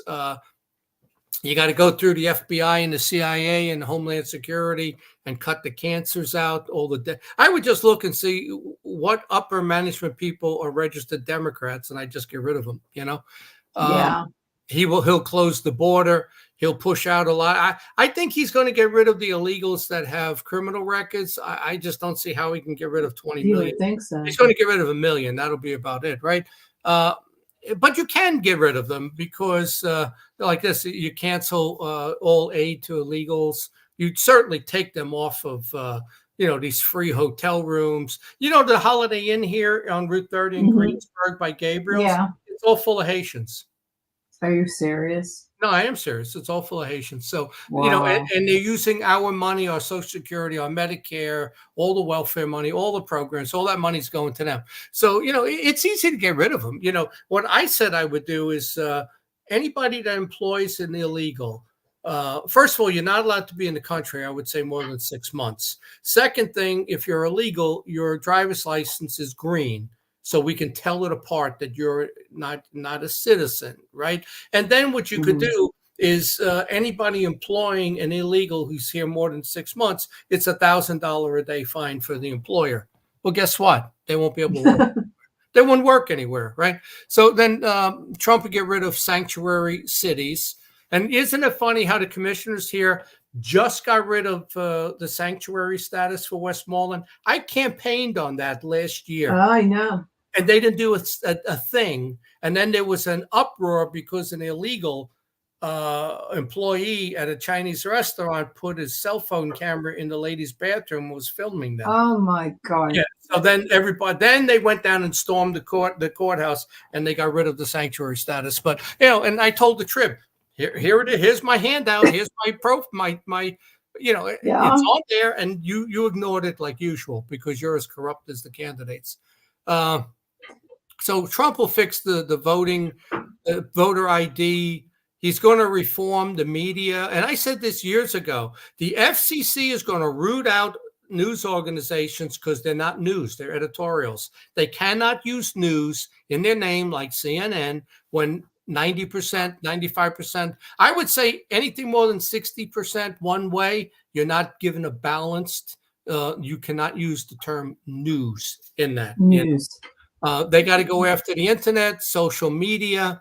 They got to fix that Section 230, appoint Dan Bongino in charge of the Secret Service, prosecute anyone that colluded with the assassination attempt on Trump. What about the January 6th people? Oh, you got to let them out. Yeah, I don't Got to let them out. Oh yeah, for day one, I'd let every one of them out, and I'd give them each $50,000 for their time served. I would, absolutely would, right?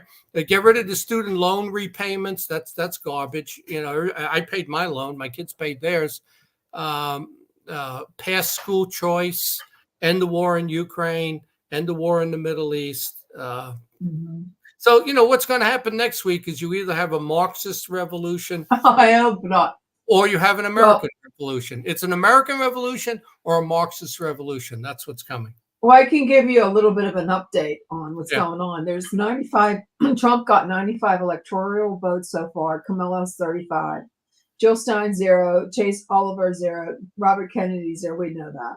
So that's 0? pretty good for 0. So that's pretty good so far. Yeah, it's early. So, actually, I don't know with, all those early voting, did they count them yet? Or are they not allowed to start counting those until a certain time? So I think when you get the early votes over the past few days, you should already have had those all counted, Yeah, I think we're already, well, I'm not going to bed because so far, 27 Harris electoral, Trump's over 90. So then it's just 8 o'clock. Yeah. So after 8. Last time the mail-in ballots, he has to have a big lead because the mail-in ballots then came in for her. For Biden, for the Democrats. So, if he's not up 60-40 by the time they count the mail-in ballots by the end of the week, I don't know. But, it's weird now because a lot more Republicans voted by mail-in, a lot more early voting. I don't really know. Yeah, there's so many people. But I don't feel, I want to go on Tuesday because I don't trust their. Oh, yeah, I voted this morning. I went there. I wish you could see his teeth here as I got him by the mouth. But I went this morning at 7:15. And there was one parking spot in the lot, and the line was around the building. So I went and played racquetball, and I came back. I got his bone. And I played racquetball. I went back at 10:40, and there was only about 10 people in front of me. But I was almost number 500 at that point. And she said, that's pretty big for this poll. Yeah, when I went, there was a line outside. So I think it's time to get off. I got to put the dog out. And okay. Well, I want to thank you again for coming on. Let me know when you would like to come on. Send me an email. Yeah, I got a few things to talk about on the UFO side. That the encounter I had last year. Yeah, definitely. And it's just some things, but whatever. Well, let me know because to be honest with you, we got the new radio station. I haven't really booked anybody. I have somebody coming on Thursday. Hell House producer for Hell House is coming this Thursday. Yeah. But next week I have no one for Thursday. Me and Tom. Who is the Hell House producer? Her name is called the Mafia Paranormal. I can tell you in a minute. I can tell you who she is. All right. But let me know if you want to come on next week because we're not booked because we got the new radio station. It's called Oracle Talk Radio. Me and Tom. Message me and okay. I play racquetball in the morning on Thursdays, but it should be fine at night. Yeah, we left UPRN, so we started our own. We're doing really good. We're getting shows. So if you know people who want to have a show, we got like 10 shows so far. That's Okay, and pretty good. You heard about Jan Harzan, right? Yeah, well, he was in prison. Was he out? No, and he got 2 years. But I'll tell you what I believe on that. What he told me and what came out in court. But I'll do that some other time next Oh, week. definitely. Yeah, I'll send you a message if you want to come on next Thursday. Okay. We start Thursday at 8 o'clock now. Yeah, that's good. So, All right, see you. Okay, we'll see you later then. All right, bye. Bye-bye. Okay, guys. Honey, baby, you're going. Let's put you out of here. You can go ahead and log off when you want. So Tom will be on at 9 o'clock, and we're gonna go to our live feed and get some election news. A general summary of what has been going on today, so you can have your more or less day's end update. Good evening, everybody. I can talk a little bit more in detail about the incident with the individual at the polling location in a moment. Let me start off by saying it's obviously been no secret that this particular election was hotly contested throughout the entire election season. There was a lot of heated rhetoric. Passions were high. Given all of that, we are extremely pleased with what we saw today. The vast majority of what we responded to were situations where we simply had to explain to everybody who was out there what the rules were for what they were allowed to do while campaigning, where they were allowed to stand, what sorts of things they were allowed to do. And we tried to be as proactive as we could be, given the number of people that we had available, to try to send them out to do that kind of community outreach, to talk to people and let them know what's going on, what the rules were, so that people could continue to express their opinions about who they wanted to vote for, and people who wanted to vote were able to do so safely and without any disturbance to their ability. All right, so you've been listening there to Philadelphia officials led by DA Larry Krasner updating us on some of these incidents that took place in and around Philadelphia, some of these bomb threat hoaxes and the like there. And so just an update out of the city of brotherly love. All right, I'm Andrew Kraft. Thanks so much for being with us. We have a lot of race calls to get to right now, including and especially at the presidential level here. Let's just start because so many race calls have been made this hour already. We're still very fresh in the hour. Let's go through them right now. All right, we do have race calls for president. This now in South Carolina, Trump beating Harris there. He gets 9 electoral votes in the Palmetto State. If we can keep going as well, Trump with Florida, take a look at that. 30 electoral votes in the Republican column there. Trump winning Florida yet again, like he did in 2020 over Harris with around 87% of estimated votes. Kind of the AP calling this for Trump. Trump will win Florida there as well. In the meantime, though, we do have a race call on the eastern seaboard, Massachusetts, going for Kamala Harris. Harris getting Massachusetts's 11 electoral votes. Moving back down south to Mississippi, this going for Donald Trump, former President Trump, getting Mississippi's 6 electoral votes there in Mississippi. So like I said, a lot of these race calls coming in just at the top of this hour here. No surprises, no shockers there. This was to be expected. Austin Westfall tracking it with me as usual here. A lot of race calls at this hour, Austin. A lot of race calls. We started out the night with a big gray map. Now we're starting to see a little more blue, a little more red, starting to be shaded in here. Let's take a look at what all these states are looking like. So Florida, deep red, being called in Trump's favor. Now, you're going to see some lighter shades of red. Georgia, that's one of those key battlegrounds that we're watching. That means that it's leaning in Trump's favor. Let's pull up. So right now, Trump actually has a 14-point lead over Harris, and that's with 36% of the votes counted. So with just over a third of the votes counted so far, Trump maintains a 14% lead in one of the key battleground states. Let's check out another key battleground state. This is North Carolina, the Tar Heel state, where Harris is above right now. Harris has an 8-point lead over Donald Trump. We do know that those are the battlegrounds that we're tracking. We're Pennsylvania, and yeah, let's focus in on some of these other ones. So we're getting preliminary, very preliminary results, I will say. Pennsylvania, some consider this to be the biggest prize out of them all. The easiest path to victory for both Trump and Harris is through Pennsylvania. Only 5% of those votes have been tallied so far. There's still a lot to go. The early returns are favoring the Democrats. Harris has a 50-point lead up on Trump right now. Some say that there's something called the blue mirage. Sometimes we see that early votes can be tabulated first. Sometimes those can favor Democrats. They call that the blue mirage in some cases. There's some states where a red mirage could be possible as well. So it's possible that that's what we're seeing in these very early minutes in Pennsylvania. And while you have me here, Andrew, let's also take a look at Michigan. That's one of these other battlegrounds. Only 2%. Can only stress, this is very preliminary data, but so far, Harris with just about almost a 50-point lead over Trump right now. So are there any bellwethers from any of this data, Andrew? Of course not. It's way too early. We're going to be waiting for quite some time as they tabulate results in some of those bigger counties. Specifically, we're going to be watching the Detroit area. That's where so many of those votes come from in Michigan. In Pennsylvania, we're looking at Philadelphia and some of those suburbs around Philadelphia and in Pittsburgh. There's still a lot to learn tonight. That's right. And it is, to your point, very early still. Blue and red mirages can be operative at the moment here, but we are in for a long night. Austin, stay with me here. We do want to just get into more of these race calls at the presidential level here. I want to put this up. We also have battleground states, too. To your point, you just put some of those up. I believe we're getting some race calls in for Harris and Trump there in states like Oklahoma and states like Maryland. Oklahoma going for Republicans in the Trump column.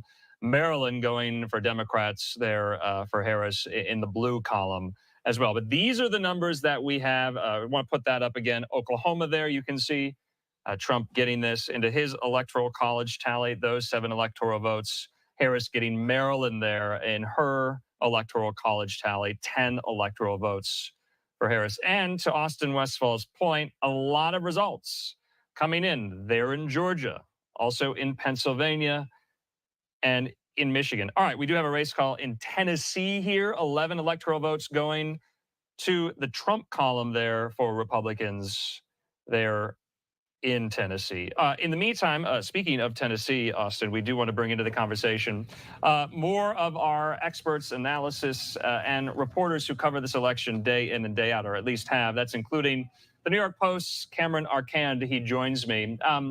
Cameron, good to see you here. So give us a sense.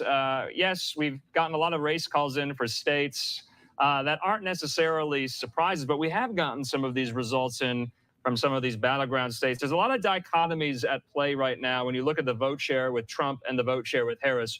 Rural versus urban and suburban pockets. Also, some of these key demographics as well, the elderly and the youth, men and women, but also between early voting and same-day voting here. Cameron, what are you looking at right now? I'm looking at the difference between the Sun Belt and the northern states right now and the dynamic between those two, particularly because we saw a lot of people move to states like Florida, like Georgia over the past several years in the post-COVID era, and really trying to figure out how those people are going to vote compared to 2020, where they might have not have even lived in these states at this point yet. So obviously it's still early. I've seen exit polling showing that issues like border and the economy are at the top of the list, and keeping an eye on which ways those independents are going to be breaking. So Cameron, I got to ask you, Andrew and I were just chatting about the concept of mirages in the early minutes and hours of these races. We're seeing some of these lightly shaded battleground states right now, and I'm going to point specifically to Michigan and Pennsylvania, which have light blue, but very early results so far in those states. What's a blue mirage? What's a red mirage? What do we need to know about mirages on Election Day?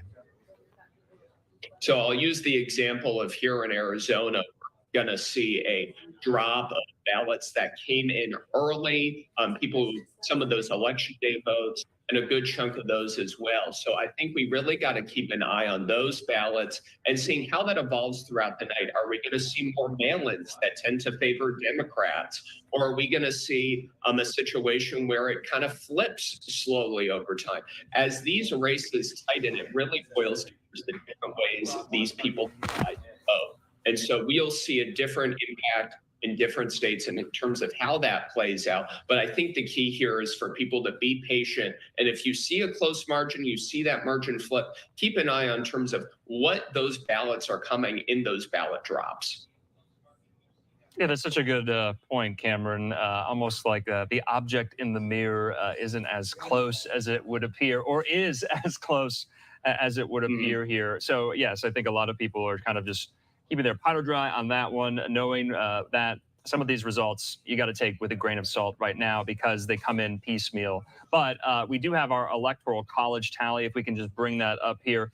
I was told by my executive producer that in 2020, at this very same point in the night, the tally was identical to then and now, 2020 to 2024. At this point in the night, you see it there in the lower left-hand portion of your screen, 95 for Trump, 35 for Harris. It is really, really early so far. We have vantage points as well, though, inside of the Trump election night watch party there in West Palm Beach. We also have vantage points outside on the campus of Howard University in the nation's capital at the Harris Walls ticket. So wanted to get all this in. I think that was a kind of a good pausing moment. Let's take a quick commercial break, you guys. Austin Westfall, Cameron Arcand, they'll join me on the back end here. We'll see everyone in 2 minutes.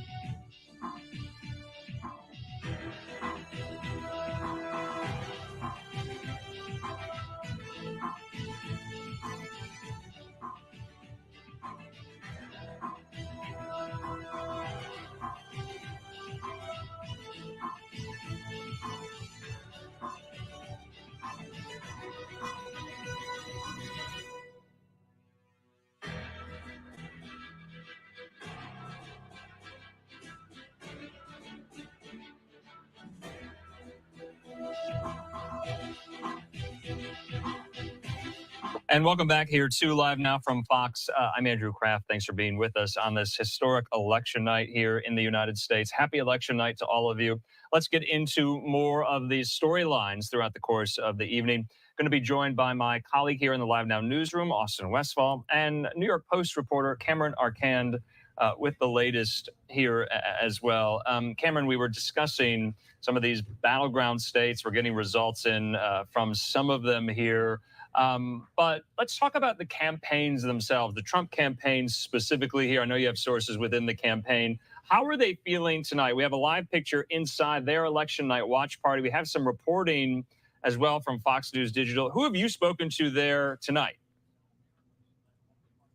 There is definitely a sense of cautious optimism from the Trump campaign when it comes to the outcome tonight. I think there is definitely still a push to make sure that these votes get counted because keep in mind, they had a massive early voting push, and you saw that in a lot of states this big advantage for Republicans here in Arizona for these early ballot returns. But the matter of it is they have to make sure that that slice of vote that they have on election day didn't just transfer to early voting. They need to make sure they're getting those election day people out, as well as your low propensity voters, and maybe those people who have changed their mind from 2020 and 2022 and now want to back the former president. So that's kind of what they're keeping an eye on, keeping tally on who are these voters that we maybe did not see come to the polls for Trump in prior elections. So Cameron, I got to ask you. Oh, and go ahead. Yeah, so we just have some of the more reporting that Cameron was alluding to. This from Fox News Digital's Brooke Singman. She's talking to Trump campaign officials. They're telling her early signs are the night could be shaping up like we hoped, on track for a great night. They say the direction indicated by early voting is continuing, and people who voted early did not cannibalize election day voting. Based on network exit polling, Trump campaign officials saying Trump is doing better with female voters than Harris is doing with male voters. Also, they say GOP turnout in Philadelphia is high, where Trump was successful in 2016 and 2020, like South Philly and Northeast Philly. Also, they say rural turnout for Republicans is, quote unquote, through the roof. They say exit polling has a very, quote, anti-incumbent mood here. So this is to be expected, from some of these campaign officials, Austin, going into election night. They want to project confidence here. That seems like what you're getting from some of these quotes obtained by Fox News Digital on the Trump side. That's right. And if we can, I want to bring Cameron back in because I want to ask him a little bit about his state. We've been talking all day about the 7 battleground states. I said earlier today, the easiest path to victory for Harris would be the blue wall: Wisconsin, Michigan, Pennsylvania, 1 in Nebraska. The easiest for Trump would be North Carolina, Georgia, and Pennsylvania. That's the path of least resistance for both candidates. Notice I didn't mention your state, Cameron. How does Arizona play into this? What if the path of least resistance is not the way it plays out with these states? How does Arizona fit into the equation? Well, Arizona fits into this equation where we backed Trump in 2016, but backed Biden in 2020. I'm going to read you a text that I got earlier today from the GOP chairwoman. She says she feels great. She says they feel like they were unified and voted early and on the big day. She told me this weekend on a phone call that they did not cannibalize those votes from election day to early voting. And how does this play a role into this? We also have in Arizona a unique situation with independent voters who make up about a third of our registered voters in the state. We're also looking at those disaffected, more moderate Republicans and seeing how they're voting. I want to point this stat out. Nikki Haley, before she dropped out of the primary, received over 100,000 votes in opposition to Donald Trump. The Harris campaign with their whole Republicans for Harris coalition, whether or not that's going to work or not, is banking on those votes. I'm in regular contact with the Harris campaign. This is part of their strategy, seeing if they can close the gap with those Haley voters in getting them to vote for Kamala Harris. All right, Cameron Arcand there with the New York Post. Cameron, thanks so much. Have a good election night. Great reporting this cycle, as always. And in the meantime here, we do want to bring you out to some of these live events that we have at the moment here.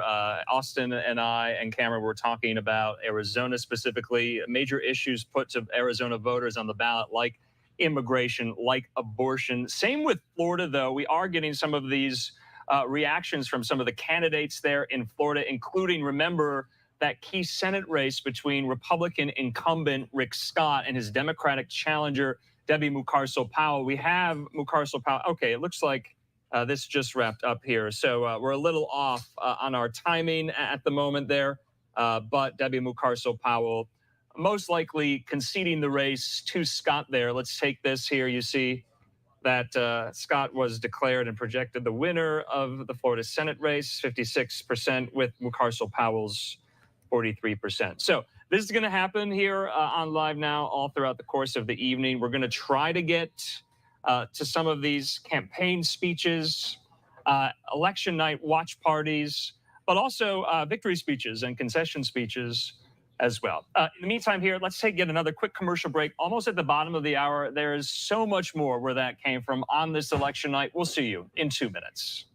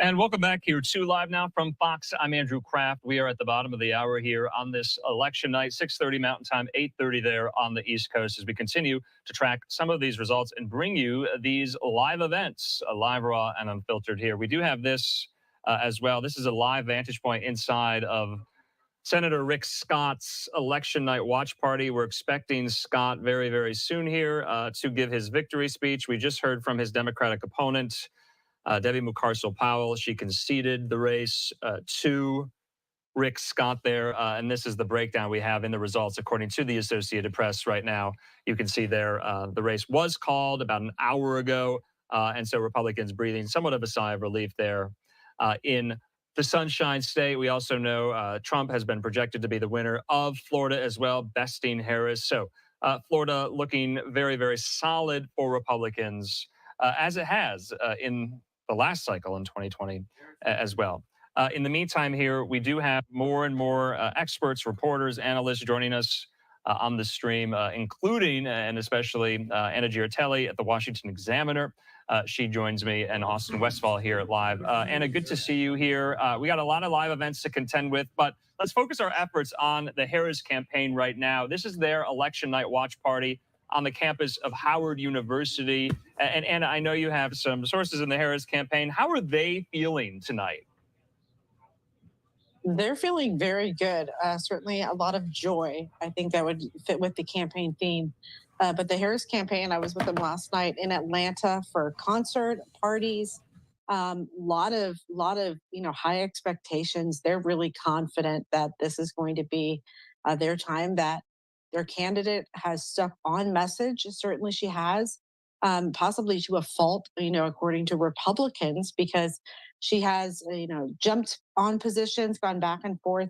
And really, on a number of issues, particularly immigration, which is what I cover every day, we haven't heard Harris's border plans. And so that's to Democrats' advantage at this point. They just need someone to run against Trump, pretty much stay quiet, not make problems, and defeat him. And they think that's going to happen tonight. Yeah, and I wanted to just bring up a race call that we're getting. Speaking of Harris here, let's go to the Garden State at the moment. We bring you all these in real time, as you know. The Associated Press calling the race for Harris. She beats Donald Trump there in New Jersey. Also, Westfall, Harris winning New Jersey. Harris winning New Jersey. And if you'll come out to me, let's show the electoral map. We are seeing more and more blue filling in. A lot of these smaller states are now dark blue. That means we're seeing finally that they're being called. No surprises there so far. We're still hearing for more results from battleground states like Michigan and Pennsylvania, preliminary results coming in from those states. But nonetheless, Andrew, that race call, not a surprise. All right, and Anna, let's get back to some of the Harris campaign, I guess, the vibes within headquarters there on the campus of Howard University here.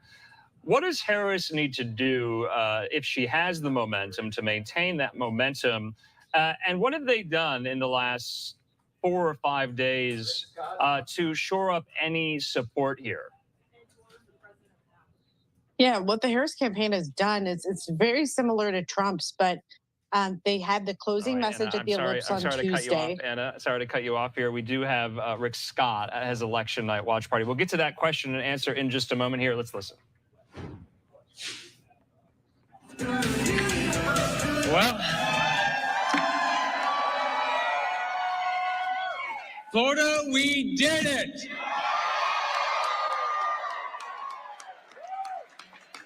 And for once, we did it before midnight.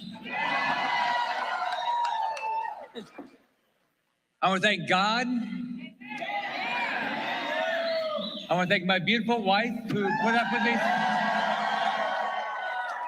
My wonderful daughters, Allison and Jordan. Allison and Jordan. And their husbands, Pierre and Shane. And my perfect grandsons. And I want to thank my mom, who couldn't be here. So, and guess what? We won Miami-Dade.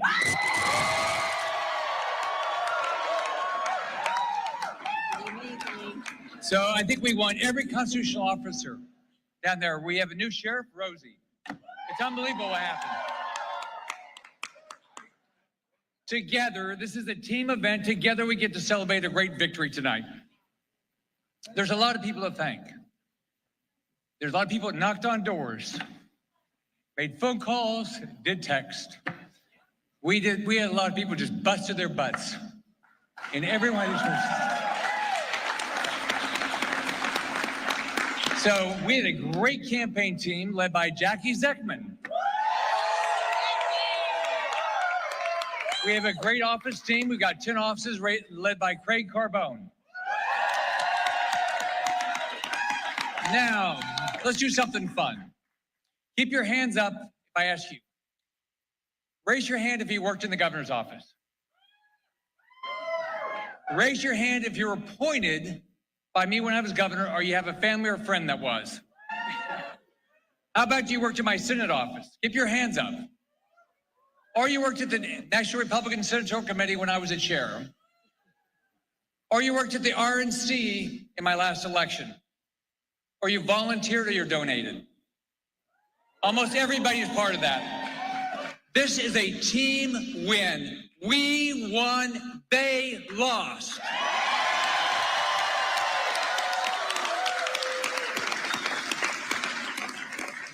Every person in this room has a dream.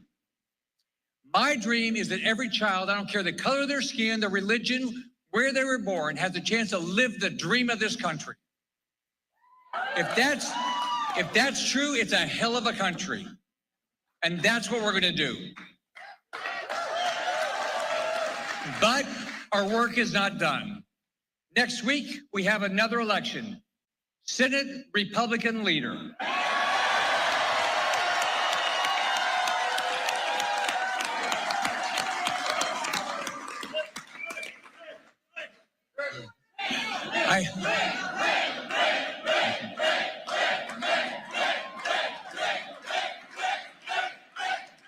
So 2 years ago, I challenged Mitch McConnell because I know there has to be a change.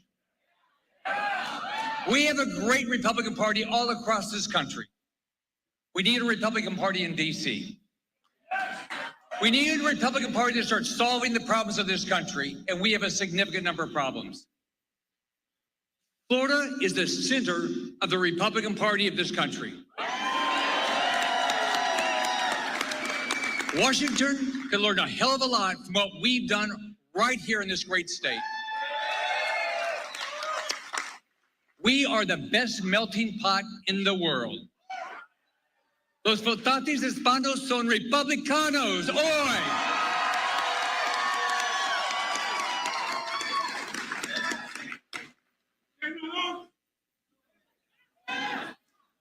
Hoy enviamos un fuerte mensaje al mundo. Florida is roja. Y no hay lugar para el socialismo en los Estados Unidos, especialmente la Florida. Okay, so as Senator Rick Scott there accepts victory in Spanish there in the Sunshine State, wanted to let you listen into some of his remarks there alongside his family as well. We also have the results in the lower right-hand portion of your screen coming back out here. I'm Andrew Kraft. Thanks for being with us. So that's what we're going to do all throughout the course of the evening. It really is still early yet here. I want to bring into the conversation yet again Austin Westfall and Anna Giratelli there at the Washington Examiner. Before we do that, we do have some race calls that we want to make as well. We just brought you that New Jersey going for Vice President Kamala Harris. Remember, there's a Senate race there we're watching. Let's take this. All right, so Congressman, the Democrat Andy Kim beating Republican Curtis Bashaw there in New Jersey. And this race just called by the Associated Press with around 28% of estimated votes counted. Remember, this is Senator Bob Menendez's seat that he resigned from this summer after being found guilty of 16 felony corruption counts. And he was convicted of that. He gets sentenced on those convictions come January here. Andy Kim will replace Bob Menendez there in the Garden State for this Senate seat. Democrats keeping the seat there in New Jersey. But we also have some race calls coming in on the presidential level as well. For Vice President Kamala Harris, we brought you Delaware for her. We brought you Maryland for her. We brought you New Jersey for her. Take a look at this there in the Garden State. Harris beating Trump in New Jersey. New Jersey solidly blue, solidly Democratic. I believe, okay, also we do have a race call. Let's go to Illinois right now. 19 electoral votes there in Illinois going to Kamala Harris here. She bested Trump there, 56 to Trump's 43, with 9% of estimated votes counted there. So you see the tally in the lower left hand of your screen there. That's the Electoral College. Remember, the magic number is 270. Harris has 71 right now. Trump with 101 here, bringing Anna and Austin back in here. Austin, we'll start with you. So we got an updated Electoral College tally. Still no surprises there? That was to be expected, right? Yeah, no surprises so far. Let's take a look at our bar. It's been filling in 71, as you mentioned, to 101 with Trump. We're starting to see, though, and this gives us a little bit more context. The lighter shades are some of the more interesting ones, specifically in the battlegrounds of Michigan, Pennsylvania, North Carolina, and Georgia. Let's very briefly just look at what little information we have out of Michigan.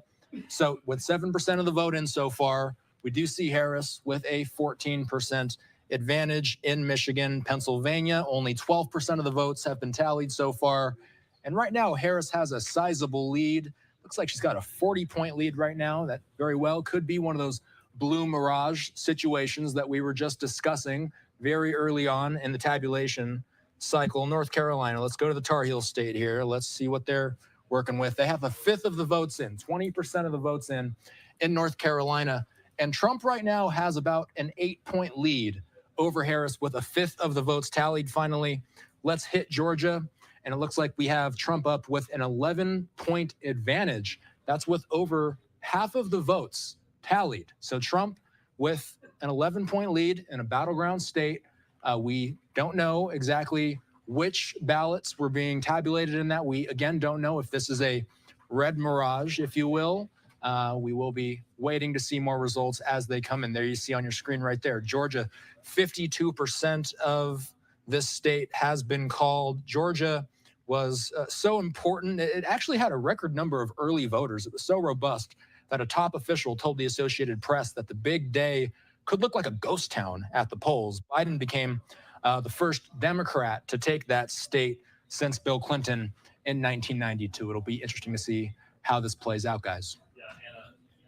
And Anna, of course, you've spent so much time in Georgia this cycle. Let's talk about it. You saw the vote spread there between Trump and Harris, a little over half of estimated votes counted there in the Peach State. I want to focus our efforts on Harris, too, because we've been showing a lot of the Trump election night watch party.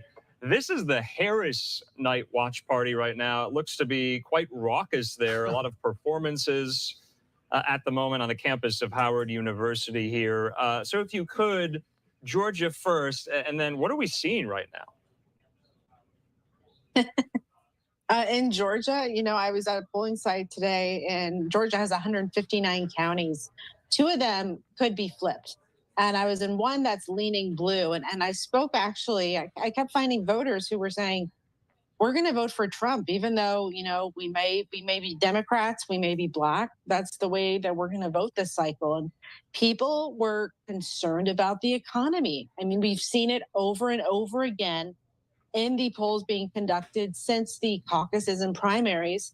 It's the #1 issue, followed by, you know, threat to democracy, the border, immigration, those types of things. But you know, tonight, I think the Harris campaign is taking an early victory lap. It seems to believe it's going to win. Certainly, it looks like it last night when I was with Harris in Atlanta, or I should say the Harris campaign at a party in Atlanta with 2 Chainz. And that's what we're seeing on Howard campus. People are excited. But, you know, the election is just getting started, as you and I know. So, Anna, I wanted to also ask you, because it seemed like, and this was evident yesterday, moving from Georgia to Pennsylvania, Harris was in Pennsylvania all day yesterday for stops before election night. And she was visiting Puerto Rican businesses. It seemed like the Harris campaign went all in on the response to that joke that was made at a Trump rally at Madison Square Garden in New York now about a week and a half ago here. Was that kind of strategic on the Harris's part, or, you know, a waste of time, money, and effort here? How do you see that? How is the Harris campaign kind of spinning that to their advantage here. It seems like they think there could be some benefit to it, right?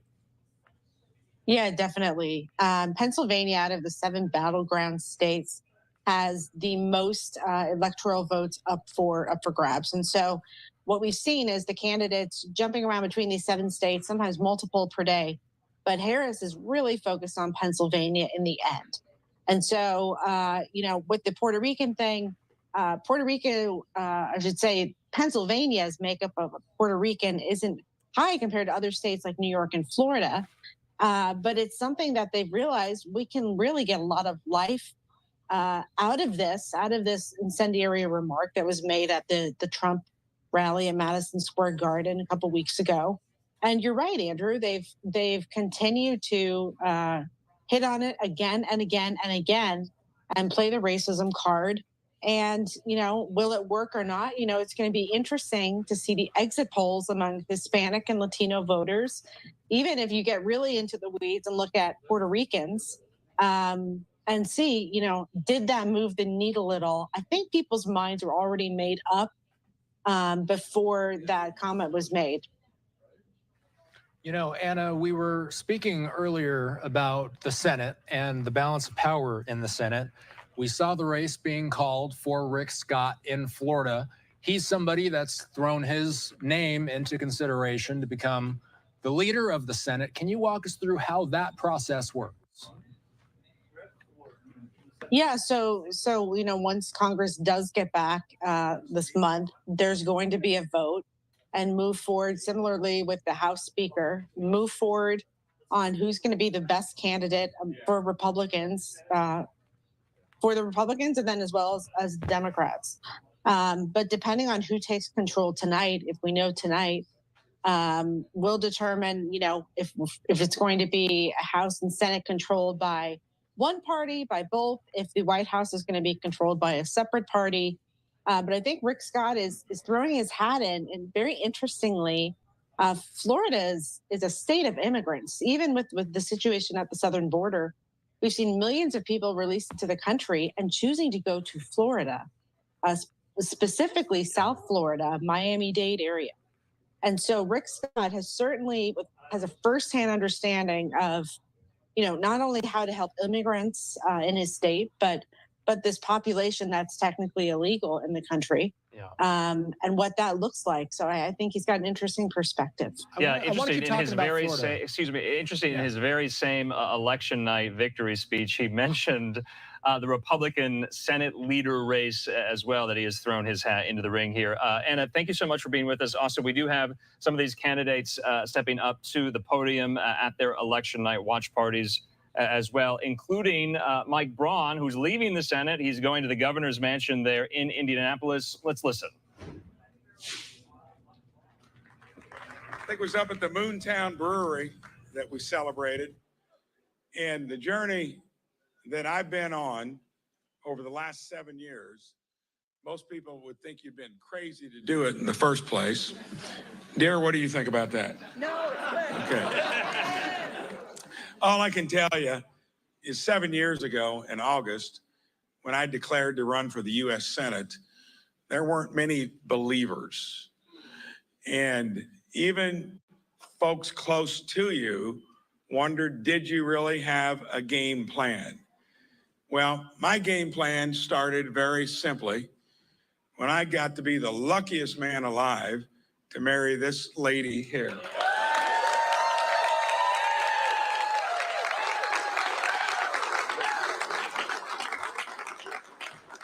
Now you do all these fancy commercials and they don't even talk about you, they talk about my wife.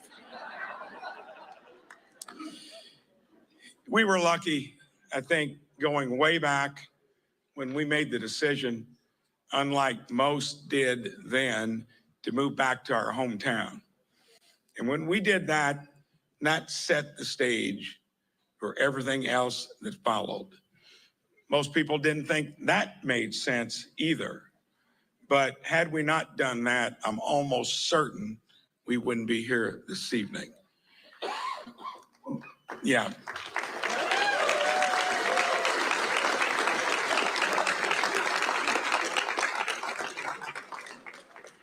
when you marry someone that says the priority is to have my own business and raise a family, how in the hell could you argue with that? So we came back and did just that. We lived the American dream, blessed with 4 kids, 3 of them running the business I ran for 37 years, and a family that's always been behind me and Maureen in anything that we did. That truly is what life is about. And so often you get caught in the groove where you don't want to get out of it, because that's success measured in one way. To me, once you do it, I think you need to look beyond that. And that's what I decided to do 7 years ago. So that was a tricky navigation when you didn't really have any real experience at it. As I've always said, politics and government are a lot easier than running a business. Any of you that own businesses, yeah. Hell, in government, you just got to be smart enough to not spend more than you take in.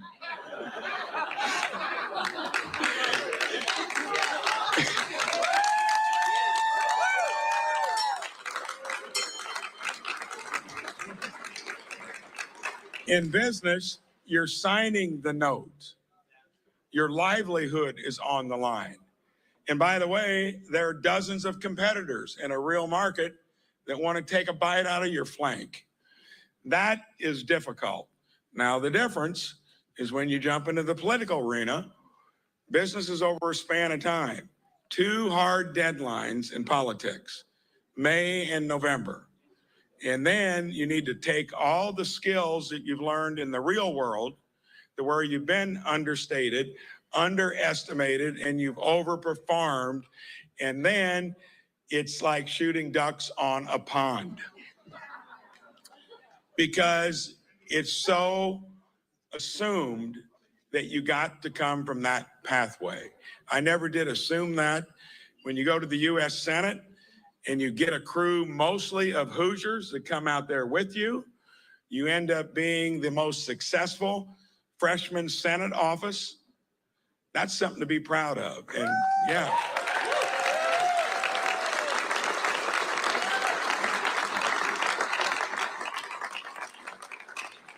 And then in issues that really count, like healthcare, education, agriculture, you get more done than the senators out there you got to wheel out of there after 3 decades. Do you think I believe in term limits? Yes, I do.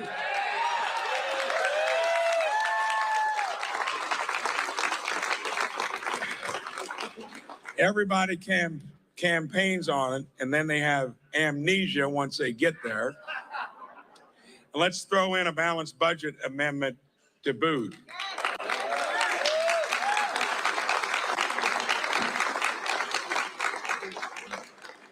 As hard as it was to get there, it begs the question, why would you give it up? Wasn't going to do it more than 2 terms anyway. And when I saw the fork in the road to burn another 6 years there, when the numbers, the fact that they're borrowing now $1 trillion every 6 months, and it was annually just 6 years ago, the interest on the debt's as much as what we spend on defense. We need to shock that place into reality.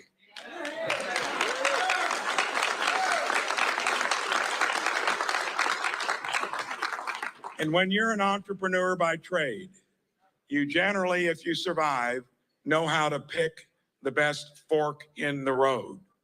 And there are many of them. And to me, if it was coming back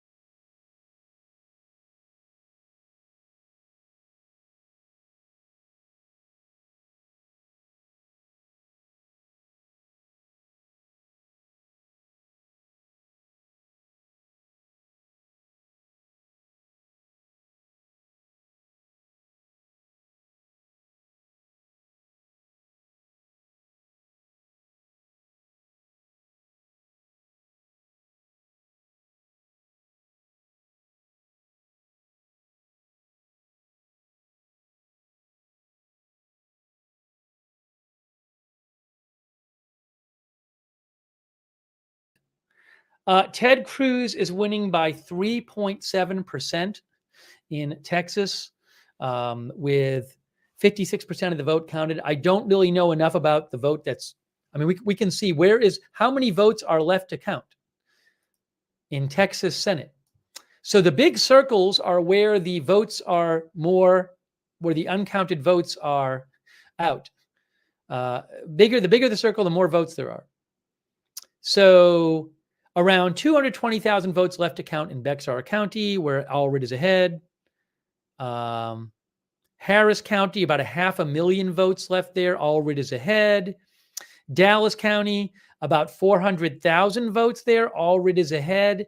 A bunch of these votes are now Tarrant County, pretty close there, 230,000 votes. But for all I know, the outstanding votes in these counties will be more favorable to Republicans. So I'll see if I can get you some more information on that race, Cruz and Allred.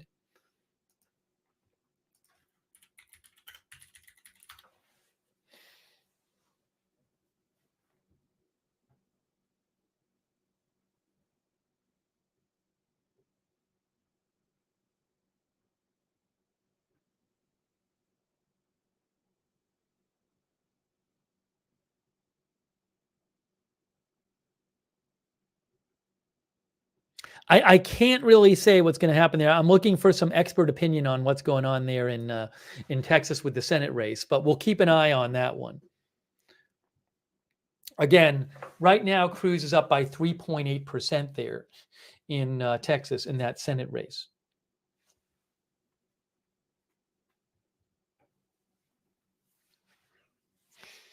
More results coming in. The next polls are closing in 40 seconds. We got more. There's going to be more race calls in 40 seconds, guys. Get ready, because we got a number of states polls closing at 9 p.m. Eastern. 9 p.m. Eastern.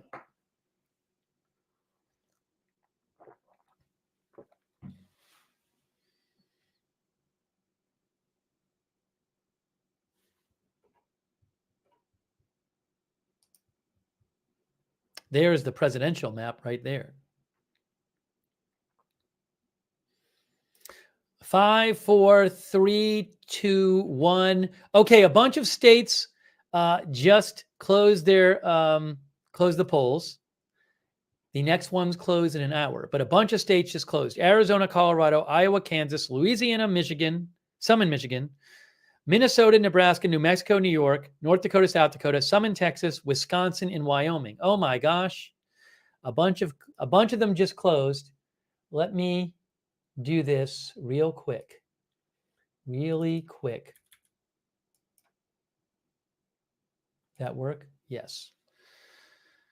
All right, hang on a second here. I bet some more states get called right now.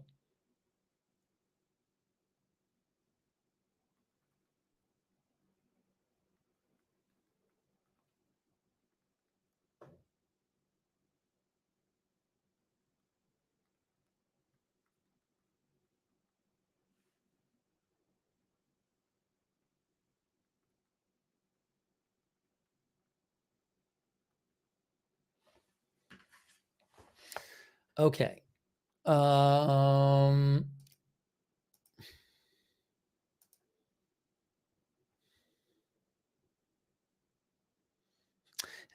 CBS News rates Arizona a toss-up and says that Trump is going to win North Carolina. AP calls New York. There you go. So South Dakota and Texas just got in the presidential race. No surprise there. South Dakota and Texas just got called on the Reuters map. And North Dakota. You're seeing some states called for Trump. And again, no surprises so far. So yes, Trump is ahead in electoral votes, but there's been no surprises. So we got to see what's going to happen in the battleground states. Nobody has lost a state they were supposed to win yet. So it just comes down to the battleground states, unless there's a huge upset in some state.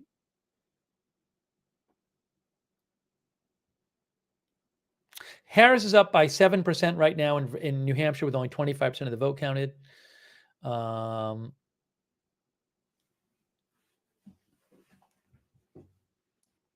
Georgia, All right. So here's how things look in Georgia.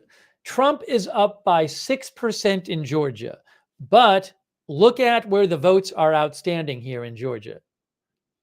Where are the votes in Georgia, right? These circles, bigger circles, indicate more expected votes to count. Gwinnett County, 374,000 expected votes left to count. Harris is getting 60% there.